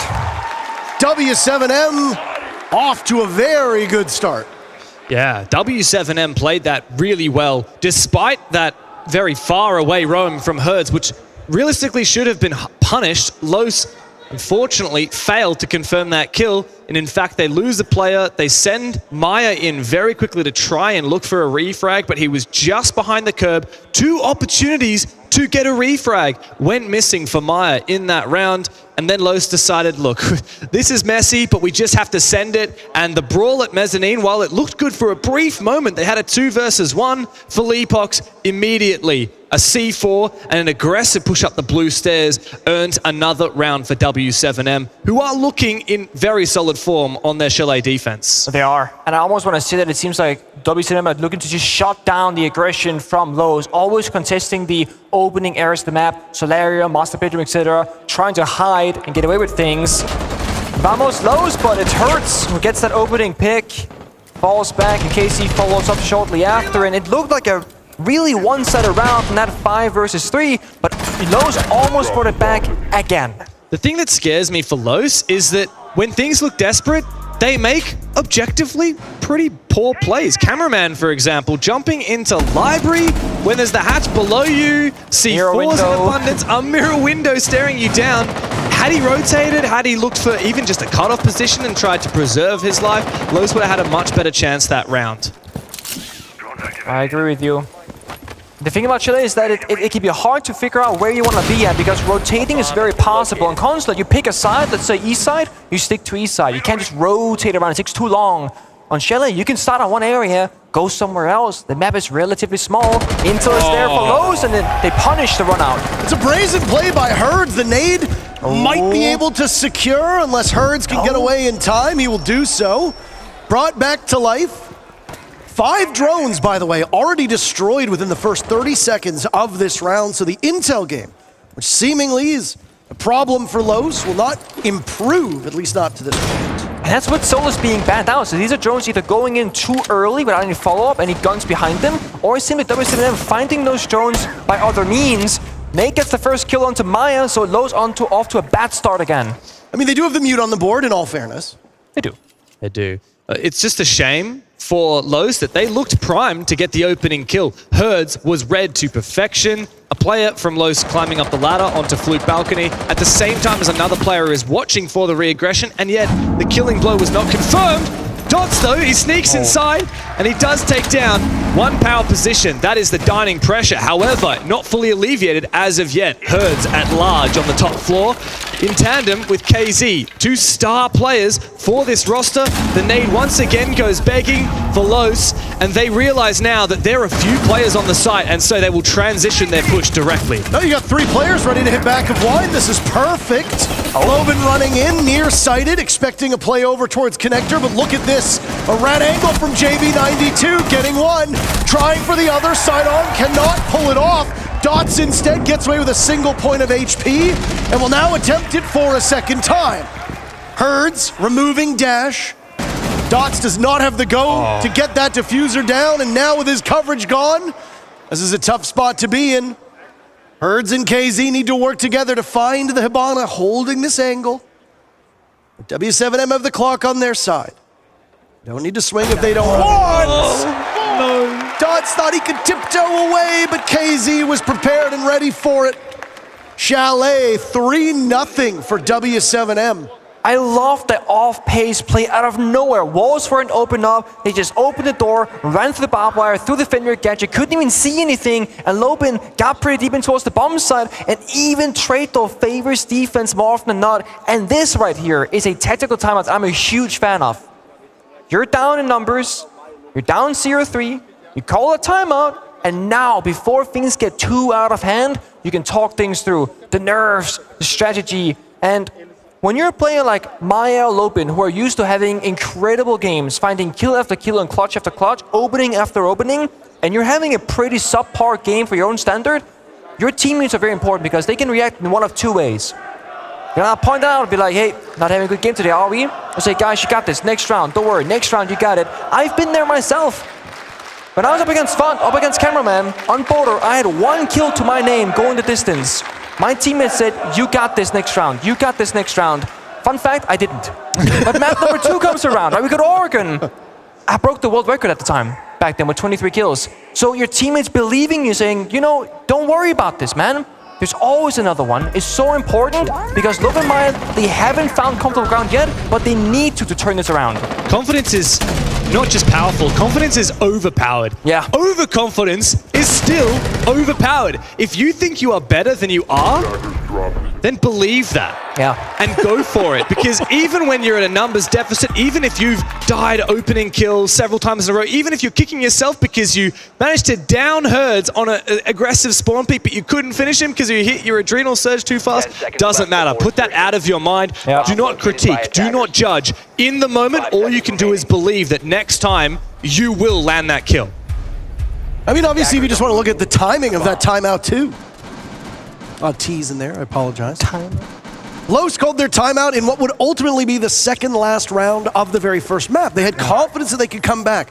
They lack that confidence now. Get it out of the way early on. The only problem with calling it this early, which I suppose is not a problem that is new, is that if they continue to lose, there's nothing they can do. But at that point, you've already called your timeout. You've tried your best to stop the bleeding, and it has not worked out. The Monty pick will come in from Los. That's a good choice. When you see a timeout and a shield gets brought, you know that there's a very specific idea in mind. Yeah, I was gonna say, the one thing I always want to see after technical timeout is big operator changes. Loben with a drone, box hunting in hand, might be looking for a quick play inside of West Main, maybe looking for a pick or an entry, but all eyes gonna be in the Monty here and see where he goes first. I like this a lot for Loben. It's the perfect operator to play this window because he can create those angles looking to the right of West Main towards the dining door. Not many operators are able to actually create that line of sight. I'm curious about this buck pick though. Also very curious to see a Monte moving in. Caught out. Like this. Philippok's in a 1v1 with this Monty and he has a C4, the perfect ingredient for the job. 2 players fall for Los as Dash desperately darts around a corner, but Philippox has got his number. Maya falls as well. It's all up to the oldest player in the server, but he will not stave off defeat. A flawless round for the Bulls. How could that possibly have gone worse? You call your timeout, you bring tools for the job, you barely make it into the map before you are sent to the next round.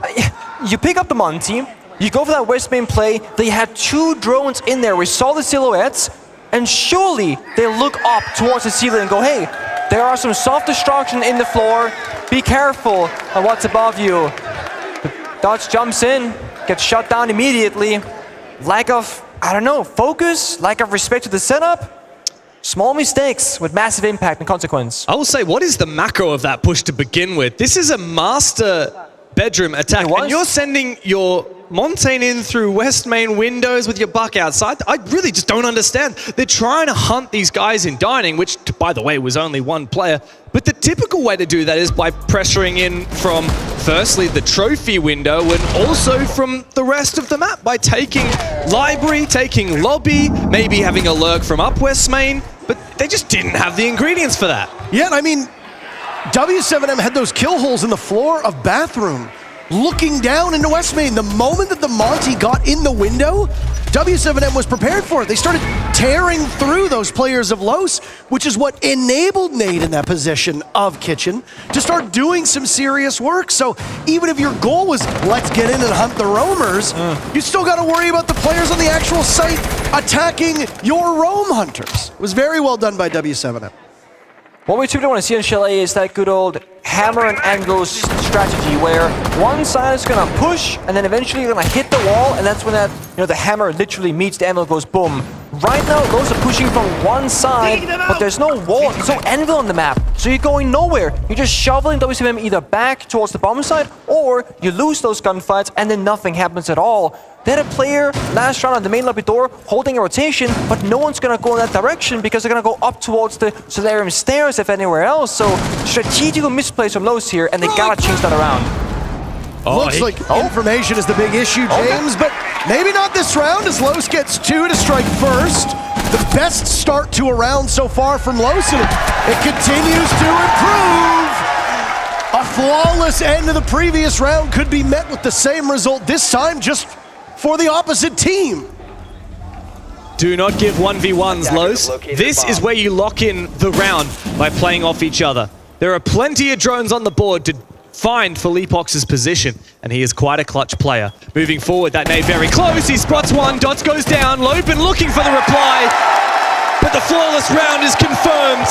Los finally on the scoreboard here on Chalet. He did a lot of damage from that position, but the round was already lost at that point. I mean, at best, you're playing for a couple unimpactful kills. Maybe against weaker opposition, that can be pulled off. But Los has shown throughout this entire event they are not a team that you can take for granted, and that round in particular, even though they did have 5 players to 1, they still played it about as perfectly as you could. It did. And again, it comes down to that, you know, guys, we got this. Next round, we got it. Next round, next scenario, next time. You say that enough times, you push through it, and all of a sudden, it looked like they were just getting slaughtered every single round, and they win it flawlessly. But the thing is, we gotta talk about the attack inside here. 1-4 in Chalet, starting attack, what has historically been the favorite side for a very long time. It's not looking too good. You know, you really want the 2-4. Allow yourself some wiggle room on the defensive side, because it's not gonna get much easier than this. That's right. You were talking about how to attack on Chalet before, Pengu, and the hammer and anvil. Really, on this map, the anvil is as strong, if not stronger than the hammer. And we've seen that in certain rounds, particularly where Cameraman is finding opening picks, because he is that anvil. He is the flank watch player, repelling on a window or covering off a position as the rest of Los look to force W7M into those rotations and exposing themselves to Cameraman. That's great and all, but as you said, this is one of only 2 attacker-sided maps in the pool. And Los are down already, losing the half. Complete opposite of Consulate, right? That's right. Very defender-sided map, the most played map. Attackers of W7M won the first half. Now you come to Chalet, and it's a completely different ballgame. Yeah, in fact, Chalet, it's 52% attacker win rate, so it's not huge of a discrepancy, but as far as... Yeah, well, compared to most maps at the moment, it is very much an attacker-favored affair. You can come back from a 2-4 deficit. This is not Chalet, but it's a very different affair, especially when you're losing opening picks. Herds has been on fire! A double for him, yet again! The opening menace for W7M. Dot's desperate to duel him, to best him, to put him down, but Herds can simply slink back into darkness. And he finds Loben and Maya again. We can talk about star players. They're not really showing up here. 2-5, 2-5. Captain Trap goes also as well. So much damage being given here to Los' side from guns and utility. I mean, statistically, they're locked out of this one. They gotta find some incredible kills out of nowhere to win this round. Well read by Cameraman as he knew there was a body crossing, but jumps on in. JV92 with aerial support. KZ, the lone player from W7M, out of this round. But KZ's having a terrific game. No way. That's... Oh my gosh. I'm sorry, did you order the Herd special? It's same-day delivery. 5-1 first half for W7M. Yeah, W7M are taking no prisoners. On the unfavored side, they dominate in the first half. And this has got to be one of the most one-sided grand finals we have seen in a long time. Los need to fire up. You said they were undefeated on Chalet, Dev. For Los, that is. And I told you, well, they've never played W7M on it. So this is a scenario, they're down 1-5. We have a fan calling in now to speak about this match, yes. So let's bring them on. You have a question? I need all the Los fans in the crowd right now to stand up and start chanting, "Let's go Los! Let's go Los! Let's go Los! Let's go Los! Let's go Los! Let's go Los! Let's go Los! Let's go Los! Let's go Los! Let's go Los!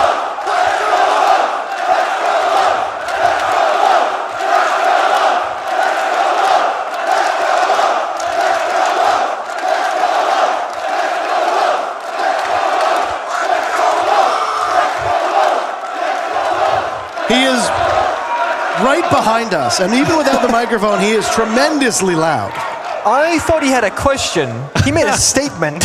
I mean, sometimes it's both, right? I mean, maybe it's a question. Let's go, Los. I don't know. If ever I wonder which continent I'm on, I will be reminded that I am indeed in North America when the chant is "Let's go, Los." All right, you know what? Let's go X-Team. Enough about the NA crowd. Maybe I if the love other regions passion. were popular enough, they'd get their own finals. James, huh? Thanks, man. Maybe one day a man can dream. But you cannot deny the passion here from the fans in America, rooting for the underdog team. And now Los need to make good on the promise made by their passionate fans. Oh. Finn came at a good time as well. We saw the player cams from Los when they lost that previous round. They did not look all that happy, quite mentally distraught, to be honest. I feel them. Nothing's working out. The fast doesn't work, the slow doesn't work in this. I mean, they're hitting the bomb site, they're close to it, but it's Philippox. It's WCM now on the attacking side. Los don't want this. Oh, but Los is on the board first. KZ, magnificent on Chalet. Down for the count. That's okay, you've only got Herds to deal with, but a second now on the board for Los. Maybe the crowd imbued them with some energy. The two top fraggers from W7M are no more.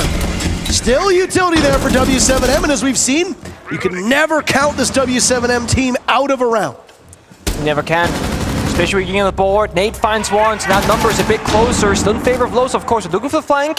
Meanwhile, WCM, they're looking for the side, they're looking for the verticality, but they don't got the buck any longer, so they can't break out the floor apart. I do love how careful W7M are being in this numbers disadvantage. They do not want to let re-aggression from Los cost them another player. But Los as well are playing a little bit scared. Dash looks to lock out that player. It's Philippox. He snuck his way very early in the round into Trophy using his Sen's gadget to try and create a light screen to barrier any potential lines of sight, disrupting him. He still has 2 left in pocket for the execute. And in a 3v4, realistically, W7M, they need a few picks. Now they've got the info. Do not overpeak here, Los. You have the advantage. You do not need to give W7M a way back in. Will the birthday boy be rewarded? No, it does not appear so. So Philippox will need to go elsewhere. Still has 2 of those roly-poly gadgets. I do appreciate that we don't have an official name for it that we use because, well, it's quite long. Well, here's Dots. Numbers right now favoring Los. 7 players still in the server, but all 3 members of W7M are tossed by the wayside the span of a second. Los get their second round. And they get the first one in half. That's very important. Build up that momentum slowly but surely, and with the crowd behind them, it might just be possible. Chalet, very much an attacker-sided map, but Los need to prove us different here. They need to prove that the first half, it just took them a little bit to warm up to it. And we saw a similar case in Consulate as well, Pengu. By the time that Los finished that map, they had some pretty good attacks. But at the start of the game, it took them quite a bit of time to find their feet. I've got to wonder as well, we had an elongated break between map 1 and map 2. Perhaps that will affect their momentum because it took them a while to get started. Once they had a flying lap, they continued building that speed and setting faster times. But in map 2, it feels like the same story is repeating itself. I was gonna say, as a former player myself, when you lose a map in a best of 3 or best of 5, if you end up with that map loss, kind of like on the next negative side where you get in your own head, the longer you can sit with that for, the worse it gets, right? You want to go into the next map as quickly as possible, just get going, get flying. They had like, what, half an hour to sit there being like, oh, we lost, that sucked. We played bad, that sucked, etc. So sometimes, I find myself, at least as a former player, you need motivation from someone else when you feel down, because you can't be your own, positive guy in life in general. We all know that at times. Yeah. When I played, I had Fabian. He was that voice in my head saying, we got this, don't give up, etc. But I don't know how Los to deal with that. If that's cameraman, for example, but I will say, if they don't have a player in the communication bit for them, the crowd could be that person. Well, for cameraman, we saw earlier, he's got a tattoo on his arm, play to win, not to fail. He knows what it means to raise that trophy, and he will lead these younglings into doing so again. Both smokes were used so early on from the thermite of Nade, by the way. Leaves you with no obscurement when it comes to the bomb site. Herds following up on the drone work going on in. Loban dies to a grenade. W7M, within the span of a minute, has torn through 2 players from Los. You know what they did? A fake execute. Smoked the bomb site, forcing movement from the roamers, and then they execute upstairs anyway. They're looking downstairs, but the attack comes horizontally. It's a great bait and switch play from W7M. You've still got the ram in play as well of Philippox. These boogie drones will tear away at the floor and cause some serious issues for these defenders. A nitro cell goes off. Philippox living for now. One roamer that you said was supposed to be pushed off was over towards Dining. Goodbye to Maya, who retreated upstairs. Dash miles away from the site.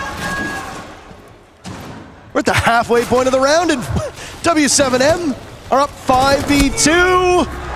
Another flawless round could be had unless Dash can muster something.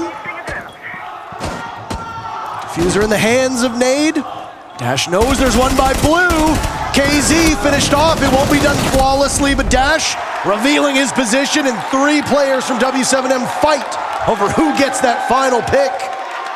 Map point for W7M. Hertz has been so good on the entry for W7M. This guy on your screen right now, he has been a stone-cold killer. He's coming into his form as one of the best players on the best team in the world. And the way that he found that opening pick, as you mentioned, Pengu, a fake smoke thrown onto the bomb site to make it look like it was a rush from W7M. Elsewhere, Hertz is supported by a drone, quickly live droned into library, finds the opening pick. A second is found by KZ's Nade. 5v3, only a little bit over a minute has passed in the round. What did W7M do? Do they double down? No, they sit back, they wait. They know that Los are going to get desperate. They know the only way for Los to get back into that round is by making aggressive plays. And so every single kill after that was from an aggressive, unnecessary play, like this from Maya. He thought he had to make a move, and he was punished for it. That's the thing, they play on so many different levels, W7 that is. They understand the strategical depth that every single map has to offer, but also speaking of Hertz, he's one of the star players in the killing, opening kills, entry, etc. He's also one of the IGLs for his team, so he's likely saying, guys, I got this idea, right? Drone me in library, as you smoke the bomb site itself, they're gonna look away, I'll get those kills. I bet you he sets up that play himself, realizing the possible gap that could be found from Los because they're so angsty around the bomb site. Oh, they're rushing, everybody get back quickly! But they didn't. So they're kind of mind-gaming each other now, and when you're up 6-2, you can afford to take a risk because if you lose a round, it's not the end of the world, whereas for Los, it would literally be you going down 0-2. Oh.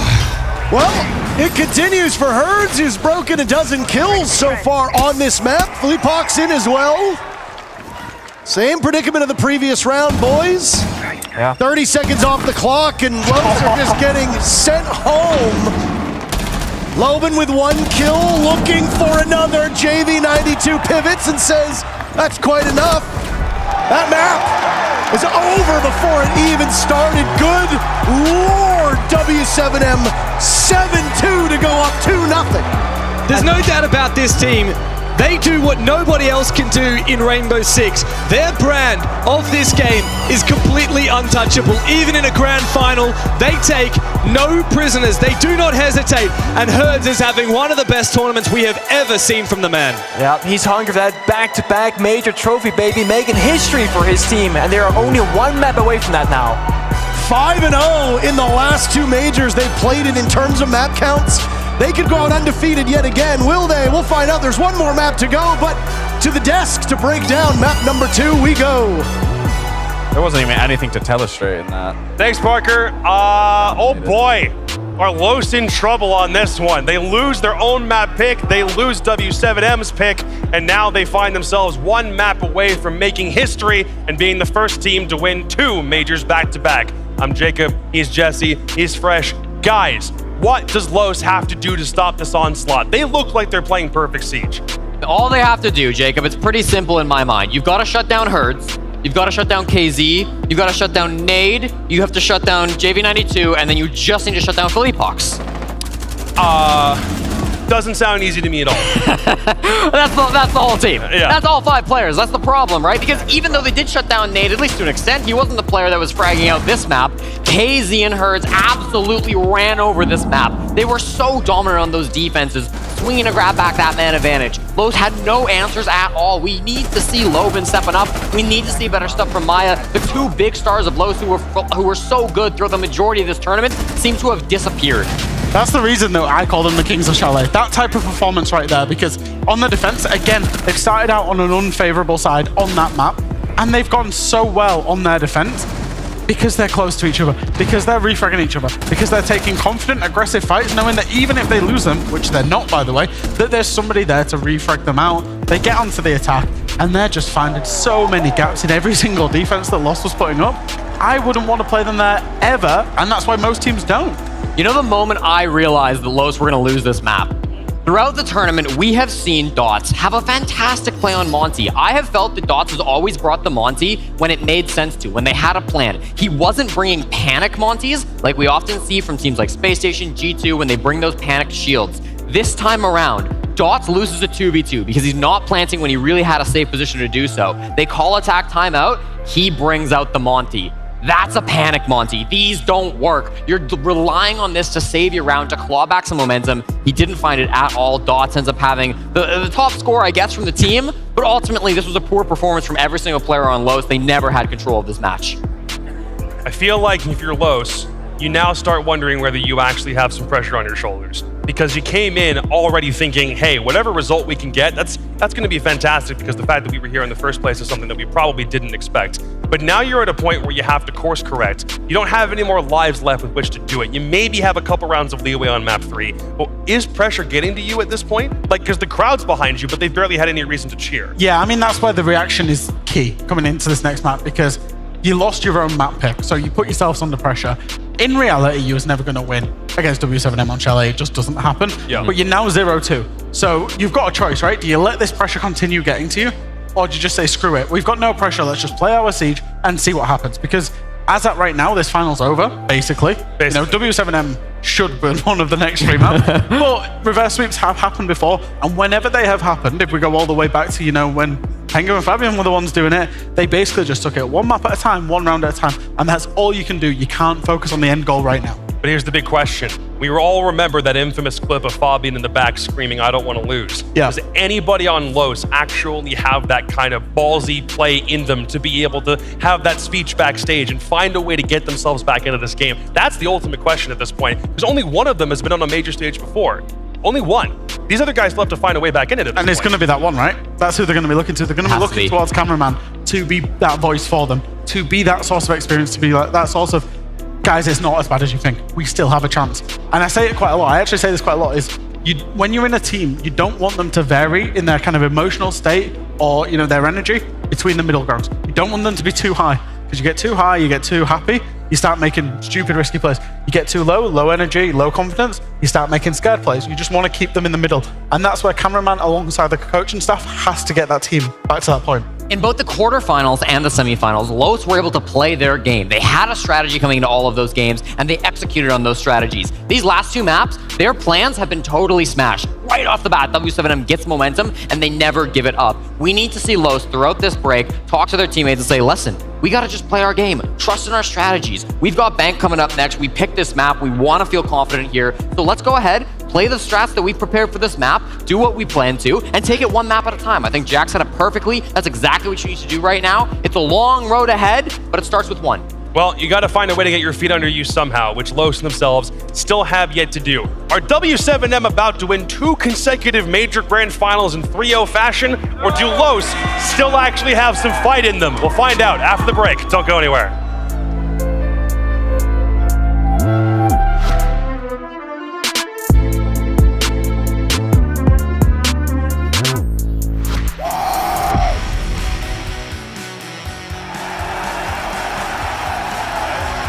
I want M80 to be one of the most successful and dominant esports organizations in the world.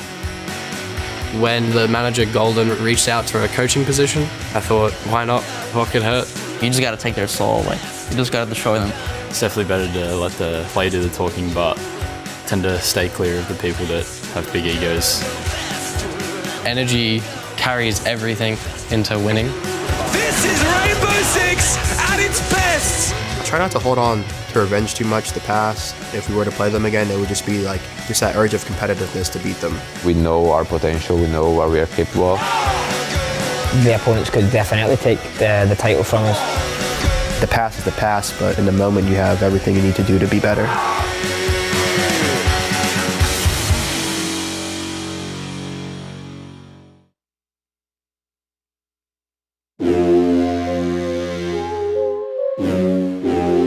Hey guys, Gunnar from Sonics here, and today I'm going to be playing Siege Sounds. Hey guys, this is Iconic from M80. Hello guys, this is Felipox from W7M. スカーズ所属のフィッシュライクです。今回はCGサウンドをプレイしていきたいと思います。I think I'll do good.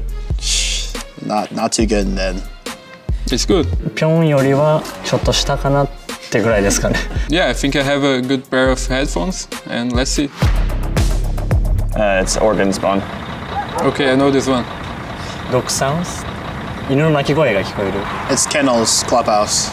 I hear dogs bark, and this is the spawn of in the garage of the clubhouse. Clubhouse, the like front spawn in clubhouse.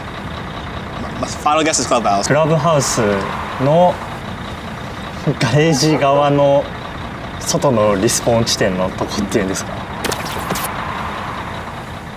I'm right? オレゴン？オレゴン？オレゴン？一発目でダメだ。パーフェクト逃した。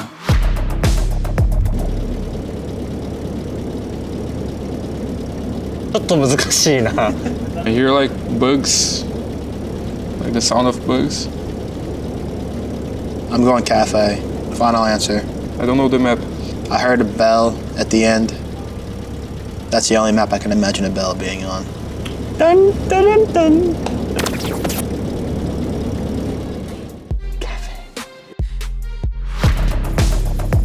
What would this be? なんか虫の音みたいなのが聞こえる。Chalet? Is it Consulate? It's just like the wood sound. Maybe now it's clubhouse, because clubhouse there are police cars. I'm gonna lock it in with Consulate. なんかこういう音いろんなマップにあるから。I was not right. I never spawned there in my life, so I would never know that. Yeah? Yeah. There's no way that people get this stuff. Bank, locked in, loaded. Not sure, but I'll guess bank.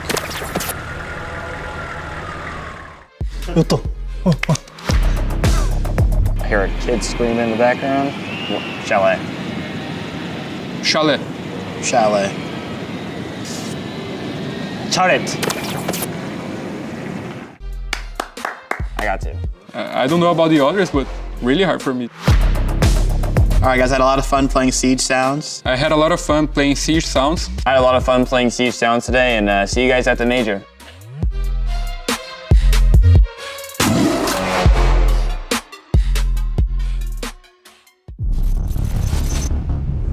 Hi, I'm Christopher Budget, Associate Game Director on Siege. Siege is a tactical game, and while there's no better way to learn than the hard way, we're working on various tools to help you train and level up your game.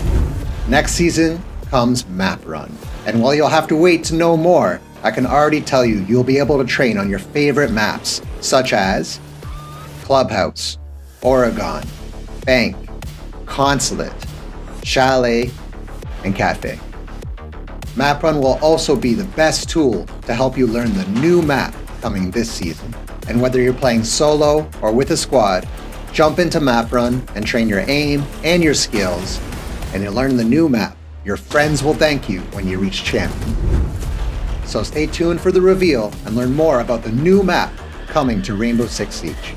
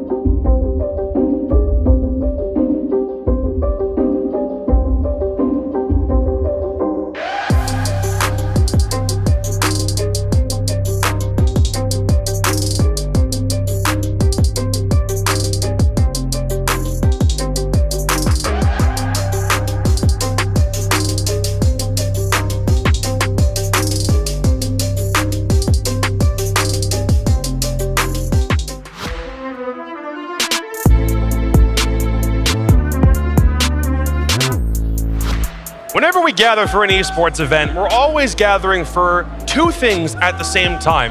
A funeral for the team that loses, and a goddamn celebration for the team that wins. And W7M might just be about to get the party started early. I'm Jacob, he's Jesse, he's fresh.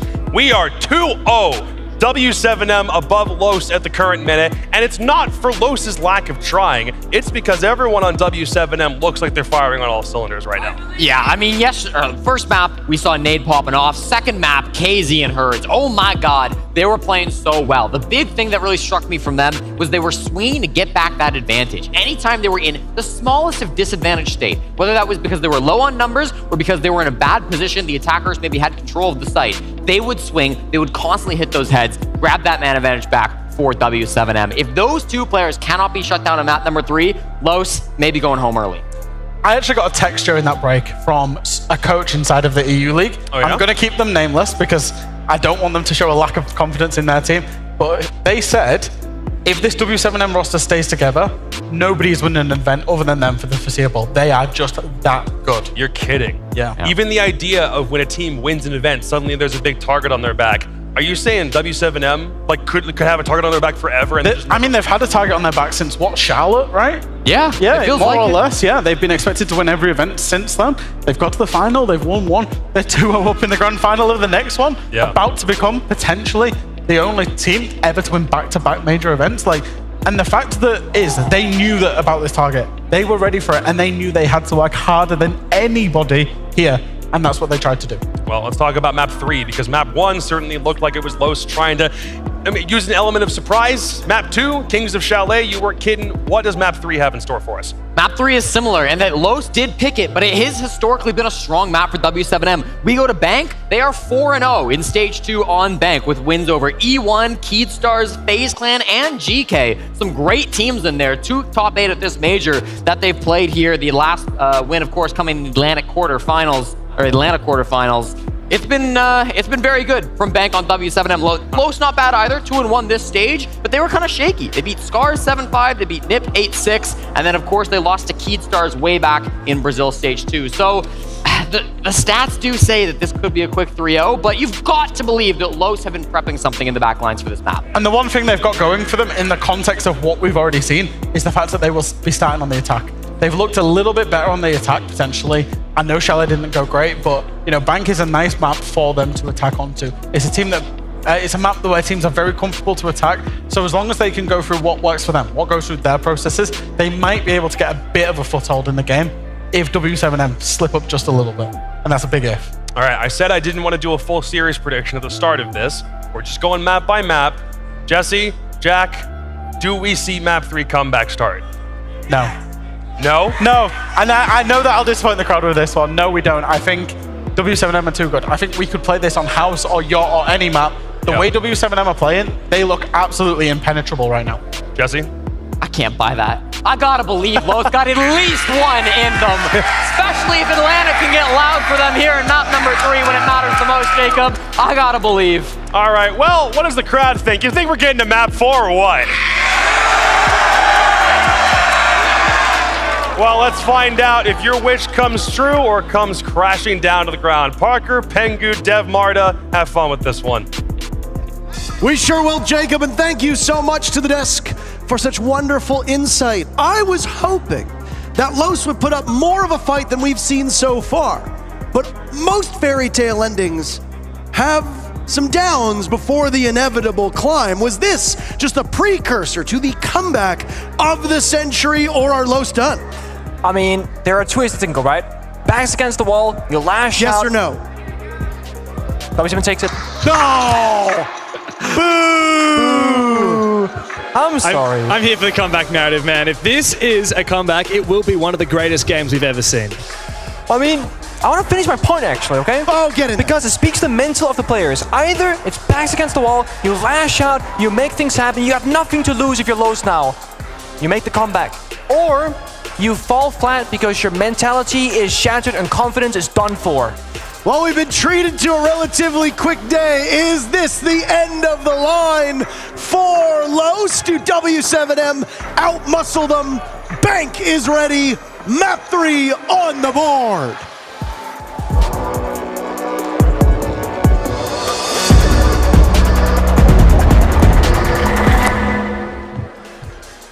And if it is a 3-0 in the series, it could be the most dominant match in a grand final we have ever seen in Rainbow Six Major history. Up to this point, the most dominant grand final was actually one of yours, Nicholas. It Must was have been Paris Major in that case. the Paris Major, 6-2, 6-2, 6-2, G2. And there is a chance that W7M could one-up even the greats.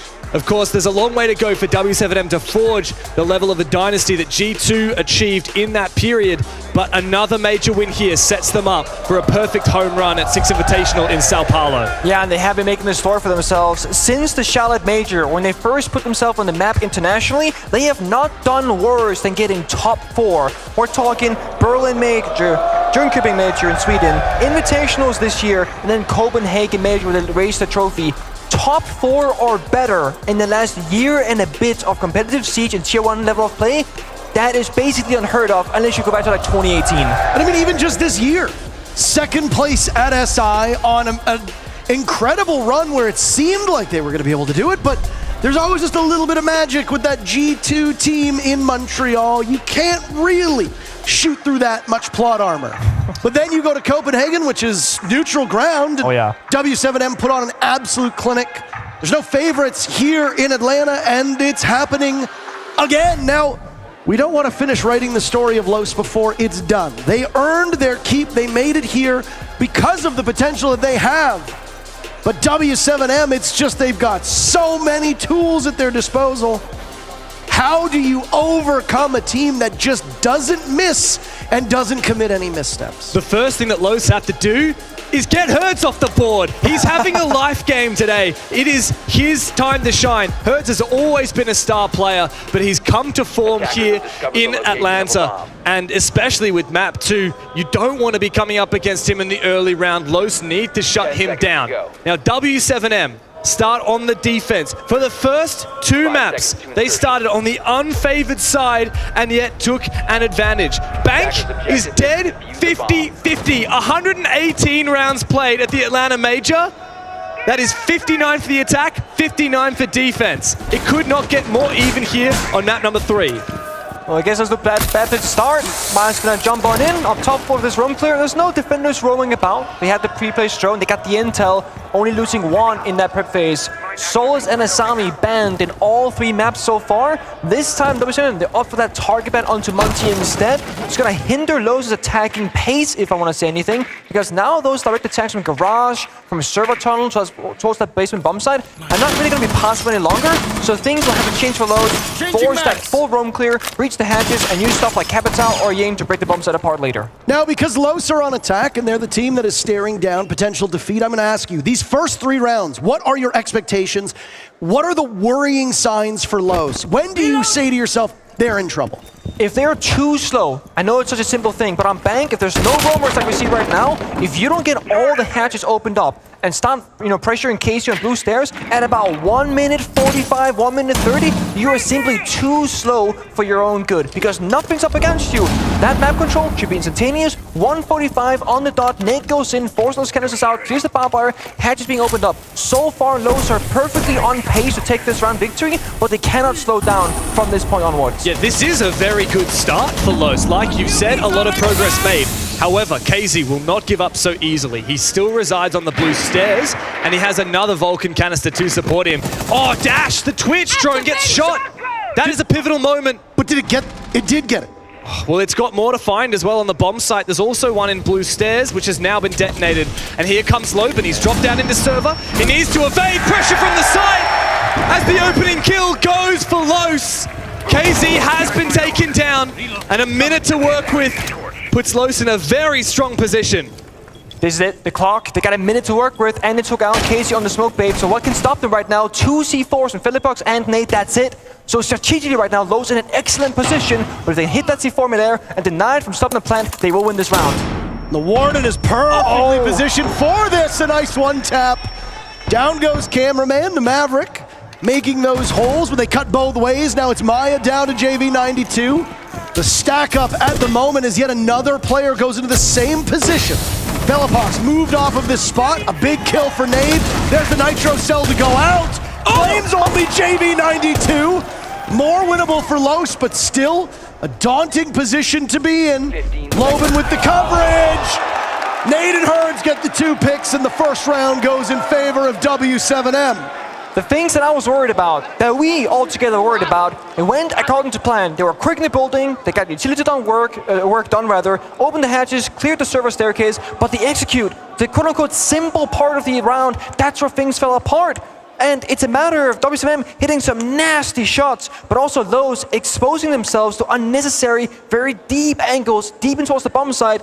The C4 should have been the downfall, but it became simple gunplay from Nate behind a mirror window that completely stopped that push. And when you talk about the operator bans, Mira has been left in, as you said, and was instrumental in assuring that shot onto cameraman, which is when the round started to turn. The other thing that Los could be bringing to stop those angles from the Mira being as impactful it's a nice sign. is the Monty and the Osa, these shield operators where you can set down a nice spot to plant, or you can be the Monty, plant like a turtle with the shield on your back. Both of these were banned on out, making it far more challenging to force down a plant in this position, safe from lines of sight. And so the Mira finds even more impact. The Twitch unable to support, and of course, by the time those picks came through, a retake up into open area to rain down terror from the hatches above was fairly straightforward for W7M. A very dominant first round, despite losing KZ early. Los's lineup has changed an awful lot with the operator repick coming in for pretty much everybody. Ying on the board, a Nook on the board. It's not uncommon to see a Nook on that bottom bomb site, but instead it's going to be open area, so go through main lobby. That tends to be the place that we see the Nook go. Will there be enough visual coverage from W7M? I think the best thing you can do if you're Los is changing things up. But sometimes you might change something, but some things still stay the same. KC opening kill, and unfortunately, it's onto the Ying, your execute operator. But he was laughing. I mean, they got that pick and KZ just chuckles. He's like, they just lost the Ying. This sounds gonna be easy. Now Maya on the Nook could be the difference maker, but he has to find at least 1, preferably 2 kills up this red staircase. Oh, this is classic desperation from Los. Philippox on the other side. What an easy freebie. But W7M, Dots can finally put down Hertz. Hang on a second, he's in the goddamn top floor, and he's already taken 2 players with him. Philippox steals one back, however. And in this position, W7M fall to pieces, they crumble. Cameraman, what the hell is that loadout? The suppressed cameras claims one, and now Los have a numbers advantage. Critical that they do not lose it from here. JV92's got watch from down below, as Loban and him are in a stare-off for the ages. No case control for Los, but if you've only got a single kill to be found, it's not the end of the world.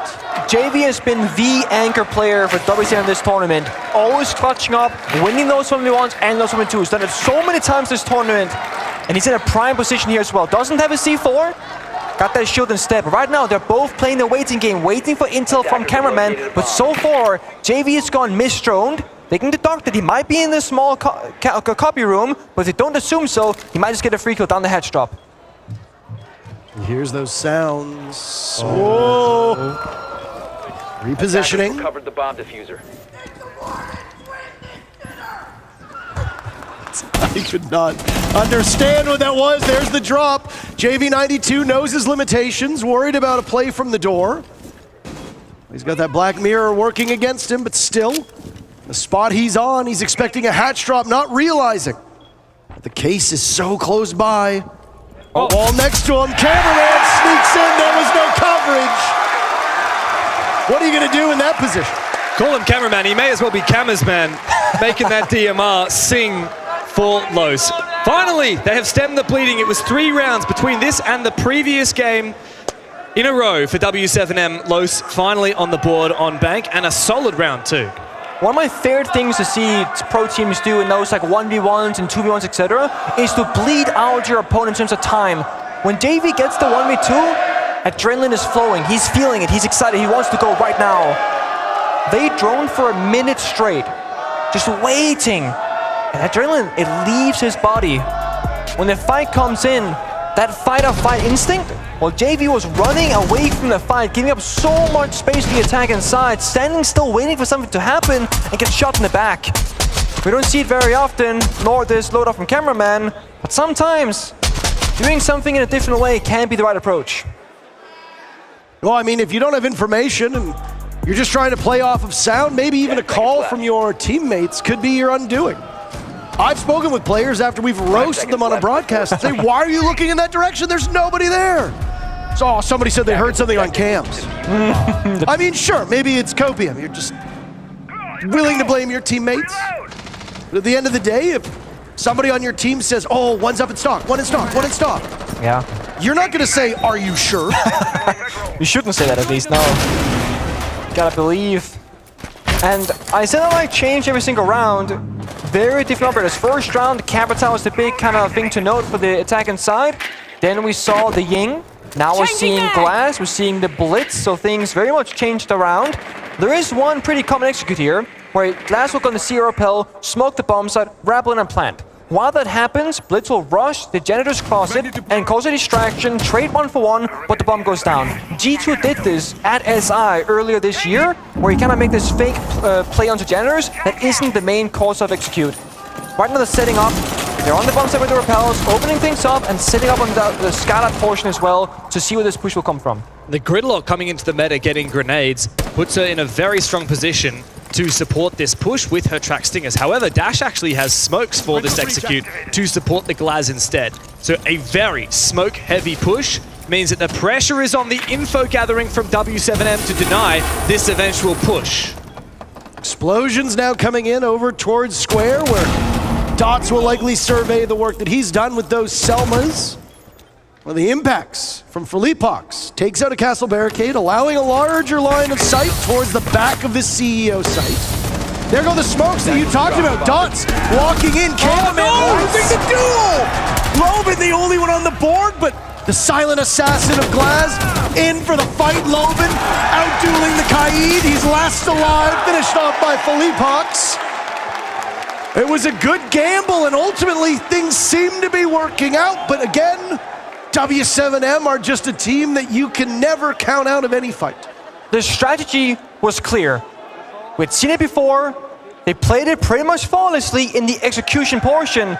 Blitz goes in Jatters, gets the opening, gets the distraction. Glass and window repel with the smoke grenades, but they lost every single gunfight. Even the flank watch bottom square staircase. You got one job, hold one angle and shoot the person that crosses your crosshair. Instead, he lost the gunfight. And when you're playing on LAN, when you're playing in a finals, when it's a high-stress, high-pressure environment, it's not that he doesn't have the skill to win that gunfight. It's that in this situation, there is no way he can perform up to his standard. I mean, can you give us some insight? What is it like to play on this level of stage? Think back to when you were less experienced, as 4 of these Lowe's players are. This is only their second time on the main stage and their first time in a grand final. How much do those nerves affect simple things like landing an easy kill? It's nerve-wracking. I mean, you're sitting there and everything is so easy in your head, but then you guys do the action and you feel the pressure of every single decision that you make, right? Especially when you're down on match point, on what could be the possible final map in the best of 5. You're sitting there and your risk assessment changes, right? If you're sitting at home, cozy and comfy, you can go for the craziest play after craziest play because the outcome doesn't really matter all that much. Right now, making the wrong decision at the wrong time can cost you a round. That round can cost you the map, and that map can cost you the entire series. So right now, Lowe's, they need to keep their risk assessment to a normal level where they're not afraid to go for plays that they otherwise would be making, because shaking when it matters the most is exactly how you're going to lose 0-3 in the grand finals. It truly is a miracle that Lowe's are even here in a grand final to begin with. If this was going to be an all-Brazil final, I'm sure everyone would have expected it to be FaZe. But Cameraman found revenge against his former team 2-0 yesterday. And now Lowe's have to prove that that was not just a grudge match. That was not just a fluke. That was proof that these guys deserve to be considered up there with the greats. There's a logic bomb that'll go out and knock these players off of their cams. It's the last one, in fact. Both logic bombs used within the first minute. Maybe a bit early, but the assessment I'd imagine from Los is that they need early map control. Maya assassinating Felipox, but the trades from W7M are as good as ever. JV92 with the pick and then immediately retreating to the basement. This is classic from W7M. They play a one-person basement staircase, one elevator, and then one open air. And they always go for the triple swing. There's no easy counter to verticality. Hatch opened up, Nate can drop, just waiting for that final drone to pick. No way. Or so close. If they think it's clear, he's essentially a three-way crossfire, and elsewhere, the defense have come to life. Herds has found his big pick. Dot's engaging, but they still don't know that Nate is in that spot. He hasn't moved a muscle, and this could be a rude awakening, but no, hold on, never mind. Sorry, Herds is just gonna kill everybody.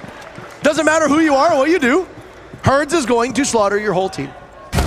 They could have another lined up now. They're like, oh wait, Nate is still in there? I couldn't believe that one. I thought we got rid of him. What's he doing?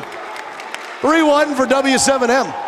I gotta say, one of the most important aspects of these kinds of events, these kinds of high-stake matches is you need to watch your opponents on how they play certain maps, every map in fact. If you've seen W7M play Bank at this event, you should know exactly how that round plays out. And there's a very simple counter that helps you clear out that roam. You take top floor control, in that stock area office, you open the floor to deny the Valkyrie from swinging double door open area into that elevator portion of the map. They didn't open up the floor, they walked down the main staircase, and guess what? Yeah, they get a 1-for-1 trade, but it's the defenders that keep the map control. They have the crossfire, the counter fire goes wide, doesn't clear out Nate either on the Goyo inside the elevator, and all of a sudden, they have no way into the map clear. So, if you can't clear out the roam, you can't clear the side, you can't win the round, and Hertz, he's disrespecting Lowe's right now, he's swinging everything time and time again. Good timing, good reads, incredible accurate gunplay, and getting so many absurd kills. This guy's mechanics are simply next level, and Igor very proud of his player for that. Hertz has stepped up massively in this match, and he's making it look like T-Hunt. That's Donson, by the way. F in chat. That's going to be a reference that newer players aren't going to get. But Going to be an OG. Imagine if you're an OG to reference that. Like, imagine your kid goes through your replay files like, Dad, what's this T-Hunt thing clip that I see on your PC? Start crying. Those were great times, son. Los need to step up now. I think it was you who posed the question earlier, Parker. At what point do we call for concern? And I think that of the first 3 rounds, Los needed 1. And of the half, they need 2 minimum. Yeah. 3 ideally. 4 would be great, but I mean, that was never going to happen, Not let's be realistic. honest. Nope. But 3 would be massive here. If Los win the next 2 rounds, this is very much game on. If not, I'd be very scared. Well, I mean, you mentioned it yourself, right? This is a 50-50 map at this point. Yeah. Neither side has an inherent advantage, and with it being Los's map, 3 rounds are the minimum for the first half where I am comfortable to say, all right, this is going to be competitive. But their pick as well. No, that's exactly it. I mean, if you can't win 3 rounds on a 50-50 map that you chose, there's going to be some troubling signs. Now, they do get the first pick onto KZ. That's huge. Maya sustaining some damage. Herds in a tough spot. There's life from Los as they breach this top floor. Thing is, they're standing behind mirror windows, they're sitting still, right? This is one of the few rounds with W7M, they're not playing the map. They're playing behind mirror windows up against the Ying, so they fall, they're blinded, they can't see a thing. No Warden being played the last 2 rounds by Ying and Glass having presence. A little bit puzzling, but when Hertz are hitting the stretch that he has been, you don't need utility, you think. And all of a sudden, W7M, they might have picked the wrong orbit lineup for this bump side.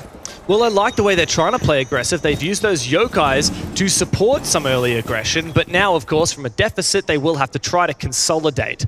And for Los, they use that execute-heavy utility to take the top floor. Yes, it drained most of their Candelas and a fair amount of their drones, which, by the way, they only have 2 left. So they will need to rely on information from these hacked cameras and from the gusto of simply moving forward, trading each other out. They have a numbers advantage. Even with 2 drones, they should be winning this round. The good news if you're W7M, you know where most of this is going to come from. You're going to have 2 players drop the hatch. If the first hatch player loses their duel onto Philippox, things go very bad very quickly for Los. Absolutely need that, and there's a nade tossed out. It works, they triple up on it. JV92 and Nade, though, still very much alive. Nade's not aware that there's another player tucked into the common spot. JV to take it back. Losing some information, cannot lose his head. Diffuser down, and now JV92 over towards Archives. Has to be very careful of the rotate, created earlier. Another player from Los, laying in wait, not too far off from Tellers. It's a double swing. Lost their second round. They need that so badly. And I think I'm back down to the operator selection. Lowe's every single tank around, bringing different counter utility. The Kowtow, the Glass, the Blitz, the Ying, kind of on and off. It's hard now for WSM to read, okay, what's actually happening next? And attackers have operator repick, defenders don't. So you cannot make that adaptation. As long as Lowe's can read it correctly and get the right operator lineup every single round, they might get that 3-3 half. The door has been left wide open for Lowe's. That locker's CCTV basement bomb site is going to be locked for the rest of this half. And now that open area staff room has proved not to be impenetrable for W7M, the onus is on the defense to conjure up a viable defense. And I don't think that's going to be easy because Lowe's, not only did they find those 2 opening kills, but they showed exceptional restraint with that utility. In the 5 versus 3 executing onto site, they knew that they didn't have time, they didn't have the resources to drone out the map. Instead, they looked to use those hack cams to try and conjure up a push, use those nades and the Candelas to perfection. Felipox never stood a chance, and despite some heroics from the W7M players remaining, they were never going to be overcome by that significant numbers advantage that Lowe's had established for themselves. And so I think this momentum is starting to crack Pengu. I think there's a real chance here that Lowe's can win the half. Well, I'm with you, and you gotta assume here that Cameraman, the leader of this team, with all that experience, has a big, say and a big part in this. A fun fact is that Cameraman, if you round up, has played Pro League Siege, Tier 1 for 7 years. That's the same as if you combine Hertz, KC, and JV's experience combined in a single player. So when the rounds are tough, when it seems like it's impossible, surely it's Cameraman in his team's ear going, guys, this is what we gotta do. This is how we're gonna go about it. Remember, motivation and that voice, it has to come from someone else, and it has to be Cameraman if you're Lowe's. Cameraman, one of the most experienced players in the game. This is his 18th international finals event. He played 6 Pro League finals, 6 SIs, and this is his 6th major. Okay. It's been fascinating to watch how the conversation around Cameraman has changed, though, because he was having such a rough start to this event that we in the back rooms would talk about it and say, is he too old? Like, this whole team seems to live and die off of his experience, but he's just not getting it done when it comes to killing. He's not getting it done when it comes to the scoreboard. Suddenly, he's been flourishing in this role, still relying, of course, on the better players on the team. But that leadership is so crucial the deeper you go into an event. It is, and it shows. Box. Hold on. Okay. He saw him, but he said, you know what, I got a second impact in my pocket, I'll go for that instead. No gun needed. Maya now 2-6, not having a great time right now in Bank. They're playing 4v5 here in the final round of the first half. Oh my! W7M bringing the heat. Every player finding their end. But Lowe's gets on the board before getting wiped off the map. A 4-2 first half for W7M on Lowe's map. 3 rounds away from repeating as major champs. The trend continues for Lowe's. If they lose an opening pick, they get desperate and they commit to everyone just throwing their bodies towards getting something, anything, and they so rarely can because W7M are always so ready for it. They have a perfect read onto Lowe's, and as soon as an opening pick is in W7M's favor, they move into consolidation mode. There's very little chance that Lowe's can get back into it. We need to see some brilliance from these players. We need to see some mental fortitude. Loban, the man he talks so much smack, is standing there like a statue. You're absolutely right. And I think if you're going defense now, which Lowe's they are, you gotta set up some really difficult problems for W7 to solve, essentially.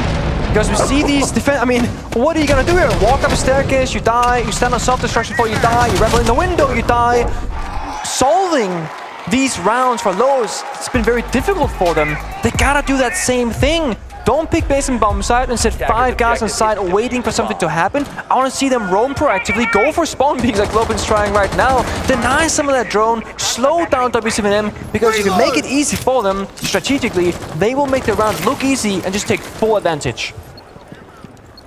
That is why the onus is on Loss's shoulders. They have to have the confidence to go for this roam, despite being battered to a pulp in the series thus far. Map 3, with W7M up by 2 rounds, Not the worst scoreline if this was seen in isolation. However, taken into context, how dominant W7M have been in this series and how poor that last round of the half was from Los, there's no doubt that W7M are poised to take this. Los have not led this matchup once. Wow. Just to show you that level of domination. W7M won round number 1 on Consulate. Los tied it up, but then it was W7M all the way down Chalet. 4 rounds in a row by W7M. Los only won 2 rounds that entire map. Here it comes, though. That is what we need more of. Moments of brilliance. Maya to find Herds. The star fragger for W7M has been sat down, and their young gunner as well. Now, playing safe for Los. They retreat back to the bomb site. This is a good read. Only 3 players for W7M, and their way back in this is by finding those isolated 1v1s. Exactly. It's very smart to do as a defending team. You get those picks, you fall back, and now you just play the numbers. And the thing is, W7M, they don't know this. They gotta drone the entire map, every corner, every rat position, in the elevators, for example, and just burn more time on the clock. Time in which they don't have much of. 1 minute 20 seconds, still gotta breach open some walls, still gotta take means control, server control, etc. The one thing, the one way Los can lose this is if they get desperate, like on their attacking side, but they only got desperate when they were a man down. Now they're a 2-man up. Surely they established crossfires, they played the numbers game, and played quote-unquote smart. So hard to attack this basement bomb site at a disadvantage in numbers. So challenging. But if there's a team that's going to be able to pull it off, James, it's W7M. That's true. They still have the utility to open up these hatches, keeping Nate alive into the late round. KZ also remains with 1 grenade, which could be very helpful. The problem is that server hatch has been fully reinforced and electrified. KZ takes server control regardless. Los pulling back so much. They are so scared, but they can sit pretty on site. Those Vulcan canisters will stay alight for such a long time. There will be 5 seconds left on the clock, and that is all that remains when this eventual execute must come through. Dots to gas up the side as well. W7M must be desperate, but there's no second chance. They drop in. Nade amidst the smoke forces down the plant. Felipox knows he has to make a move, but he's shut down. Cameraman to land the C4. The Lion is the only thing that stands for W7M. 1 frag and consolation is not enough. Los are still very much in this game. But the issue with winning on defense, right, James? You win that favorable basement bomb site, now things get more difficult, so we need to keep seeing this live from Los. I don't want to see them hide behind mirror windows, but I see them do the same thing they did here, get active on the map, roam, and play proactively against W7M. Both of these teams threw only 1 round of W7M on attack, so obviously small sample size, but both of these teams having some obvious struggles with drone work. This goes back to what we saw on Chalet, where Los was struggling very hard to gain any type of foothold in the building and gain information. Well, Chalet might be an unpredictable map from time to time, but Bank is even bigger. It's even harder for you to drone it out if you are not well coordinated. W7M are a team that historically hasn't really had this issue. So again, it's just a single round. But if Los can tie it up with a win on their second defense, then we can start to ask the question, are there issues running afoul of intel for W7M? But there's a huge risk taken here. As you said, the second defense is essential for Los, and they've decided to throw a curveball in the mix. They're taking us to the Teller's Archives bomb site, which we'll see right now. For Leapox, he's actually gone for the Amaru. What is W7M looking to cook up to deal with this very unusual bomb site choice from Los? I mean, if you have a pre-placed drone, you take top block control very quickly, then all of a sudden you can start destroying that bomb site floor because KC on the ramp can just toss those boogie drones in, it tears the floor apart, already applying that pressure to the roamers, applying pressure to the bomb site itself, and it's gonna apply, or rather force those to respond to this CR window repel, playing in corners, tucked away, which might open things up for the attackers to find a pick somewhere, but they're gonna slow things down. Hurt to scan things, where are the players droning from, where's the utility, they're not gonna act just yet. They used one of those boogie drones to create an awful racket upstairs, and Los still holding on. Ooh. What you gonna do about it though, right? Yeah, nothing at this point. I think he just is getting the read of where this Echo is playing because, of course, Cameraman is likely looking to hold on to that position for the whole round. Hang on a second. We've got Amaru on the board. Is there a chance he could make his way up the hatch and contest this Echo? They need distraction is what they need. If they catch him on cams, he could go for it. If IQ gives the word. Well, there are flashes in pocket. He could try and make this play. There is no doubt. He's heard cameraman ahead Hertz of is him. waiting for it. You see the outline. He's scanning for it. So Hertz is waiting. When he sees the icon, gives it to Philippox and goes up the hatch. But Hertz not running away. They might have given up on this play, unfortunately. Still, wait, the thing is that when you go onto your cams, you make noise. It's true. So the moment that Echo goes onto that cam, Philippox will know that. Oh, he knows. There it goes. Here Philippox. Yep. Philippox plays off it. He gets baited into it. Bloodshed spilt all over the server. Los trailing in numbers as Dostoyevsky is giving W7M the advantage with 1 minute left in the round. That's beautiful. Beautiful play, right? Utility, intel game, the bait and switch back and forth, and it favors W7M in the end, but the play itself didn't work. The play didn't work thanks to cameraman's heroics, and he will need to demonstrate more of that. Holding a position, trapped away from the bomb site, and there's plenty of info for W7M. They know where he lays. They know where these yokais are. JV to send a flash through. This could be the end of him, but Mai is taking on KZ! Cameraman! When he is called upon, he shall deliver. Hertz, the star fragger for W7M, with the diffuser available. But here comes the yokai from cameraman. Pacing is essentially, has he got the time? Not enough! Los must now retake as Hertz has the chance to lock in the round, but not if cameraman has anything to say about it. Together he and Maya overcome the star from W7M, and they tie the scoreline. We talk about experience. We talk about star players. Cameraman finding kill after kill, almost denying the plan, but stunning the player in the process, setting Maya up that 1 versus 1 success. What a clutch of a round for him inside the elevator. What more could you want from a single round of Siege? That's great. You had everything. You had excellent coordination, great utility play, a nail-biter of a finish, individual heroics, and one of the oldest dogs seemingly learning a new trick on the spot. It was beautiful. Oh, it was beautiful. Everything just came together so nicely. Los have tied the game, seemingly imbued with motivation and energy that has been absent since we finished map number 1. There is new life and new blood coursing through the veins of this Los team, and that is worrying for W7M, because when this happens to Los, they tend to win. A lot of vigor for a player, 30 years of age. Cameraman, how do you know? How do you know? Cameraman set the record for the oldest player to win a major, all the way back with FaZe in Yavle. Now that was broken by Renshiro last year in Jönköping. And if Cameraman wins here, he will break it once again. Really is an old dog, huh? Well, it's actually never That's why I said it. No. That's why I said it. No? How about this, Parker? I know you're a mature man yourself. An old dog. But no player I've been called worse. over the age of 30 has ever won a major. Okay. Cameraman could be the first here. How old is Fabian? As a player. As a player. That is such a shock to watch Fabian too. It was an honest question. He's like 28, 27. Is he really? He's 27. He's 27. A lot of players that you think are older than they are that are seemingly OGs. I'm but shooting actually 27. I'm going to Google it. Pull up the Wikipedia page. I am. Any guesses? I'm saying 27. I'm going to say 29. I'll go 28. Right in the middle. I got you. He's 29. Damn. Wow. I'm the best. I should have known better. Still not as old as Cameraman. Oh! JV92 cut off a wire on lobby window. Los have not led this series. With that early first pick, they've given themselves what might be one of their finest opportunities to do that. Both teams still with their timeout as well, worth noting, just in case something goes awry, they could settle things down.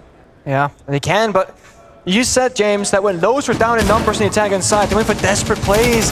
W7M, they don't typically go for this place, but they might need to, because catching opponents off guard now might be your only chance in this open area attack. You got Nate on the Ying, you got the Togepi, etc. Just say, okay, 3, 2, 1, here we're gonna go, boys. If you make a predictable attack right now, I don't know how they're gonna actually overcome Los's defense. They're everywhere. Downstairs, primary floor, they're roaming top to start things off as well. They've completely locked out W7M, and you don't seem to have an easy way to figure this out. No primary hard reach either, so this quad wall for cameraman is gonna stay intact. Well, the one thing that Los has at their disposal is information. The Rooney Gates, the Legion Gumards, the Pests to possibly take a drone away, the Black Eye Cams as well. They've got so much information, and they are using it beautifully. A 5v2 that quickly becomes a 4v2 thanks to Philippe Pox's position in square. Now it's Maya getting softened up as well. Herds down for the count. 1 kill to be found for Los to snatch their first lead of the series. Philippe Pox has the down onto Loban.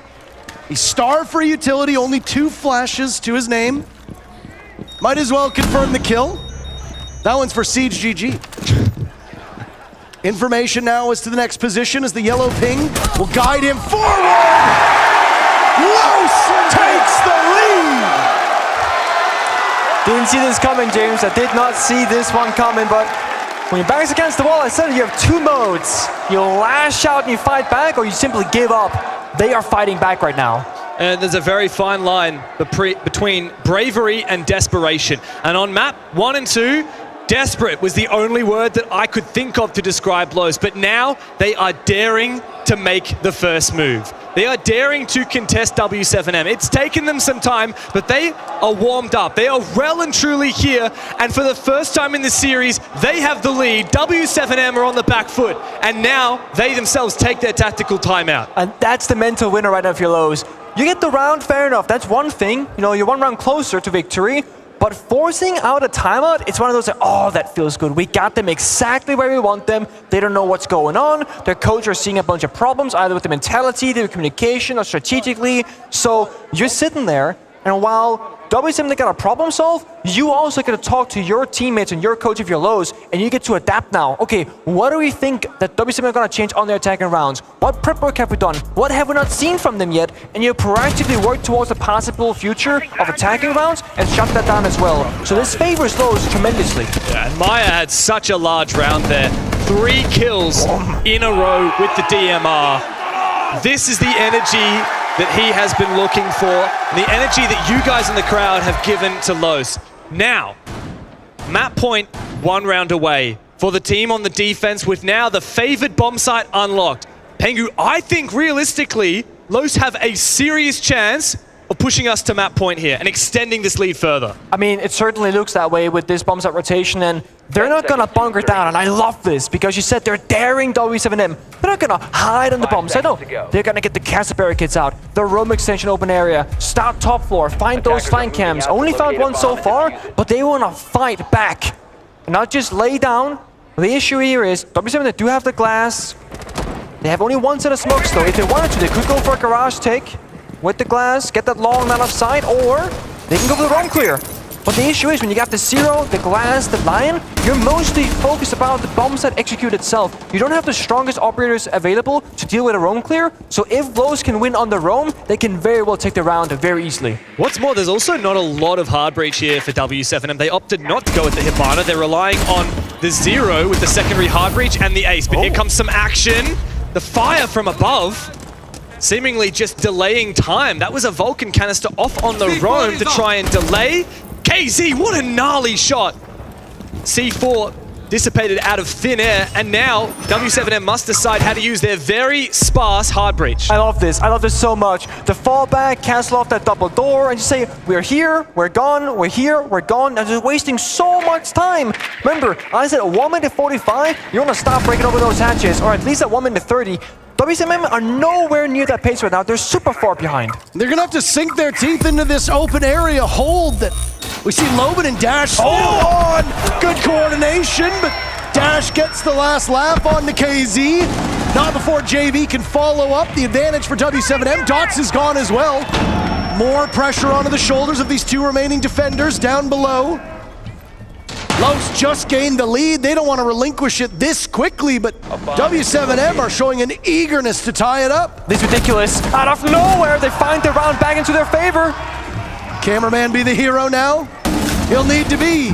Nitro Cell to open up one of the doorways, giving him vision.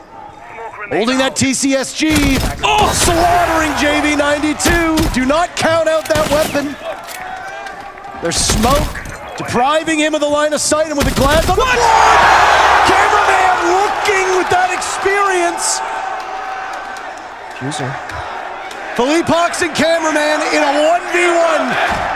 Diffuser down to hunt for kills, to push them to not. Cameraman gets it done!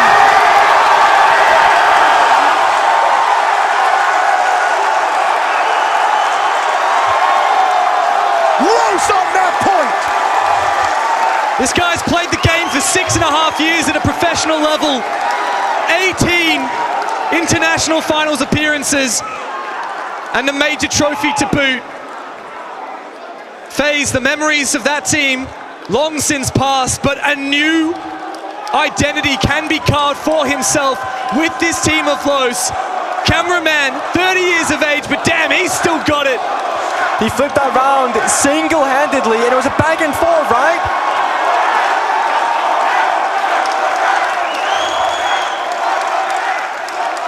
Low started off hot. A phenomenal mid-round adaptation from W7M to regain control over that open area portion and gain a numbers advantage out of nowhere. And 1v4 with the TCG in hand, Cameraman being enabled, taking those 1v1s with him every single time, rotating around beautifully, reading that situation perfectly, and seals the round for Los. That's gotta feel good if you're Cameraman. Not much feels better than that. Standing ovation from the crowd as he stood up after achieving that 1 versus 3 clutch where he realistically never should have won. How much does that weigh on W7M's conscience now? Yeah. 2 match points before Los to send us to a 4th map. We were wondering, is this going to be the most dominant final we have seen since the Paris Major? Well, I don't think so anymore. Los are fighting every single round for a chance to push us to another map. No, it's certainly changed. And I mean, the thing is, if you're W7M, I mean, you should have won that round. So it's a 4v1. Like, you don't want to just run at your opponent. The thing is, Cameraman, he can't shoot straight. This guy's done for. No, you do not underestimate anybody in a 4 versus 1. That's how you lose those rounds. You open yourself to be vulnerable, and then all you gotta do is shoot back a little bit. We hate to point the finger, by the way, but that was all on Philippox not covering when the glass pushed up. That's a fair point. The Lion died over by vault. You knew that he was by that vault door. You knew that he was by the overturned bank cart. So what do? You put the glass in position to get the cross. That's great, but Philippox needs to watch lockers. He wasn't in that position to do it, and it cost them dearly. Yeah, big boo-boo for the birthday boy, but there's still a chance to make a comeback here for W7M. They are still the favored team in this match, and they are still incessant on these attacks. Good drone work. Dash flashed out. He's got a solid position with this Echo inside of the elevator. But this fortress on the bomb site has slowly but surely been whittled away by the W7M attack. It's one of the first rounds where it's about Los sitting still in corners and playing the objective. So W7M, all they gotta do is problem solve here. They got the capital fire. They've already used their nades though, so they have to make a 3-2-1 style execute up a staircase somewhere and break this apart. Damage is now being done to Philippox. His ascent begins on the stairs. Maya, the first pick. Goodbye to Herds. Looking far more mortal in this map than we've seen throughout most of this event. Relatively even kills across the board for both teams, in fact. But that doesn't work well for W7M, who are currently behind in kills. Maya wants some more, boys. He's a hungry man. KZ on the other side, far superior HP. Nade looking to regroup with his team. W7M have not committed to a square push as of yet. They need to find an opening, but Dots is about to give them one! No, he will not! He'll shut them on down. W7M claw back a single kill, but for the 3 that have fallen, it may be the end of W7M on bank. Los looking to shut down the Brazilian dominance. But not if JV's got anything to say about it. A 1v2 looks so winnable for the Hibana. JV, another player spotted! For kills! Dash! Hold your breath! The round is finally over! JV can't deny! This map belongs to us!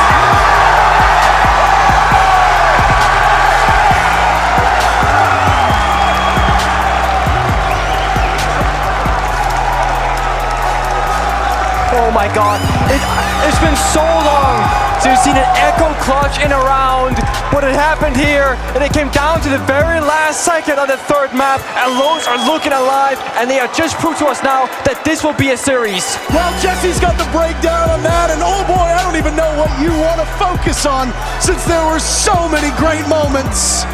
Jesse, take it away. Thank you, Parker. I will. There were a ton of crazy good moments throughout that game, but I wanted to focus on one which I think showed both an example of poor coordination and good coordination in the same round. This is round number 5, the start of the comeback coming through, and we're trying to clear the execute on the top floor, right? We're going to have Ying Candelas coming through from Maya to start things off, and the way W7M responds to this is very discoordinated. They're going to do 3 separate things with 3 separate players. KZ is on the square stairs. He's going to come up and try to help out his teammates, reacting to the Candelas by getting aggressive. Nade is going to run away with the Candelas. He's top floor. He's going to try to escape to respond to the Candelas. And then the last person top floor, Herds, is not going to do anything. He's going to sit still, letting his teammates move around him. All 3 of these players are doing different things to respond to this Candela, and it's going to end up going horribly for them. Watch it come through, and take a look first over by square stairs. KZ, he's going to be the one taken down from Skylight. You can't see the frag going down because the player's on the roof, but he will go down. Then you're going to see some damage get taken onto Nade as he runs away. He falls off to go back down the stairs. And then check out this coordination going on to Herds. Even in the chaotic top clear, they go for a really coordinated push with 2 separate angles. Loban and Maya isolating this player because he's the only one left on the top floor and taking him down. This is excellently done to coordinate and take that top floor clear. Boom, easy little pick. Now you've got a massive 2-man advantage. Now, it's a relatively simple execute from here on out. They're going to drop the stock hatch, but I wanted to show you because it was so clean anyways. So we'll watch this happen. First, you're going to check out just how the the sledge drops in with the frag grenade, and watch how he tosses it as he drops down to find a pick to start this off.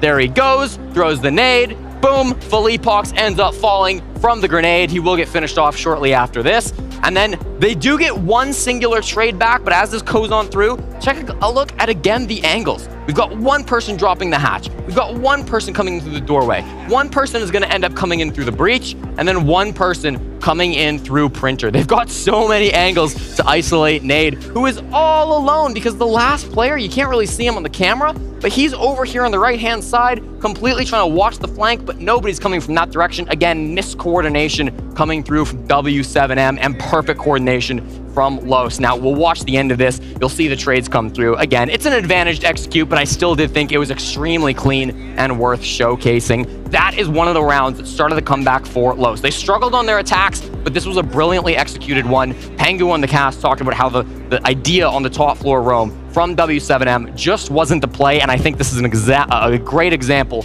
of why it didn't work out. They will win the final frag. There it is, and we get to see Los come back and stay alive in this series. We have 3 beautiful people on the desk to break down the rest of this game, so let's go over there and see what they have to say. Aw, thanks so much, Jesse. Okay, what about that comeback?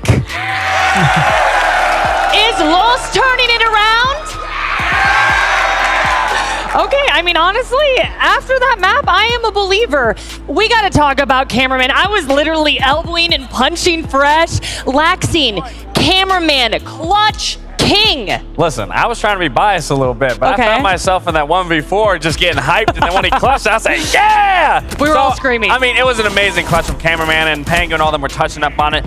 Just because you're old doesn't mean you don't got it. Oh man, he is a veteran, but he's shown us why he's been in the game so long, right, Fresh? It was that composure. That's exactly what it was. In that environment, 1v4, just isolate your 1v1 engagements and win them, and that's exactly what he did. I actually thought Los did exactly what I hoped that they would do. Start out on the attack, get a foothold. Wasn't a great attack half by all means, but that round that Jesse just illustrated, it got them that 2-4 split.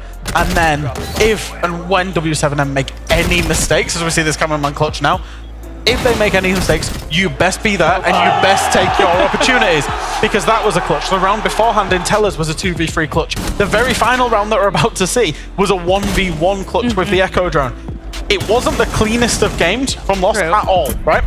But W7M made enough mistakes and they were there to capitalize on them. That's the key thing, is they capitalized on the mistakes, punished them, and now they've got a foothold in this best of 5. And we were talking about it. We were struggling watching Los play those rounds because they were playing individually and W7M was just eating it apart. But once cameraman maybe made a call saying, hey, we need to start working together, we need to start playing with one another, we need to start playing this trade game, that's when you started seeing that bounce back from Los. Yep. And even in those clutch rounds, sure, W7M were making those mistakes, but that's what Siege is. It's mistakes. It's a lot of mistakes. You have to hope the other team makes mistakes, and you got to hope that you can capitalize off those mistakes. That's what Los was doing beautifully. I also think Los was taking it back to the basics with intel, utility. Laxine, you were like, Jackie, they're not playing together, they're playing individually, and then later you're like, okay, Jackie, they're gelling. Yeah, sometimes you just got to go back to the basics. You don't got to do anything extra. You don't got to make comms hectic. You don't got to make the play hectic. You just got to play with your teammate, play confident, and that's exactly what we were seeing. Yeah, and I think it was a distinct change in the style. That's exactly what they did, was just double up, start trying to overwhelm some of the W7M players, start making the trade game in their favor, and they did it perfectly. You know, it took a while, and it took a while for them to even settle into this best of 5, but they're here now, and that win and the manner in which they won it will give them a lot of confidence. Okay, crowd, y'all ready for another map? Okay, well, we're gonna take a short break, but we'll be right back.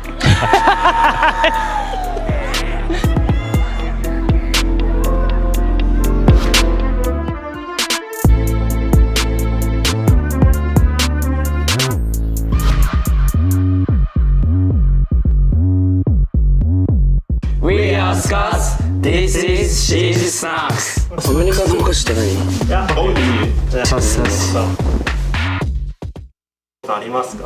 甘い。デザート系がいい。スイーツ。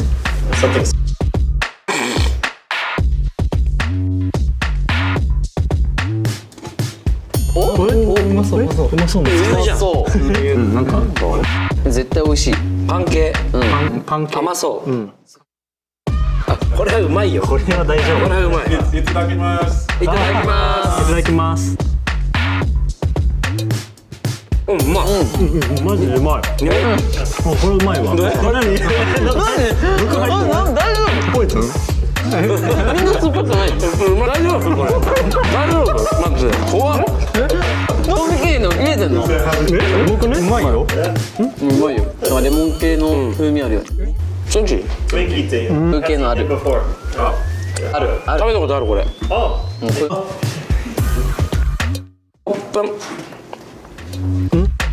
おー、ピーナッツやん。普通バターみたいな。パサパサやん。俺だけででかくない。いただきます。いただきます。ピーナッツバターじゃね？ピーナッツ。うまい。ヤミー。酸っぱくない。なんか酸っぱい。酸っぱい。まあでも多分まあでもピーナッツバタージェリーサンドですね。Yes。あ、まあ全然5個中3個ぐらい。おお、うまそう。これチーズタルトじゃん。シナモンっぽいね。あ、シナモンだ。いただきます。いただきます。これどうやって食うの？くそ。あ、ちょっといただきます。うまい。シナモンオンリータルト。俺好きだよこれ。本当に。俺好きだよ。いやシナモンだよ。チュロス多すぎる。これがパンケンパイです。パンケン？これキャラメルじゃねえよ。かぼちゃなの？かぼちゃじゃない。新しいねこれは。俺好きだマジで。まあ俺も。いやし。全然あったら食べる。じゃあ食い。俺こう。半分。シェイクライ。ぜひアメリカに来たらパンプキンパイ食べてみてください。シーズン3個見てくれてありがとうございました。またメジャーでお会いしましょう。バイバイ。バイバイ。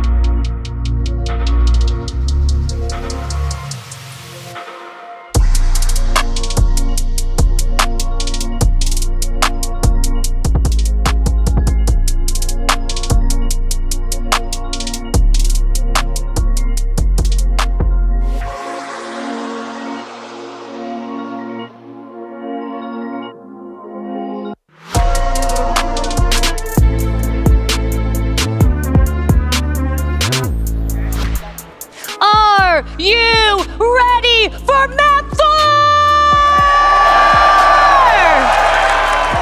Who's winning?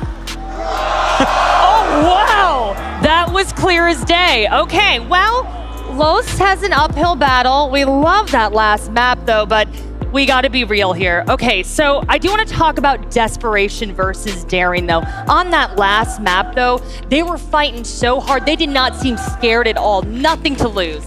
No, I think they found the rhythm that they need to be playing at and the playstyle that they need to be delivering towards W7M to break through that W7M brick wall that's been in front of them, and they did break through it. But it's a matter, can they continue to keep passing that? It's the very first time we've seen Lost really get a grip on how W7M play, and even then it was a scrappy game. So we want to see them, you know, especially in one half, we want to see them compete throughout the whole game. Definitely. Because they lost the first half on Bank, and then they had to bring it back, and they did bring it back. But now they've got that grip on the understanding of how W7M play. They've settled into it. They've won a map. I'm hoping Lost can start showing us the loss that we've seen throughout this tournament. Okay, so map 4 Cafe. This could get real fun, y'all. I was talking to Fresh and Laxing about this, and both these teams love this map. Yeah, I mean, Los showed a big surprise against DZ, completely stumping them all the way through that map, catching them in, FaZe. Completely throwing off FaZe in that map. You know, hiding in these little spots with Dash and Dats, playing off each other. That's where we really saw those two players shine specifically. So going into this map, you're gonna have to think for W7M. Yep. How are you gonna fix that? How are you gonna find them on this map? Where are you gonna stop them? Where's gonna be those points where those initial engagements are gonna happen? How are you gonna contest that? Okay. And I know that Jesse is probably in the back somewhere, like, being so happy, because yesterday he really wanted to see W7M and GT go head-to-head on Cafe because of the way that W7M play it and the way Brazilian Siege, we saw it from Lost yesterday, plays this map. It's very fast, it's very electric. It's not the standard boring, slow, default Cafe that starts from top red. So both of these teams, you know, it's a saying on Cafe is that if you win your attacks, you're going to win the game. But for both of these teams, they're both super comfortable attacking Cafe. W7M had more than a 50% round win rate on it historically, on their attacks, and Lost yesterday on their attacks. They were just slapping FaZe around. So I'm very, very excited to see this Cafe, and I think it will all pin on the first half because W7M will be starting on the attack. If they can get a few rounds and kind of silence Lost a bit, then, you know, it could be Jova. But if Lost start winning some of those Cafe attacks, the momentum might change. What's this look? You were giving him the side eye. Yeah, well, the beautiful thing for W7 going into this, granted losing that game, is they haven't shown it yet. They haven't shown it at this event, and similar to what Los was doing, they hadn't played their maps or showed their maps, and they showed that they put a lot of work on it. So W7 does have that VOD. They do have that advantage, that prep going into this map. So Los is really going to have to apply what we were talking about in that bank, because you said it was a scrappy game. It wasn't, you know, a completely one-sided affair. Los really has to come off this starting strong, because if they don't, W7M has that surprise card of not knowing of Los of what's going to be happening throughout that map. Okay, crowd. Who's winning? W7M? Los? Okay, Pengu Intero Dev, the crowd has spoken. Take it away. I could say all they want, but the teams themselves have to speak, and W7M usually leaves that talk for inside of the server. Now, we go to their favored map. Yeah. And they've been knocked off a little bit on their stride with that bank result, but do we honestly think it's going to change the trajectory of W7M when it comes to this grand finals? I mean, I think if you find your pacing like Jack said, you figure out how W7M are playing these rounds, you can figure things out, but the thing is, you go from Bang to Cafe, it doesn't play out the same way. In my view, doesn't matter what map we go to, every single map in this series, W7M will be the favorites. Los have to be the underdogs. They're going up against the reigning major champions when they didn't even make it to the previous major. However, Cafe, the last time W7M played this, they lost it to FaZe in a close 5-7. Yesterday, Los took down FaZe on Cafe 7-2. If that doesn't give you hope for Los, I have no idea what will. There might be a little bit of magic here, and slowly but surely that prediction meter is changing. Going into Bank, it was 70-30 for W7M. Now it's 53-47. Do you believe in Los? I'm gonna channel my Jacob and say, that wasn't good enough. Do you believe in Los? We've got Cafe ready. Is this the end of the road for Los? close, or they push it all the way to map 5? Let's find out.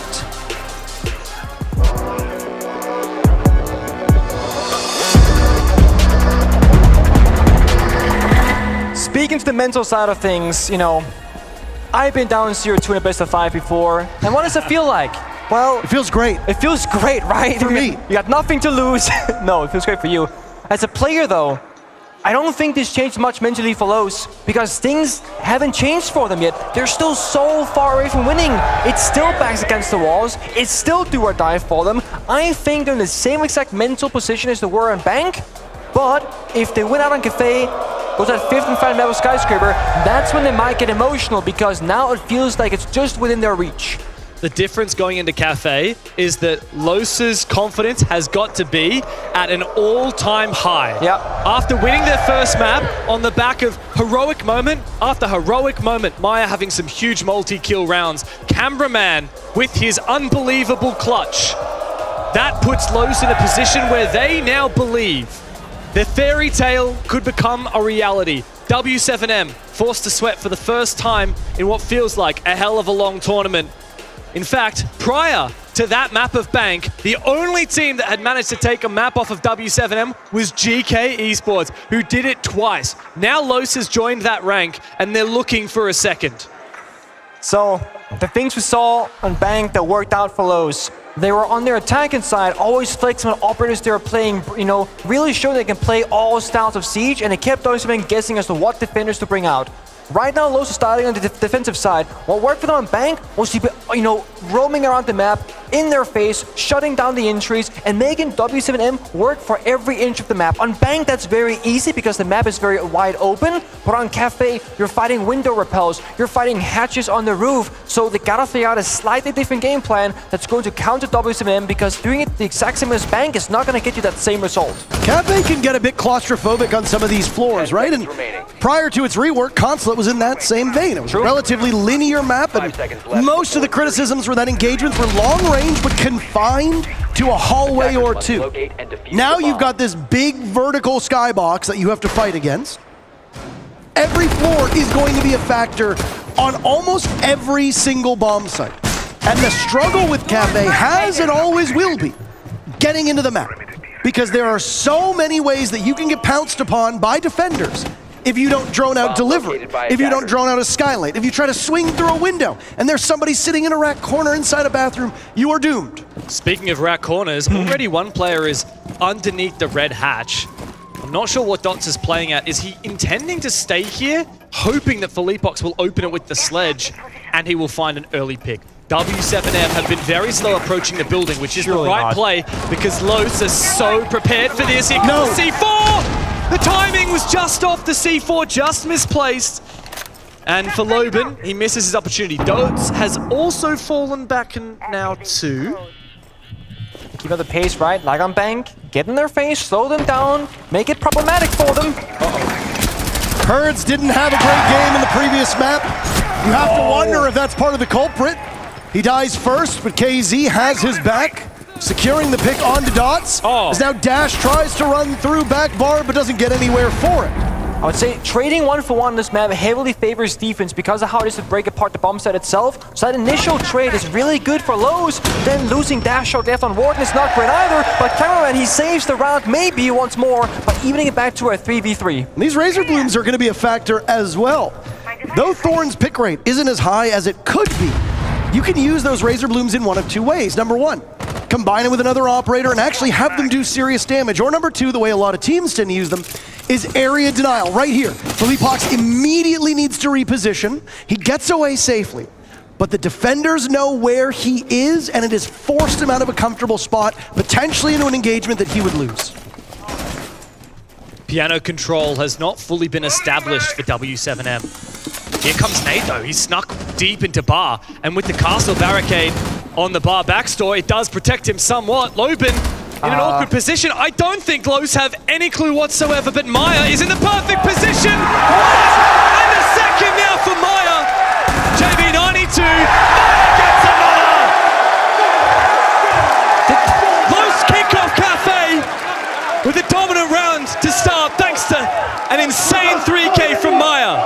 I honestly think think that was a scenario that WCM were not prepared for. It was such a free plant, right? The bomb wasn't broken, the door was cancelled off, there was nowhere to shut down the plant, there was no C4, no verticality, no nothing. But Maya snuck up the long bar and just wins 2 gunfights back to back and basically baited WCM into a plant position where he said, I am the better individual player, I will win this 1v1 and I will take the round.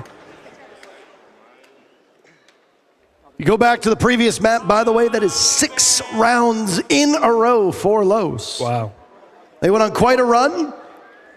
They were flawless. Oh my God. There seems to be something cut out of that sign. I don't know what it was. There are so many things that you can do with the W7M name. I've seen a lot of creativity from the signs in the crowd. Look down for a second, you will miss it. Do not look down, guys. Do not make that mistake. What it? Oh? L? O? We're workshopping. S. We're workshopping. Yes. I like that. Okay. We'll come back to you and check in on progress later. I think they were trying to do, was it SSG? I don't know. No, it was LOS. LOS. Oh. Where have you been for the last 3 hours? They were chanting SSG 2 maps ago. And they shoved the players in the camera, man. All right. Oh, no. Good job, partner. This again. Make it about SSG here, shall we? This is not my fault. This is so This is your fault. This is not my fault. Can I try something? You may. Do you guys miss TSM? Any TSM chance? TSM! Well, we did get to see Bolo play earlier today, so I guess we'll have to be satisfied with that. His name was Bolo.tsm. Exactly. He has to cling to that world championship now. It's kind of like someone else in this cast clinging to dreams of the past. They made Bolo have to do a community cast with King George, so, I mean... I feel bad for him, man. He downgraded. I have to pity him a He's little looking bit. for us. King George is currently giving me the middle finger. It's like... It's 2/3 of a normal-sized finger.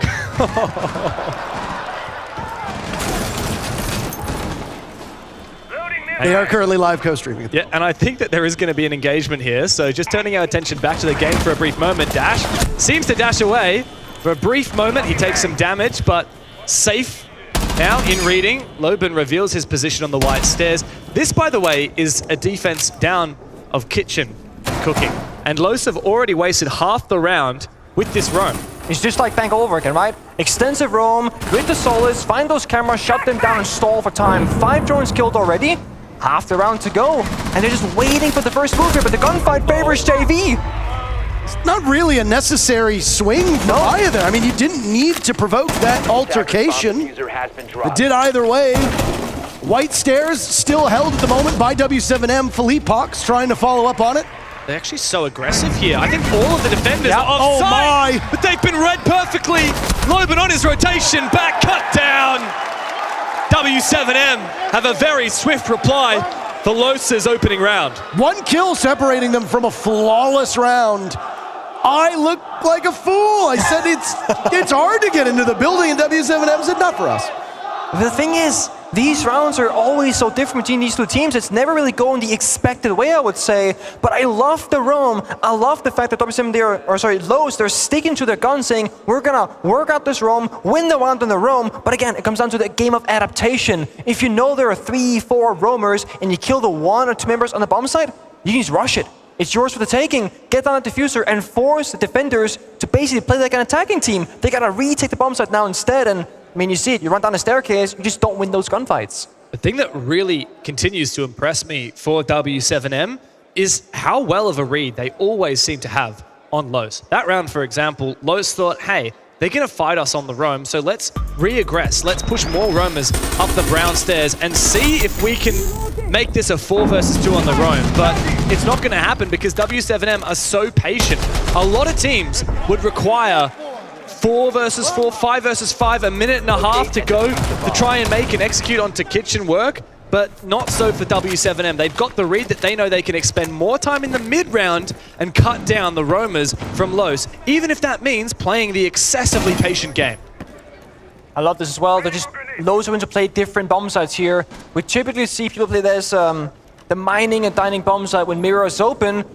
Mirror is available, but not actually in play. Instead, it's a plant denier from below with the Solace that works like a post, can figure out where the plant is going down, use the impact grenade or primary shotgun to open up the floor and shut it down. Then, The same way they won bank in that final moment, it's the Echo, more plant than I. So the defense heavily playing around the clock as a piece of utility. They want to slow down W7M and then deny the plant on 0 seconds and win the round off that play. I think this might be a mistake. It's been a really long time before the hatch was opened here by W7M, and it did allow a lot of extra map control. A beeper, does cue Loban to look for some re-aggression and take down Herds, who's been asleep since his reign of terror on map number 2. That's IQ. Echo all of a sudden could be a massive over in this round. Same with Cameron on the solo, still into the operators. No counterplay now from the side of the attack, and that's going to mean these Yokai Jones can advance up to a more aggressive position. I mean, look at the lineup from the defenders. Hard-pressed to find a better lineup that a Solus can take advantage, or that an IQ can take advantage of, especially with the Solus.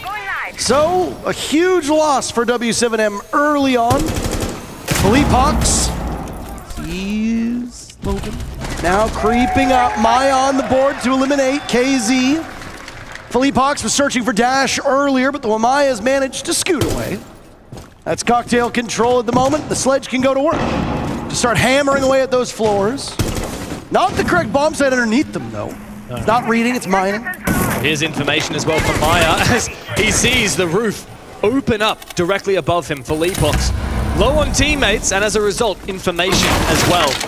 These vertical lines of sight not likely to find much as W7M, the time continues to slip away for them, and Los can sit back knowing full well that come the final push, they have a slew of options for plant denial. They do not need to over-aggress in this mid-round. Well, time left.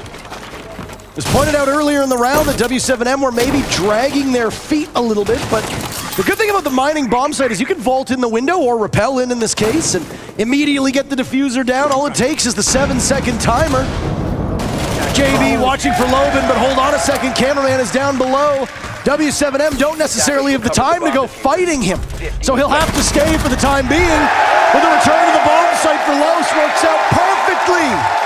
They take the round.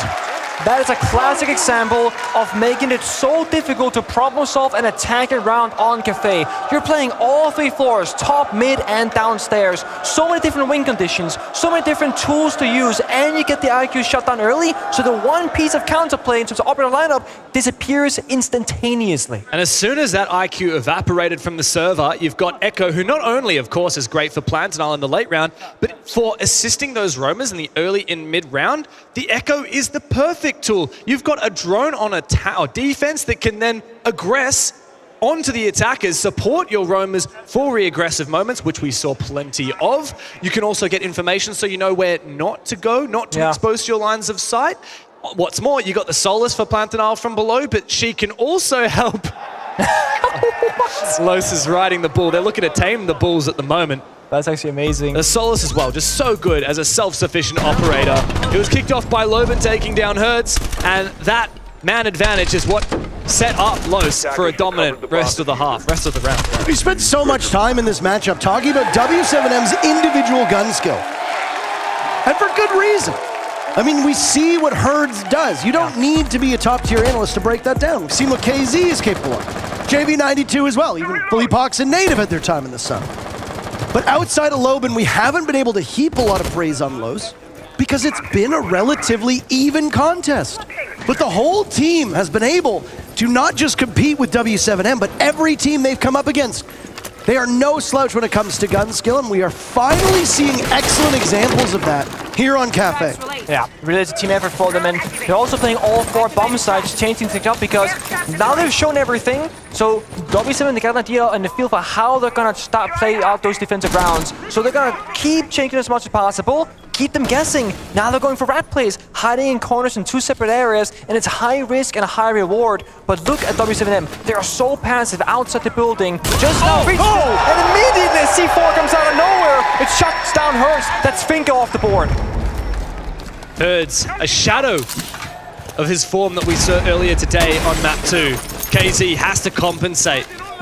This bomb site is down and reading. Los flexing their depth on Kafe, taking us to a 4th different bomb site as KZ's nade is sent on through, but caught by the magnet, of course.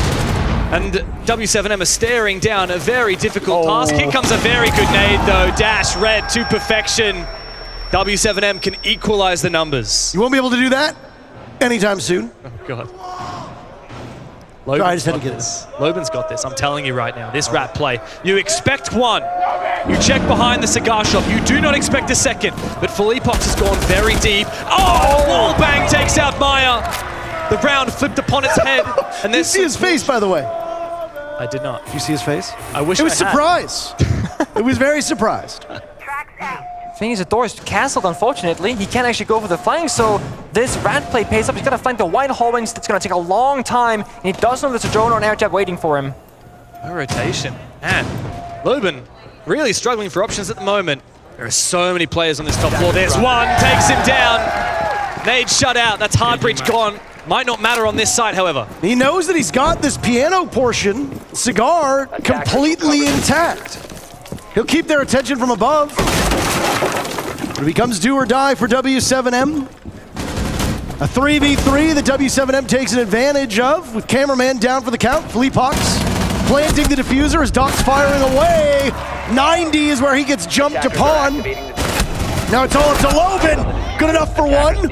He'll continue to trudge forward, but it's a game of keep away as now JV repositions and he gets it done. I really feel like Loban should have gotten more value out of that top floor roam, and there's two ways he could have gotten it. Either trigger discipline, he sees Hibana, instead of shooting instantaneously, walk up that hallway, get in towards that cocktail portion, look for a double kill. It's really, really risky, but if he can make it happen, could basically be the round. The other option, you rip down that castle barricade inside Cigar, and you force another avenue to flank from, but he went for that passive play, dropped down the wide staircase, back towards the bomb site, but you can't really get anywhere from that. Plant is going down, post plant's upstairs. There's no realistic way to win unless it's a massive blunder from the attack inside. And W7M have tightened up their ship on this map of Kafe.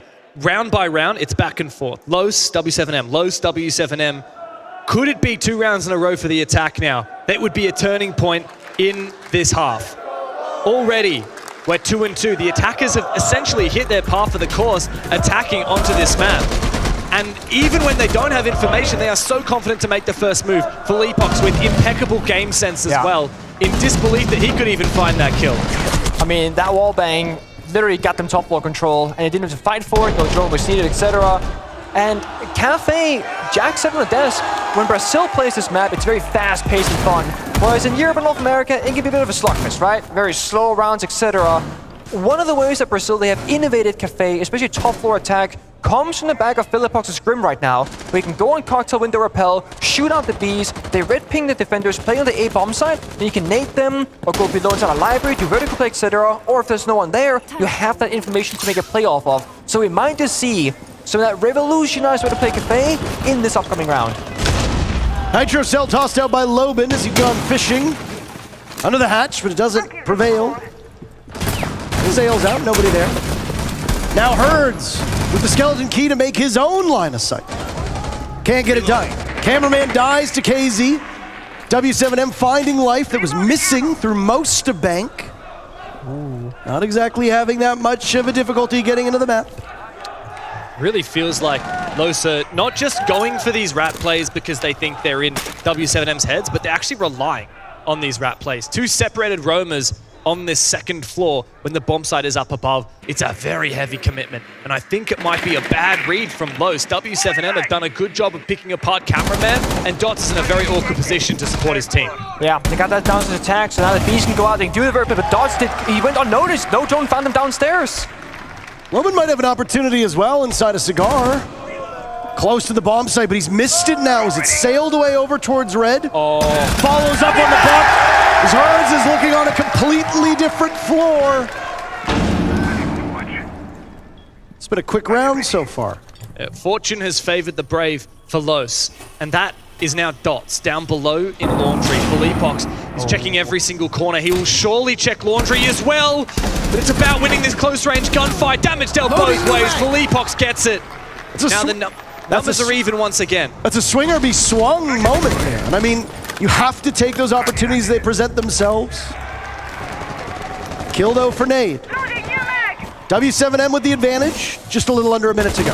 Yeah, it's looking grim though. Dash for the clutch in a 1v3. Oh, he knows 2 players are on that window. Does Dash, but he's getting pushed from behind. Trapped in a corner. Like a trapped animal. He is put down, and with that, W7M finally on Kafe have got the lead. I honestly didn't like that attack from W7M whatsoever. They were very disjointed. I know they won the round, but I looked at it a clear game plan. Take down Stealth Control with the Bug and with the finger, nades and the Skeleton Key, clear out Cocktail, beast in the window like I mentioned earlier. Oh no. And work off of that. But instead they rotate Wait, what around. team? Let's leave them to just live in that fantasy land.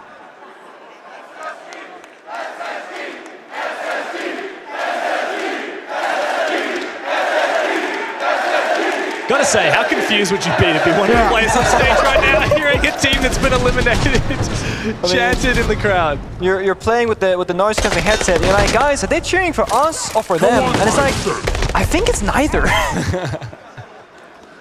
happens though. I mean, I've been to events before as well, because you can kind of hear what the crowd saying if they do it together. You know, when they chant a team, you can say, okay, it's dun dun dun. That's gotta be like SSG or TSM, for example.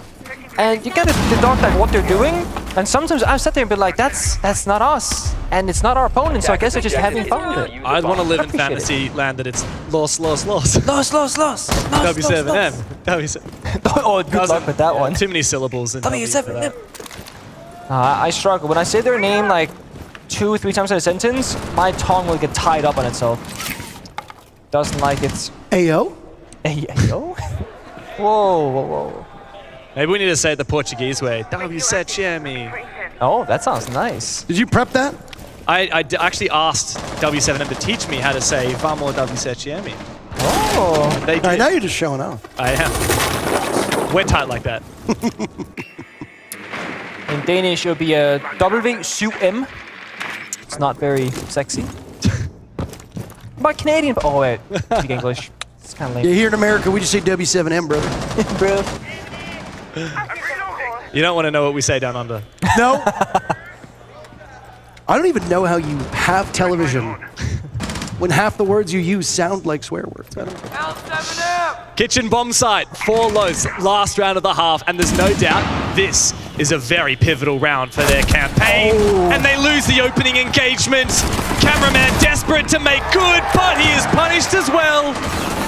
This could be the end of the line for Los. W7M, a 2-player advantage and plenty of time to convert onto the ground floor. And this is the thing you said, it, desperation from Cameraman. Previously on Bank, they didn't make that many desperate plays on the defensive side because they were pretty solid, but now one thing goes the wrong way, dash to 0-5, and someone else, this time Cameraman, feels like he has to make up where his teammate falls short, but the outcome is a 3 versus 5 instead. It's typical. I mean, teams will try to course correct and they'll tip over. It's like when you know you're paddling and the boat's going in one direction, lean to the other side, you do it too much, you're just going to capsize in the other direction. That's right. And if you're a younger team, you're going to commit those mistakes, which Los is. I mean, a team for a year and a half with, yes, a veteran player on it, but he doesn't control everybody on the squad. No, but he controls himself, and Cameraman has found himself too often in positions where he is succeeding an advantage or a salvageable round. He did not need to overpeak there, and now there's a serious shot for W7M to win this half outright. 4-2 on the unfavored side. As they spiral, another pick is found. Herd's back in form finally, but Maya has been the saving grace for Los. He needs a lot more than the one he has gifted them thus far. Outside the bakery door, KZ looks to meet him, but Maya finds another quick headshot, now peeking again. What is happening? Finally shut down by JV. Loban trapped into a corner. He needs to win his first. Filipok's on the other side with the pistol. 4 rounds for W7M. Inches them closer and closer to a second major trophy. It's so much hope for Loban in that engagement, especially for Maya before he died, but it's W7M doing what they do best. They hunt you down and they set up for trades. Even when 3 players die to somebody on Los, you've still got 2 more there to trade it out. It is miraculously good play, and it is so fun to watch. I honestly thought Maya had it. I saw it, you know, the vault through the flick. He had it on lock, but like a few bullets going just a pixel off his target. And that gunfight, unfortunately, becomes his demise. Instead, he leaves one man standing. They both run out of ammo. They both go for that secondary. The attack, they were quicker. W7M, they get the better half. 4-2. Now they go on to defense.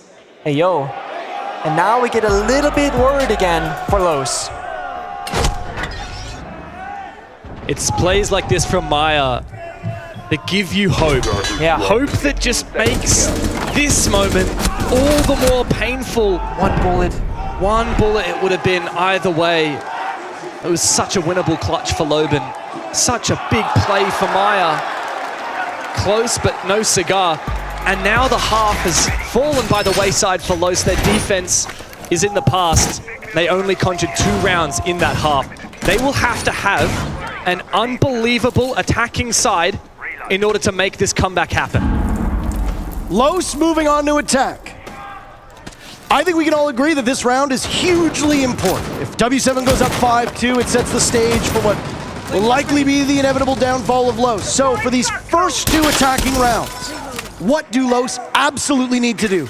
Well, that's the thing, right? I want them to be flexible on the attacking side, but that means they gotta play multiple rounds in a row. They don't have that time right now, so they come out the gate swinging right now. They gotta get that opening kill, they gotta hold on to the advantage, and they gotta play a disciplined round. Expect aggression, expect them to lash out if they fall in numbers. But right now, it's a utility game. Piano and Cigar, Casseldorf, ADS is on the floor, Aruni gets as well. KZ locking it down right now, he has to get cleared first. Awkward position for him. He has been spotted. He gets away swiftly. Los did not peek. They do not want to give him unnecessary ones, but now he's in a far more favorable defensive position and a far more difficult one to flush out as well. Los have missed their opportunity to make an easy kill out of KZ, and as a result, they will have to go for the more complicated, the more difficult route of clearing him out. They forced it back, so they bind a little bit of map space, you know, on that bottom mid drop. And look at Cigar very shortly. Casey's gonna swing in for a drone here, and if they can't really stick around for too long, he's gonna take too much damage from those stingers off of its entry on minibar. He's constantly being harassed by this drone as it goes out. Oh, KZ thought that he had the read onto Dash without a kill yet in this match. Loban has snuck his way in. He knows he's got one by Pillar. He sees the shoulder. Down goes Philippe from below. This push can continue to move forward now as Loban guides them on in. Herds inching up. The next one to potentially engage. Safe by the bomb chassis. Cameraman punishing JV92, playing over by White. But Herds gives some staying power to W7M. His position is revealed though, and he is so exposed he needs to win this fight, but Dutch bests him, sits him on down. Maya to pair up for the second. Dash to finalize. Los will not go down without fighting tooth and nail. 3 rounds straight for W7M, but Matt now with resistance as Los find their first attack of the second half. And that was the important part right there, to start building that attacking momentum as well as confidence. And I wanted them to change things up, you know, the operators over multiple rounds. They realized they don't got the time. They got to do it right now. It was a quick one. It started off with just forcing back KC from Piano because they knew all they need, a little bit of cigar control, a little bit of Piano presence, and then the quick 3, 2, 1, go, go, go through that bomb side. They had the numbers, they traded successfully, and it looked like it was going to be a very difficult round, but they made it look relatively easy. They did, and it shows how much that opening kill can have a profound impact on the round. Both of these teams are so good at capitalizing on a numbers advantage. And so when Loban found this, thanks to Philippox getting a little bit too antsy, it meant the round was done. That's a 3, 2, 1, right? Get the kill, walk in freezer, walk down the long bar. Even if you lose a gunfight somewhere else, a trade will follow shortly after. And this is what I mean. Operator changed the adaptability from Los, just like on Bank. They play util first round. Now they're playing Fink and Nook and the Monty. So a completely different style of round, different pace, and it's gonna force W7 to pick up, you know, what do they want to counter? What kind of operators do they think they're gonna go up against? Because it's attackers with attacker repick, they can change on the fly with the preparation intel, whereas W7, they gotta stick something every single time, trying to predict what the outcome is going to be. Took Dash up until that round to get on the board. He had the final kill upstairs in back bar as the rest of the team did most of the legwork. He's playing on Gridlock, now instead will be on Sledge, more killing potential with those nades in hand. Cameraman unsheathing his own grenade, and there goes the castle barricade. So forward KZ is.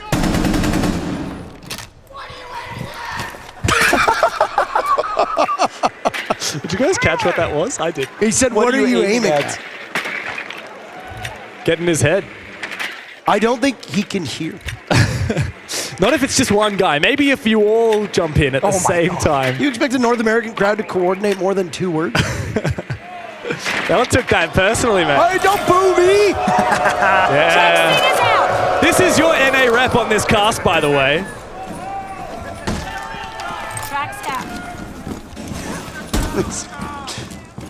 Half of the round gone, and 2 things that, for me, you might not have been aware of. Number 1, this round has flown by at this point. Number 2, JV92, 10 kills.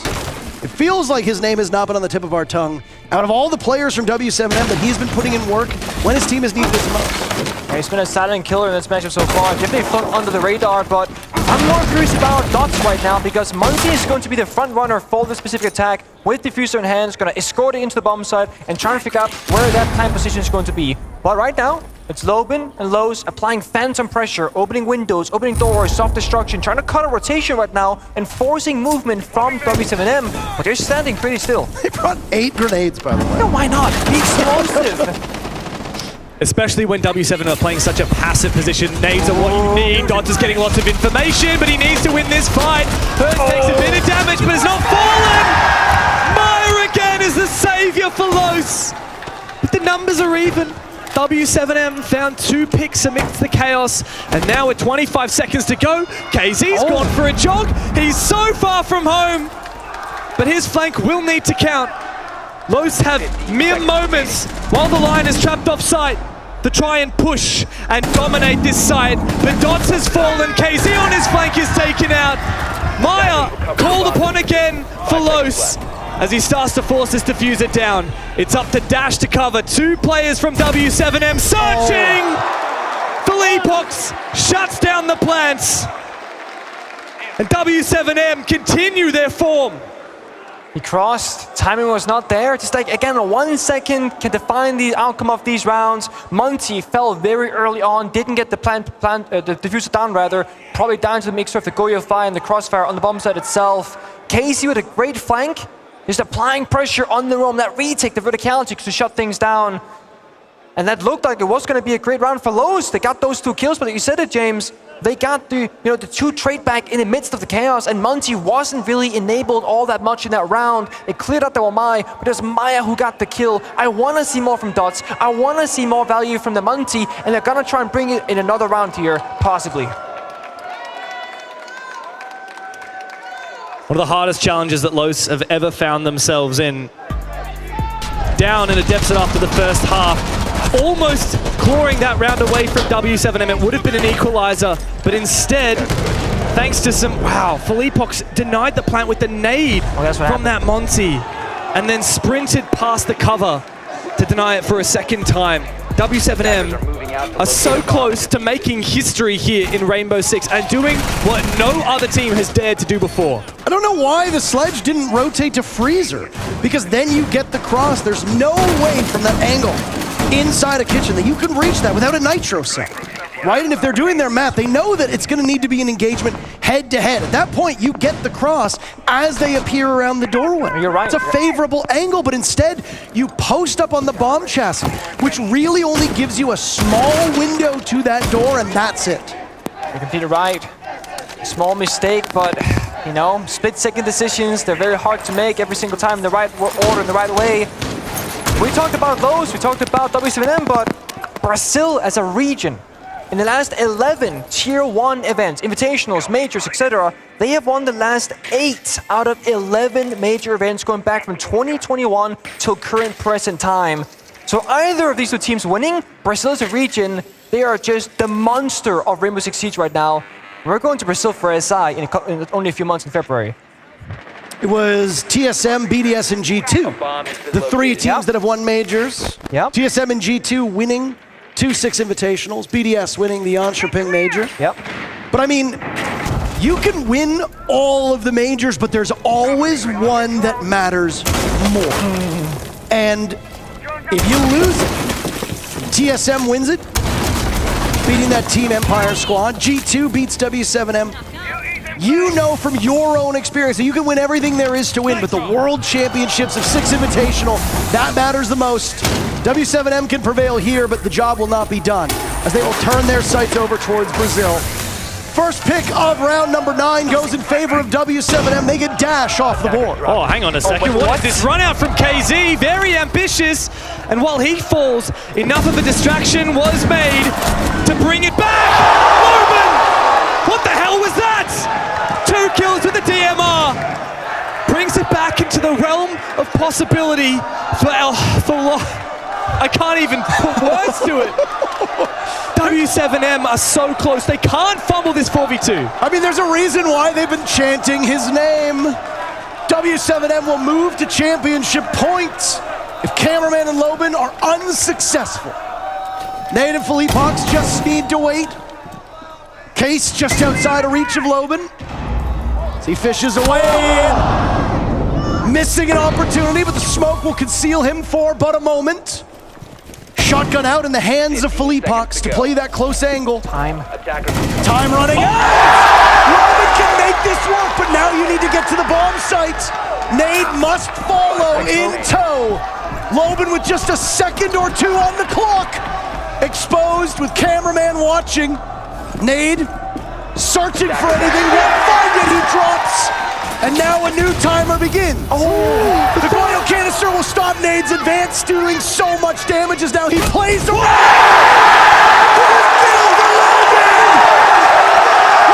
Still hanging there.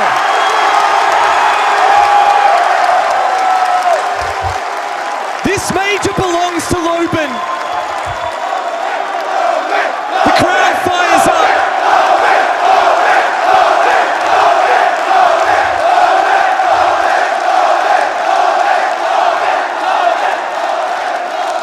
He will need to get his head back into the game. Once again, standing up for his team inside the server, and a well-deserved applause outside. Did you see what happened? He stood up and he clutched, and his in-ears fell out. He started with them back in, he heard the crowd scream his name, he let them stay on the table, and he took it all in for a sort of 5 seconds to then insert those in-ears to block out the noise. W7M claim that the crowd being against them does not affect them. But Los, they love it. They love hearing the cheers from the North American fans, getting behind this fairy tale, the biggest underdog story we have seen in a long time. They did it! That's incredible. How many rounds did that take you? Most of Kafe. Yeah. Thank God for Los winning map 3, because they would not have been able to do that if not. They'd be out in the lobby being like, man, we had such a good idea. You might be wondering what happened to Hertz here. The round just started. He impact grenaded himself when the round started, trying to break apart the map upstairs. He's gonna playing out this round with half of his health, actually a little bit less than half. That's not a good start. He's got the shakes. That's the only explanation I can find for that. A bit rushy, yeah, that's for sure. Oh. Philippe Hawks will hear this repel, by the way. At least we assume so. One of the things about LAN environments is that the noise of the crowd can often overpower the softest sounds in games. So something as simple as going on a drone or zapping you with a Twitch drone or zapping utility can be completely unheard if the crowd is roaring. Just the same, if someone's going for a sneaky flank and the crowd starts going, ooh, you know something's cooking up. You just don't know exactly what it is. Playing the crowd is certainly a part of Siege. We've seen it with cooking grenades downstairs and look before. The crowd reacts. Likeliness of the player being there is very high. Man of the previous round now taking up space atop of red stairs. Loban's drone seemed to be thwarted by a mute jammer, so he took matters into his own hands. Now, the drone will go down through pillars and a regular drone coming out. A lot of information to be had. Though, with half of the round to go, Los has lost most of those drones. That is a troubling prospect when it's a 5v5. Yeah, and time is an issue, right? We gotta get inside the building, surely. And there's none of these, like, bomb site breaking operators, no Ying, no Capital, no Blitz, no rushes possible. So, with an 8 being caught by an ADS, it's gonna shut down one of the few ways they have to get these opening kills. Like a drones, dots, peaks for information. Goes deep into Piano. He's testing the waters here. Who's playing on these lines of sight? Flashes will need to enable an entry. Oh, but a bad flash! It cost Dots his life. Thankfully, Maya is there for the trade. 12 kills to his name, and Herds has gone down. Lopen will fall in response. Reloading, cover me! Back equal again in the 3 versus 3, but as long as Maya survives, there is hope still alive for Los. Unbelievable play from these two players on Los at the moment. Willing their team in, and with Herds bleeding out, the 3v3 at the top is not accurate at all. JV92 has been unbelievable so far on this map. He gets the read on it, a close engagement, dropping Maya. That's case down as well. Herds still leading out. Missed opportunity. Cameraman slaughtered by JV92. W7M on championship point. JV the anchor. You keep that man on the bottom side and it will never fall. Cameraman made a, I hate to say it, mistake of an amateur, sprinting in the 1v1. Sure, time was slow, but we're talking 12 seconds left, not 2 seconds left. You got the time to ADS to clear out those ankles, because if you don't win that gunfight, it doesn't matter in the end. You can't plan afterwards. And now Los in is a situation again where they call a very late tactical timeout. This time it makes sense because things were going well for them, but now they truly have no more parachutes, no ways back. They just gotta win the next 2 rounds, go into overtime with a clear head, and try and take it in OT. Way back on Consulate, the very first map of this grand final. Los were down 6-4, and they took their tactical timeout, immediately losing the next round. Could the pattern continue here? W7M know what to do when the momentum is on their favor. They know what to do when their opponent takes a tactical timeout, when their match point is so close. They will not crumble under this pressure. The onus sits on Los's shoulders. Small mistakes like that really add up, and they are only amplified when the pressure on you gets even bigger. A team like Los, as inexperienced as they are, but as talented as they are, find themselves in a position that only a week ago might have seemed absurd. But time and time again, they have proven to us, and to more importantly themselves, why they deserve to be here. And also W7M, every single kill they do right now, every point of damage, it's gonna make them one step closer to a back-to-back major championship. The players are going to feel so many emotions with every kill that happens from their side, all the way down to that final one. But they're not gonna let go until the very end. This is a dream come true for W7M to get this round, to create a world record with a back-to-back major championship, and to put the word Dynasty back into our world, something that we've not said for a very long time what realistic means. But W7M certainly are Dynasty capable. I hate to use that word because it almost feels like we're jinxing it, if you believe in superstitions. But if there's a team who warrants it, it's W7M. The question that was asked back in the G2 days, when it seemed like all the regions were getting to a relatively stable level and parity was across most of competitive Rainbow Six, people said, will we see another team like G2 again? And the answer for most people was no. We didn't expect that. But when you take players who are perfect or as close to perfect as you can get in their roles, and you put them together, and you get a team like W7M, then the answer becomes, yes, we actually could see it, and we might just be a round away from witnessing it. And after being runners-up at the Six Invitational, they lost their IGL Volps, right, over to Team Liquid. True. They lost Julio to go and become a coach. And yet they could still come back. They could pick up Felipox, who is one of the most experienced players in the game, who has yet to find a chance to really fight for a championship. Los, they're bringing out the Monty again. I'm sorry, because normally I'm a huge Monty enjoyer, but it has not worked out for them in this best of 5 so far. But it has to work right now. Minute and 20 seconds left. Self-destruction going out. But KC and W7M, they get the opening kill. And that's Loven. What bigger a target other than maybe Maya could you find in a critical round? It's intense. Nades are going out. They got to deal with this Kite Claw first to get the hatch open up. And the first nade missed, and the second one almost did as well. But the hatch will get opened. One man down. I want to see Dots doing something successfully. But the second claw went out as well. The hatch will be denied. They cannot get it open up right now. They're going to be scrambling for time and scrambling for map control. The Monty experiment is going to be the big deal. Have they cleared out the pathway forward for the Mountain to continue to take up space and give Los a fighting chance? Oh, here he is. Dots has made Hertz pay. Maya looks for another one. Los have a real shot. With Maya moving forward once again. He is the best player for his squad. Another kill for Maya. KZ shut down in the 4v2. 4 versus 1. Nade against the world. With Los forcing down the diffuser. W7M find the first pick they need to make this miracle happen. But it's so unlikely now for Nade. The Monty facing him now, forcing him back and pushing Los to another chance, another hope to make this a reality. And there's the final one, the final nail in the coffin. One more round is all Los need to push us to overtime. That's exactly what Maya did there as well. He went to his teams left and right. One more. They are living what we call the soldier's minute. When the current moment is the only thing that matters. In this case, it's 3 minutes. Because 3 more minutes will decide overtime for Los or championship for W7M. They held their nerve in that attack around despite losing a member early on. They still fought all the way to the very end. We see their player cams, very vocal player here, Maya and cameraman discussing what the approach is going to be.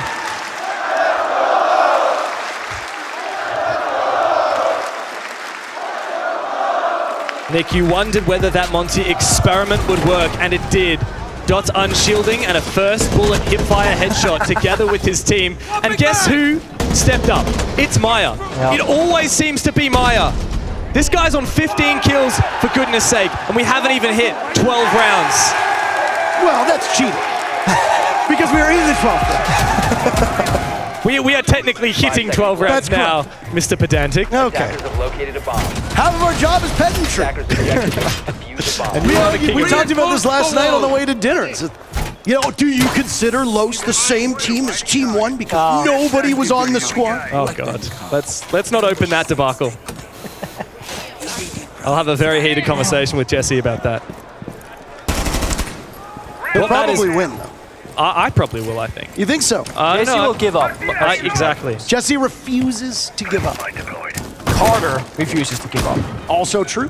Maybe that's the defining quality of... Did you see that SSG found Carter and shaved his head? I did see that.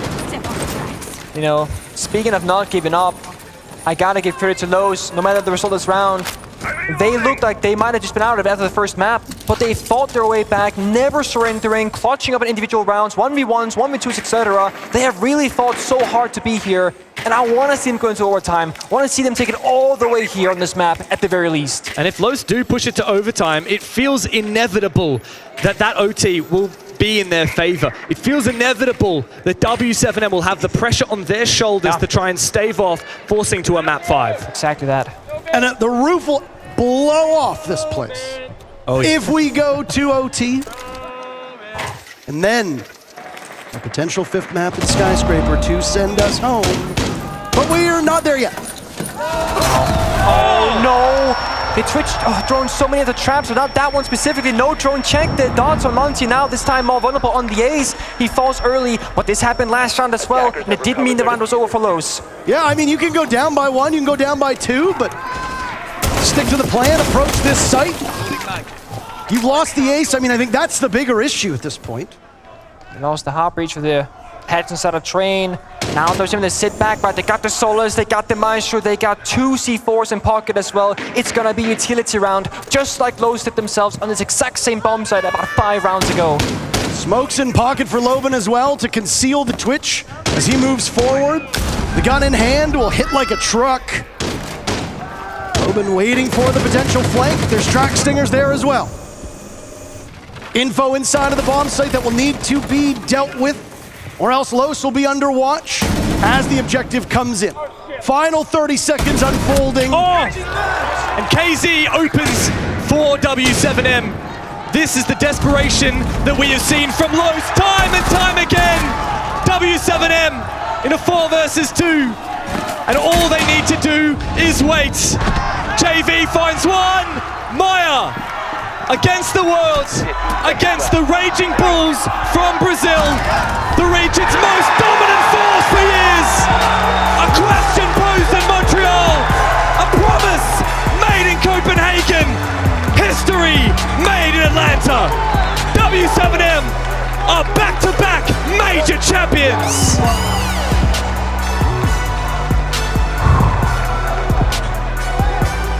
There's very little in this game that feels inevitable. I said G2 in Montreal felt inevitable, but for the foreseeable future, I think it's fair to say W7M at any event will feel inevitable. Yes, Los gave them a hard time, but ultimately it was just one map that Los won. Yeah. W7M steamrolled the competition, and really, though there was some doubt, was there ever any real doubt? The crazy thing is, W7M didn't just build up by, making a major event, getting into quarters, then to semis. No, they came out of literally nowhere. Charlotte, they had some easy issues, played online on high ping. Still, Team said that the best team they played against basically ever. And then all it took was all 5 players going to LAN and just lifting trophies, making, finals, and qualifying for the future SI as well, just after previously going to the Invitationals finals against G2. It felt like 2022 was the year for W7M. They made every major, and going into SI, they looked like the best team in the world. They lost it heartbreakingly in that grand final. Then they lose 2 of their best players. They rebuild. They do not care what people say. They do not care if the crowd is against them. They are the best team in the world right now, and nobody can question that. Only one thing yet remains for W7M, and that's to win the Hammer in their home country. They're gonna have an opportunity to do just that in February. The question is, what will it take to topple W7M? That answer will not come today. Champions yet again. Let's toss to the desk to break down that thrilling grand final. That's it. We're all said and done. For the first time ever in Rainbow Six history, we have a 2-time back-to-back major champion. It's W7M.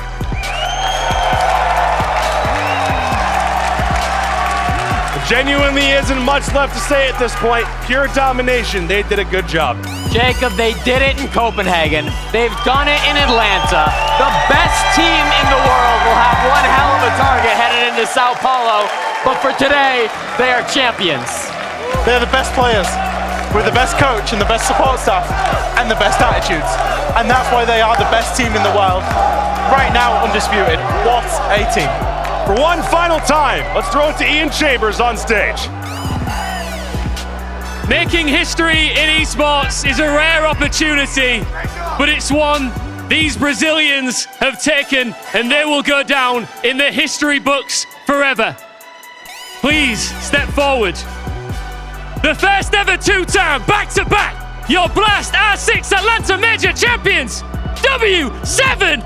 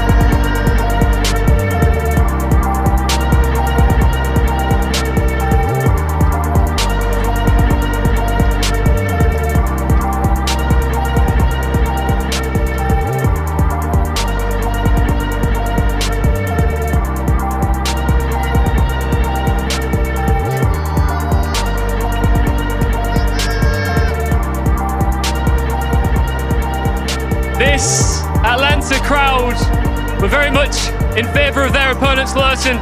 Commiserations to Lurs. What an incredible team. The future looks incredibly bright for them, but we gotta shine a spotlight on the winners here. Filipox, come and join me. Happy birthday, brother. This is quite the treat. Thank you. That's the best gift I could ever ask for. It's amazing. I can't describe what I'm feeling right now. I'm kind of anxious right now, feeling kind of sick, but it's amazing. It's just amazing. How do you manage to control those emotions? Because you say that yourself, you're feeling a bit anxious, you're feeling a bit sick. Towards the back end, you need to make sure you maintain composure to get the job done. And you did it, and you've now made history. I'm gonna be honest. On the outside, I was trying to give to pass like a comfort to my team, but in the inside, I was like really anxious. Like in the round in the kitchen, I was going to pick Clash, but I couldn't see Clash, and in 2 seconds I couldn't pick Clash. Then I went to Lesion, so I was really anxious, really hyped about winning, and I had to control that better. You did a phenomenal job of that. Heads, come here, man. You've had, I know. You've had, just briefly, an incredible run here at this tournament. How does it feel to be a history maker? Amazing sensations. I love my team, and hey, I don't speak English. Guys, I'm going to give you all the opportunity to say whatever you want to the camera in Portuguese. I will pass you the microphone. You deserve this moment. Take it. Bom, cara, difícil, né? Parece um déjà vu aqui. Há 6 meses a gente estava aqui em Copenhague levantando um título. E agora de novo um título, aniversário do POX. Primeiramente eu queria agradecer ao meu time. Que timaço que eu tô, que bizarro. Palmas pro meu time aqui. Mai Carequinha. Eu queria mandar um abraço pra minha mãe. Que novamente, se não fosse por ela, eu não estaria aqui nesse time. Se não fosse também pelo Felipe, do W7M. Queria dedicar esse título também ao meu irmão, que não pôde estar de novo na final. Pro meu pai. Queria mandar um abraço e um beijo pra minha namorada. Eu te amo muito, muito obrigado por me apoiar e tá sempre comigo nos momentos fáceis e difíceis, né? Por enquanto tá fácil e deu, né? Quem quiser. Talk too much. E também um recado aí pro Stroker aí, um abraço pra você que tá sempre me apoiando aí. Senão, se não mandar um recado, você vai cobrar, meu. Você Thank you, guys. Brasil. Mandar uma mensagem lá pra Floripa, minha mãe, minha família e meu pai, meus amigos assistindo tudo. Agradecer pela torcida. E é isso, né? Papamos mais uma aí. O quê? Queria agradecer... In English. Não. Queria agradecer meus pais que estão em casa, minha família, meus amigos que mandam mensagem, toda a torcida. É muito gratificante estar aqui levantando mais uma taça. E é bizarro, não sei nem o que falar, e é isso. Bom, agradecer meu time maravilhoso, os melhores do mundo. É muito bom poder olhar pro lado e confiar 100% em cada um deles. Agradecer a Deus também demais e mandar um recado aí, quem tem mais tem 2. Valeu! Primeiramente, agradecer a minha família, minha namorada que sempre está comigo, acompanhando, a meu time. E parabéns, senhores, vocês entraram para a história do Siege, tá? Queria agradecer também meu time aí, que é insano, simplesmente insano. No final agora tava passando meio mal ali de ansiedade já. E graças a Deus, 9-2 aí MVP, jogou demais, todo mundo jogando demais. Então é muito bom você poder confiar 100% no seu time. Agradecer minha família, meus amigos, todo mundo tá sempre acompanhando. E ao Oscar, que a gente esqueceu do Oscar, né? For Oscar! Thank you guys, amazing crowd, see you guys in Brazil, SI, it's amazing. E pro pessoal que tá aí de casa, minha família, um abraço para todo mundo. E eu quero agradecer em especial aqui a W7M, representada pelo Eudinho. A gente não ia ter treino, a gente não ia conseguir treinar para estar aqui, defender o título. Os caras tiraram o escorpião do bolso, abriram, botaram o dinheiro, deram um bootcamp pra gente. Isso com certeza foi o diferencial. Então, muito obrigado aí todo mundo e 2 Major, back-to-back champion. There you go. And lastly, the 3P. Are we going to get it in Sao Paulo? Hopefully so, bro. We are coming for that. All right, Atlanta, one more time for the history makers. First, back-to-back major champions, W7M. All right, I want to bring up, I know that the broadcast team are standing by here. Please come on up here. All of the talent team that made this possible. As our amazing team, W7M, make their way off stage. I'm going to wrap this up, try and find which camera I'm on. I'm somewhere up here. Thank you all ever so much for coming. Come on, guys, get up here. To every single one of you who made the trip out to Atlanta, wherever in the world you came from, this has been one of the best crowds I've ever had the pleasure of being in front of. So guys, make some noise for yourselves. This team right here, they make all the magic happen. Give it up for our amazing talent team. For those of you in the house, we are going to be doing a signing session right after this, so go see us after that. And for you guys watching at home, and for all of you in the arena, that's it from the Blast R6 Atlanta Major. We will see you in Sao Paulo for SI. Good night!